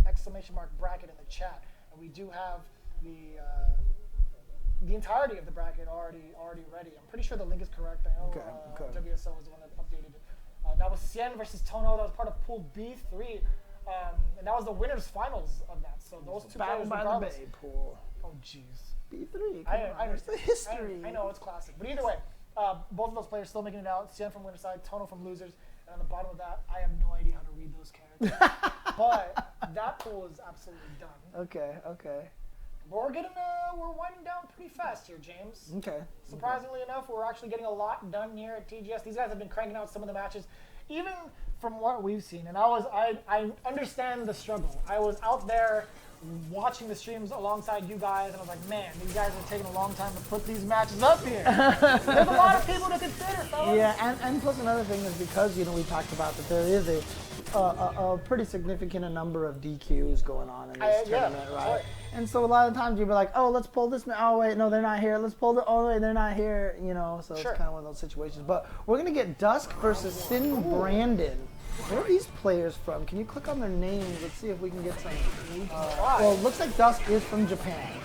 I mean, 2 old Kami on the way over. Whoa, okay. UIU Kami, yeah. Let's see where Brand. Oh, ooh, jab out of the air. Nice. Baits the throw and gets him with the standing heavy kick. Now, here we go. Yep, using that EX poison balls right there to keep that sweep safe on block. But then just the good timing on the buttons to catch Dusk flinching. Ooh, Dusk flinching. Oh, you're dead. He said, you know what? Stop trying to take advantage of your plus frames. I'm just going to uppercut you. I mean, look, we saw Kichipa-Mu just super F.A.N.G right after that, right? Plus frames, yeah, I agree. Yeah. Sin Brandon using the EX uppercut for the invulnerability, slight vulnerability. If you do not have plus frames, you're going to be in big trouble. Ooh, he went for the throw, but I don't think he expected Sin Brandon to What a get whip hit. punish there from Sin Brandon. He's going in. Oh, the dive kick. And yeah. Oh, crouching strong. I thought he was going to uppercut him. Here we go. Yep, the poison getting in his way, but I think Dusk thought that hit someone's main line. He's on the other side. Here we go. No. Dropping combo again. Oh, it's so. Oh God, it hurts. Yeah, so I was looking at both of these players, right? There was an invitational that Brandon was a part of. Oh, okay. I can't tell who's who, honestly. I think Brandon's on the right they don't have side the over player there. names so the right side should be Brandon. If by Yeah, default, they've from where been they're- doing where a they're- good job keeping track, Where they're keeping seated, that. yeah. Yeah. Okay. So I think that is Brandon on the right, but it looks like he's played in BAM, and he looks like he's played in Taipei Major, so he's definitely from the Asian region. And then you have Dusk, who actually participated in Evo. Got 49, pretty high up Oh there. yeah, okay. So really good job by Dusk, but Sin Brandon has a lead right now against them 1-0. Sim Brandon. And I like what that. a- See, anticipating the counter crouch from Dusk, preemptively going for the neutral jump. Oh, yeah, the whiff punish there didn't quite get it. Again, he's doing so well navigating around the counter crouch because he doesn't want to be stuck in that position where he's forced to block a +1. Alright, activates it. It's got the little bony arms right there going. Oh, yeah, gonna trade, but you know what? Dusk doesn't have enough life to trade through that. Nice punish. Does not. He's got to find another hit. I like that, yes sir. Brandon using the Dragon Punch for the invulnerability past that poison setup is technically what? A projectile that stays Yeah, there, right? and not only that, but you know, he was in V-Trigger 1, so the uppercut had true invincibility at that True. time. Very, yeah, very true. yeah, he had the invincibility, so that was really smart on his part. Here we go. Dusk getting in there with the coward crouch kicks combos again. He's gonna get another one, yeah. And it's stunned. Dusk finally getting pretty solid. That's 2 or 3 drop combos from him now, and they are really hurting him. If Brandon is gonna win this one, Dusk is just gonna look at those all day and just feel really, really awful. And it's hard because a lot of the game plan from Dusk has revolved around counter crouch. But if you stay there, you're gonna get demon. Brandon understood the situation. Dusk was sitting there. He's like, you know what? If he's gonna stay here and try to block, I'm gonna go in for the grab. You gotta be jumping. Demon. Ugh. Oh. Even Capcom was like, man, that was pretty sick. You saw it. The notification is like, great demon, fantastic read. We move on. It was awesome. Man, the last thing he was expecting at that point in time. Got him with the demon. Nice little close out to that match over there. Do it with some style. Yeah. And he's going to move on. So Sim Brandon, even though Dusk, you're saying 49th place at EVO, going to be taken out here. You got that, and then you have Brandon again just out of reach for like 9th place. The last tournament he participated in was the Road to Tokyo Asia Invitational. And he got 9th. Well, there was 17 people in there, so, you know. 9th is 9th, James. Don't take it away from him. He earned it. I mean, look where he's at now. Look at the Taipei Major. He got 49th out of There 388. So there you go. 13th out of 121 for Bam. Yeah, exactly. See, so he's doing good. He's earned it. I'm not trying. I'm just trying to give people a proper perspective on things. It's all, life is all about perspective, right? Exactly. Exactly. I totally get it. I totally get where you're coming from. In the meantime, we do have Haku versus Ruchi. Oh, cool. Haku's coming up here because I was just saying that I was like, wait, he's a Bison player. Wait, he's a... And yeah, my brain was getting a little confused, so now we will definitely get the confirmation. Yeah, confirmation. Now, because now I'm starting to wondering if I got him mixed up with HK Dash from South America. Because he definitely is a Bison player, so... Yeah, I mean, without a doubt, I feel like this would be a button check, if I'm not mistaken. Because he just went for Fang to Fang, right? And Akuma to Akuma right off the bat as well. So this was like a reiteration of what we just saw previously. But we should have Haku versus Ruchi up on deck. So this is not, I'm going to say this is not an actual match. Or is it? Or is it? Or is it? Okay, there you go. James! Yes, okay. What do you mean? Okay, so definitely... James? Hello? All right. I went off the lead, bud. What are you doing to me? Very strange to have 2 Fangs in a row, especially very strange to have 2 Fang versus Akuma matches in a row. Yeah. So Haku's going to be like, look, I'll show you how it's done. I will show you how it's done. Yeah, I must have just gotten confused with HK Dash then. The last game we saw between Brandon and Dusk, that was 2-0, right? Or are we getting too ahead of ourselves? I can't remember See, that. now I'm really... Stop asking me these difficult questions, Jeremy. I'm sorry. Oh, and there you go. Same kind of situation, using that uppercut Let me see to the player. get through. Give me the player cam feed. Come on. No, come on. You know, it's not the same guys. It's not the same guys. It's hard to tell. It's very, very difficult to tell. We do have Haku and Ryuchi. We're going to play it out like it's a real match because it's looking like it very much so. Ryuchi up around so far. Oh, he stuck his leg into the poison. It actually protected him from the other side.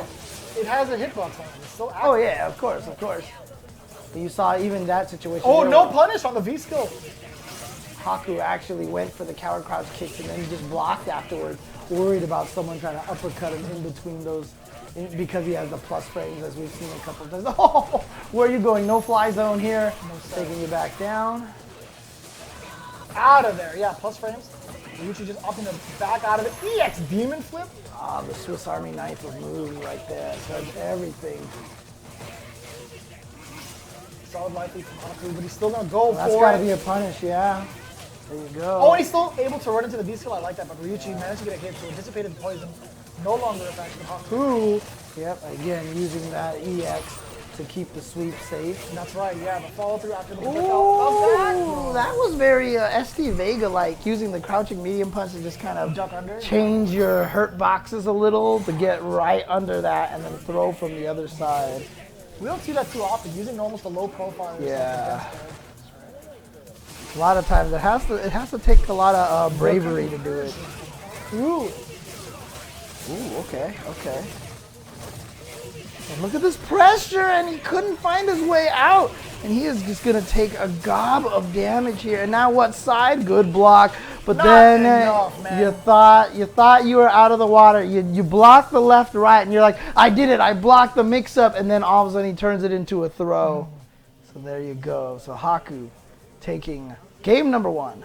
I like the slight smirk. You could definitely tell who was who immediately from their facial expressions. You saw Haku kind of like moving back and forth in his seat, kind of giving him a wiggle. He's like, all right, I'm getting adjusted here. And Ryuchi, it's like he just saw a horror flick. He's just like, man, that's crazy.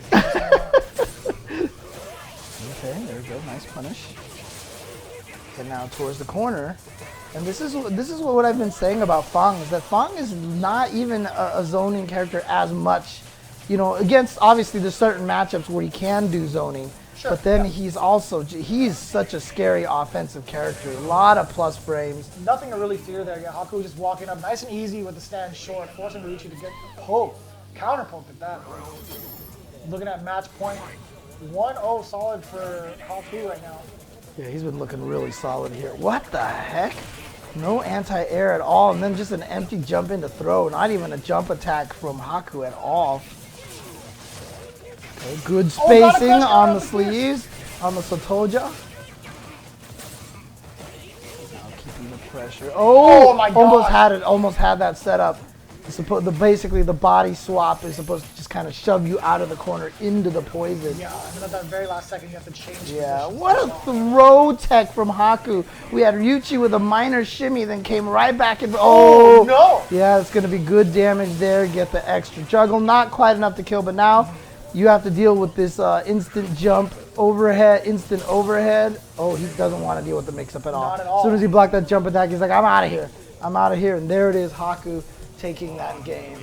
So we do apologize in the beginning. I thought it was going to be a button check, but they went right into the matchup, and I was like, man, that was. I mean, look, that was the fast. That is one of the sure signs of a button check when you have a generally unused character and someone else, and then the next two people come up and they pick the same characters. Yeah. You know, they're just hitting the buttons. So they can do the button check. I got baited as well, honestly. Yeah, we all it got looked baited. like it because that was like the fastest turnaround I've seen too from match to match. I gotta be honest, man. That was they pumped out those two just immediately from their seats. They're like, all right, get up on stage as soon as you can. They found out that they were the same, so they're like, here, go play back to back. Anyways, you can obviously see we're going to a break right here. So guys, stick around. After about 10 minutes, we'll be back with some more amazing Street Fighter action coming to you from TGS in Japan.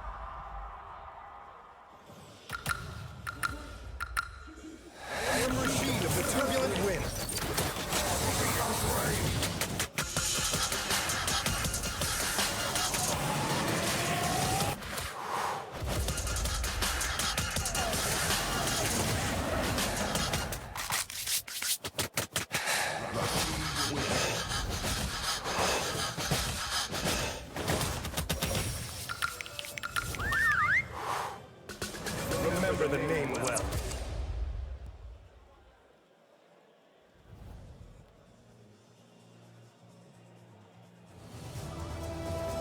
This is the path of my destiny.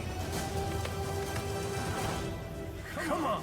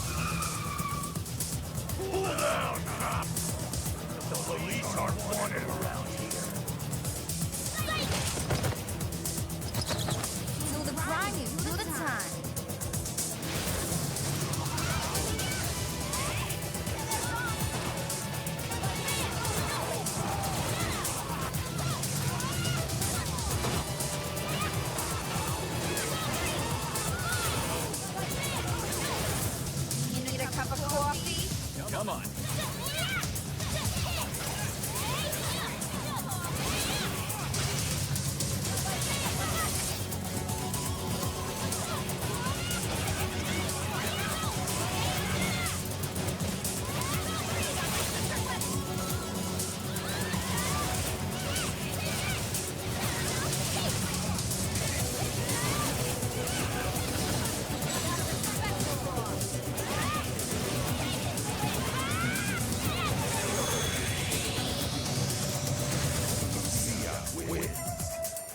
Yes! Another case is closed!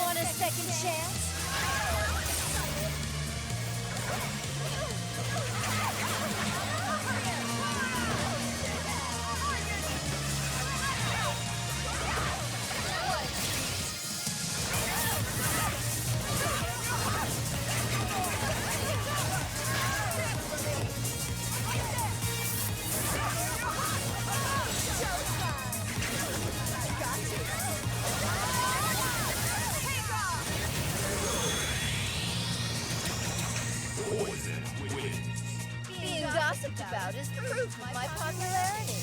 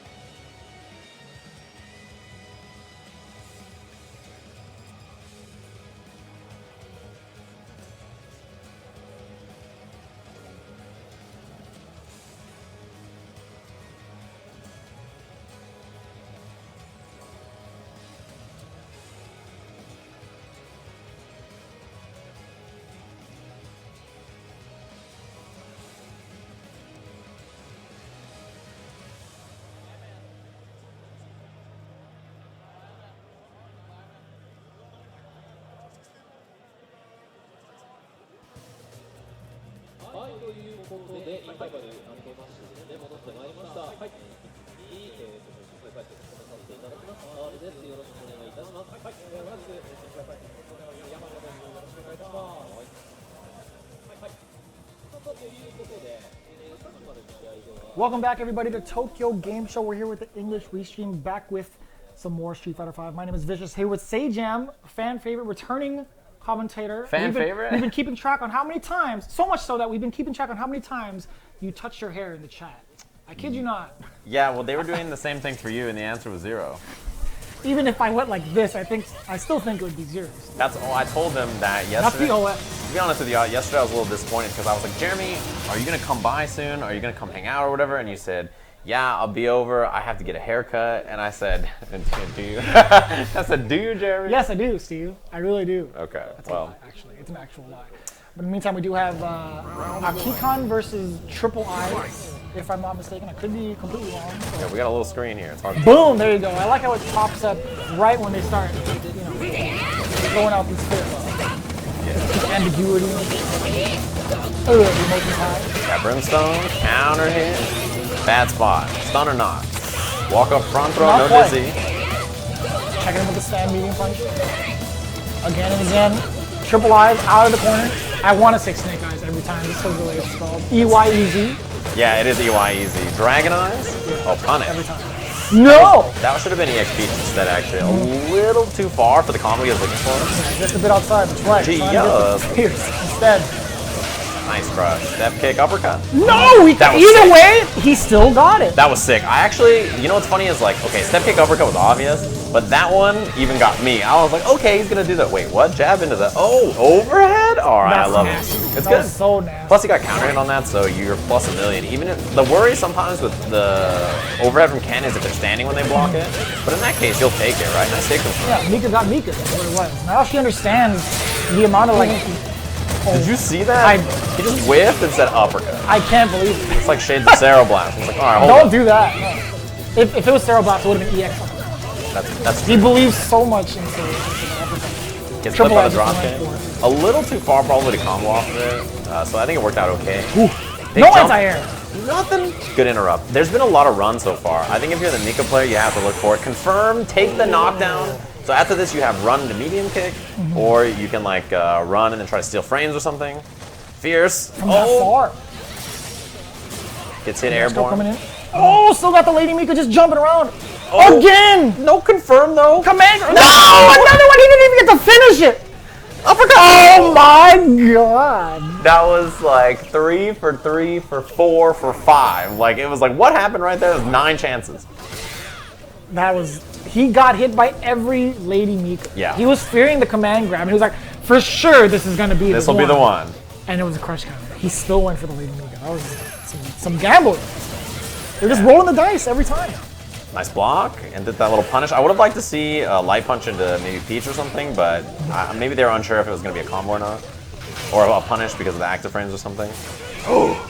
Punish? Mix up here? Oh, No. well, out of there. Yeah, Don't even fear the mix-up. Just EX uppercut. That's like, if you've never seen the mix-up in your life, I would uppercut. I would do it every single time. He's like, you know what? I have this much life left. I'm just going to take this risk. Yeah. I mean, that's the thing, right? Is like, in that case... No. You hate to see it when a Mika player reels back in his seat. That's how you know you did some hella damage. Hey, that guy needed to get a haircut yesterday too, Jeremy. I don't know what you're talking about. You guys are part of the same crew. You guys rolling together? Man. See, we only have the small feed. I feel like there's some hair to salvage there. You just can't tell. Part of the BGC. Not quite. He's still applying right now. Oh, he's his in the application phase. He doesn't have a membership yet. His application's pending? Yeah, it goes through me first. I have the stamp of approval. I see, yeah. You stamp it on the back of their head. It's like Hitman. It fades away eventually. Ooh, that was good. Yeah, drop kick went right over the crouching medium kick. Back Got throw. away with murder. EX Plus for the frames. plus. The thing is, like in that case, you know, you got to keep yourself safe. Yeah, EX Peach takes another one. Depending on the Nadeshko you use, that must have been an error. Depending on the Nadeshko you use, you can actually get a side switch there or not. But took the kind of the down V trigger to get the combo in the front. That was a V reversal. Oh, there's another one. Not like You this. saw it from both ends, right? Triple-I's went for his V reversal, and then Kannichan went for his own. You saw the drop kick. Yeah. In that case, like, I feel like you had to abandon it because you tried it once, it got you killed. Tried it twice, got you killed. And he knew. Triple-I's went for the neutral jump, avoided the command grab. Yeah, Now uppercut that's another critical arm situation. for the setup. This is the same kind of meaty scenario we saw last time. Dash up throw. Yeah, not a real setup, but you know, people don't expect it. Nice block. Throw loops aren't a thing with Ken anymore. Man, we've seen so many runs. Like the run pressure has not been interrupted that much. I'm not surprised. Side switch, going for the Lady Mika. Nadeshko called out, both hands in the air. Ugh. And then bringing him back, the reset Uppercut or again. No, doesn't need to. just jumps out of there. Reset, I had a feeling. This guy is crazy good. True. Yeah, this is one of those Ken players that like, you're constantly on the back foot. You never know what's gonna happen, right? Like you're just constantly like, are they gonna do this, that? You never know. He called out every single command grab in that last like couple of sequences. Yeah. And that neutral jump just saved his life for both of those rounds, getting a 2-0 over Akuma. That was actually some crazy reads, man. Because I honestly in that corner I would have sat still. A lot of players kind of just like fear for it. They just like kind of sit still. They don't want to get Lady Mika countered, but he still went for the. And in that case, in the corner, so when Ken hits you and then activates in a fireball, that's a common reset point for back throw if they're not going to kill. But instead did fierce, run, then back throw to try to like throw off the timing. Like, oh, you're going to tech right away. You think I'm going to go for this reset and then like kind of throw them off. So I like that strategy a lot because that's like a really common reset point for Ken a lot of the times. But in that case, like it's just a little bit of different timing. It was just scary for me just seeing Mika. As soon as he got the side switch twice, right? Was it triple I? No, it was Akikon, the Mika player. Switched over 2 times to get the side switch, and Lady Mika to get the reset, or Crouch Strong to get the reset. I honestly thought he was just going to go for it again because it's how he caught triple I's in that first round, right? Yeah. Just back to back Lady Mikas. Yeah. And catching him scared. It was like 2 in a row regular hit. Third one was crush counter. And the worst I thought he was going to do it in the corner. The worst part is when the crush counter hit and the combo afterwards just jump heavy kick. It was like you could have done Lady Mika dash, Lady Mika into like heavy peach or something. Like you have all these options in that situation, and it's like the one thing you did is the one thing that didn't kill. It's too bad. Yeah.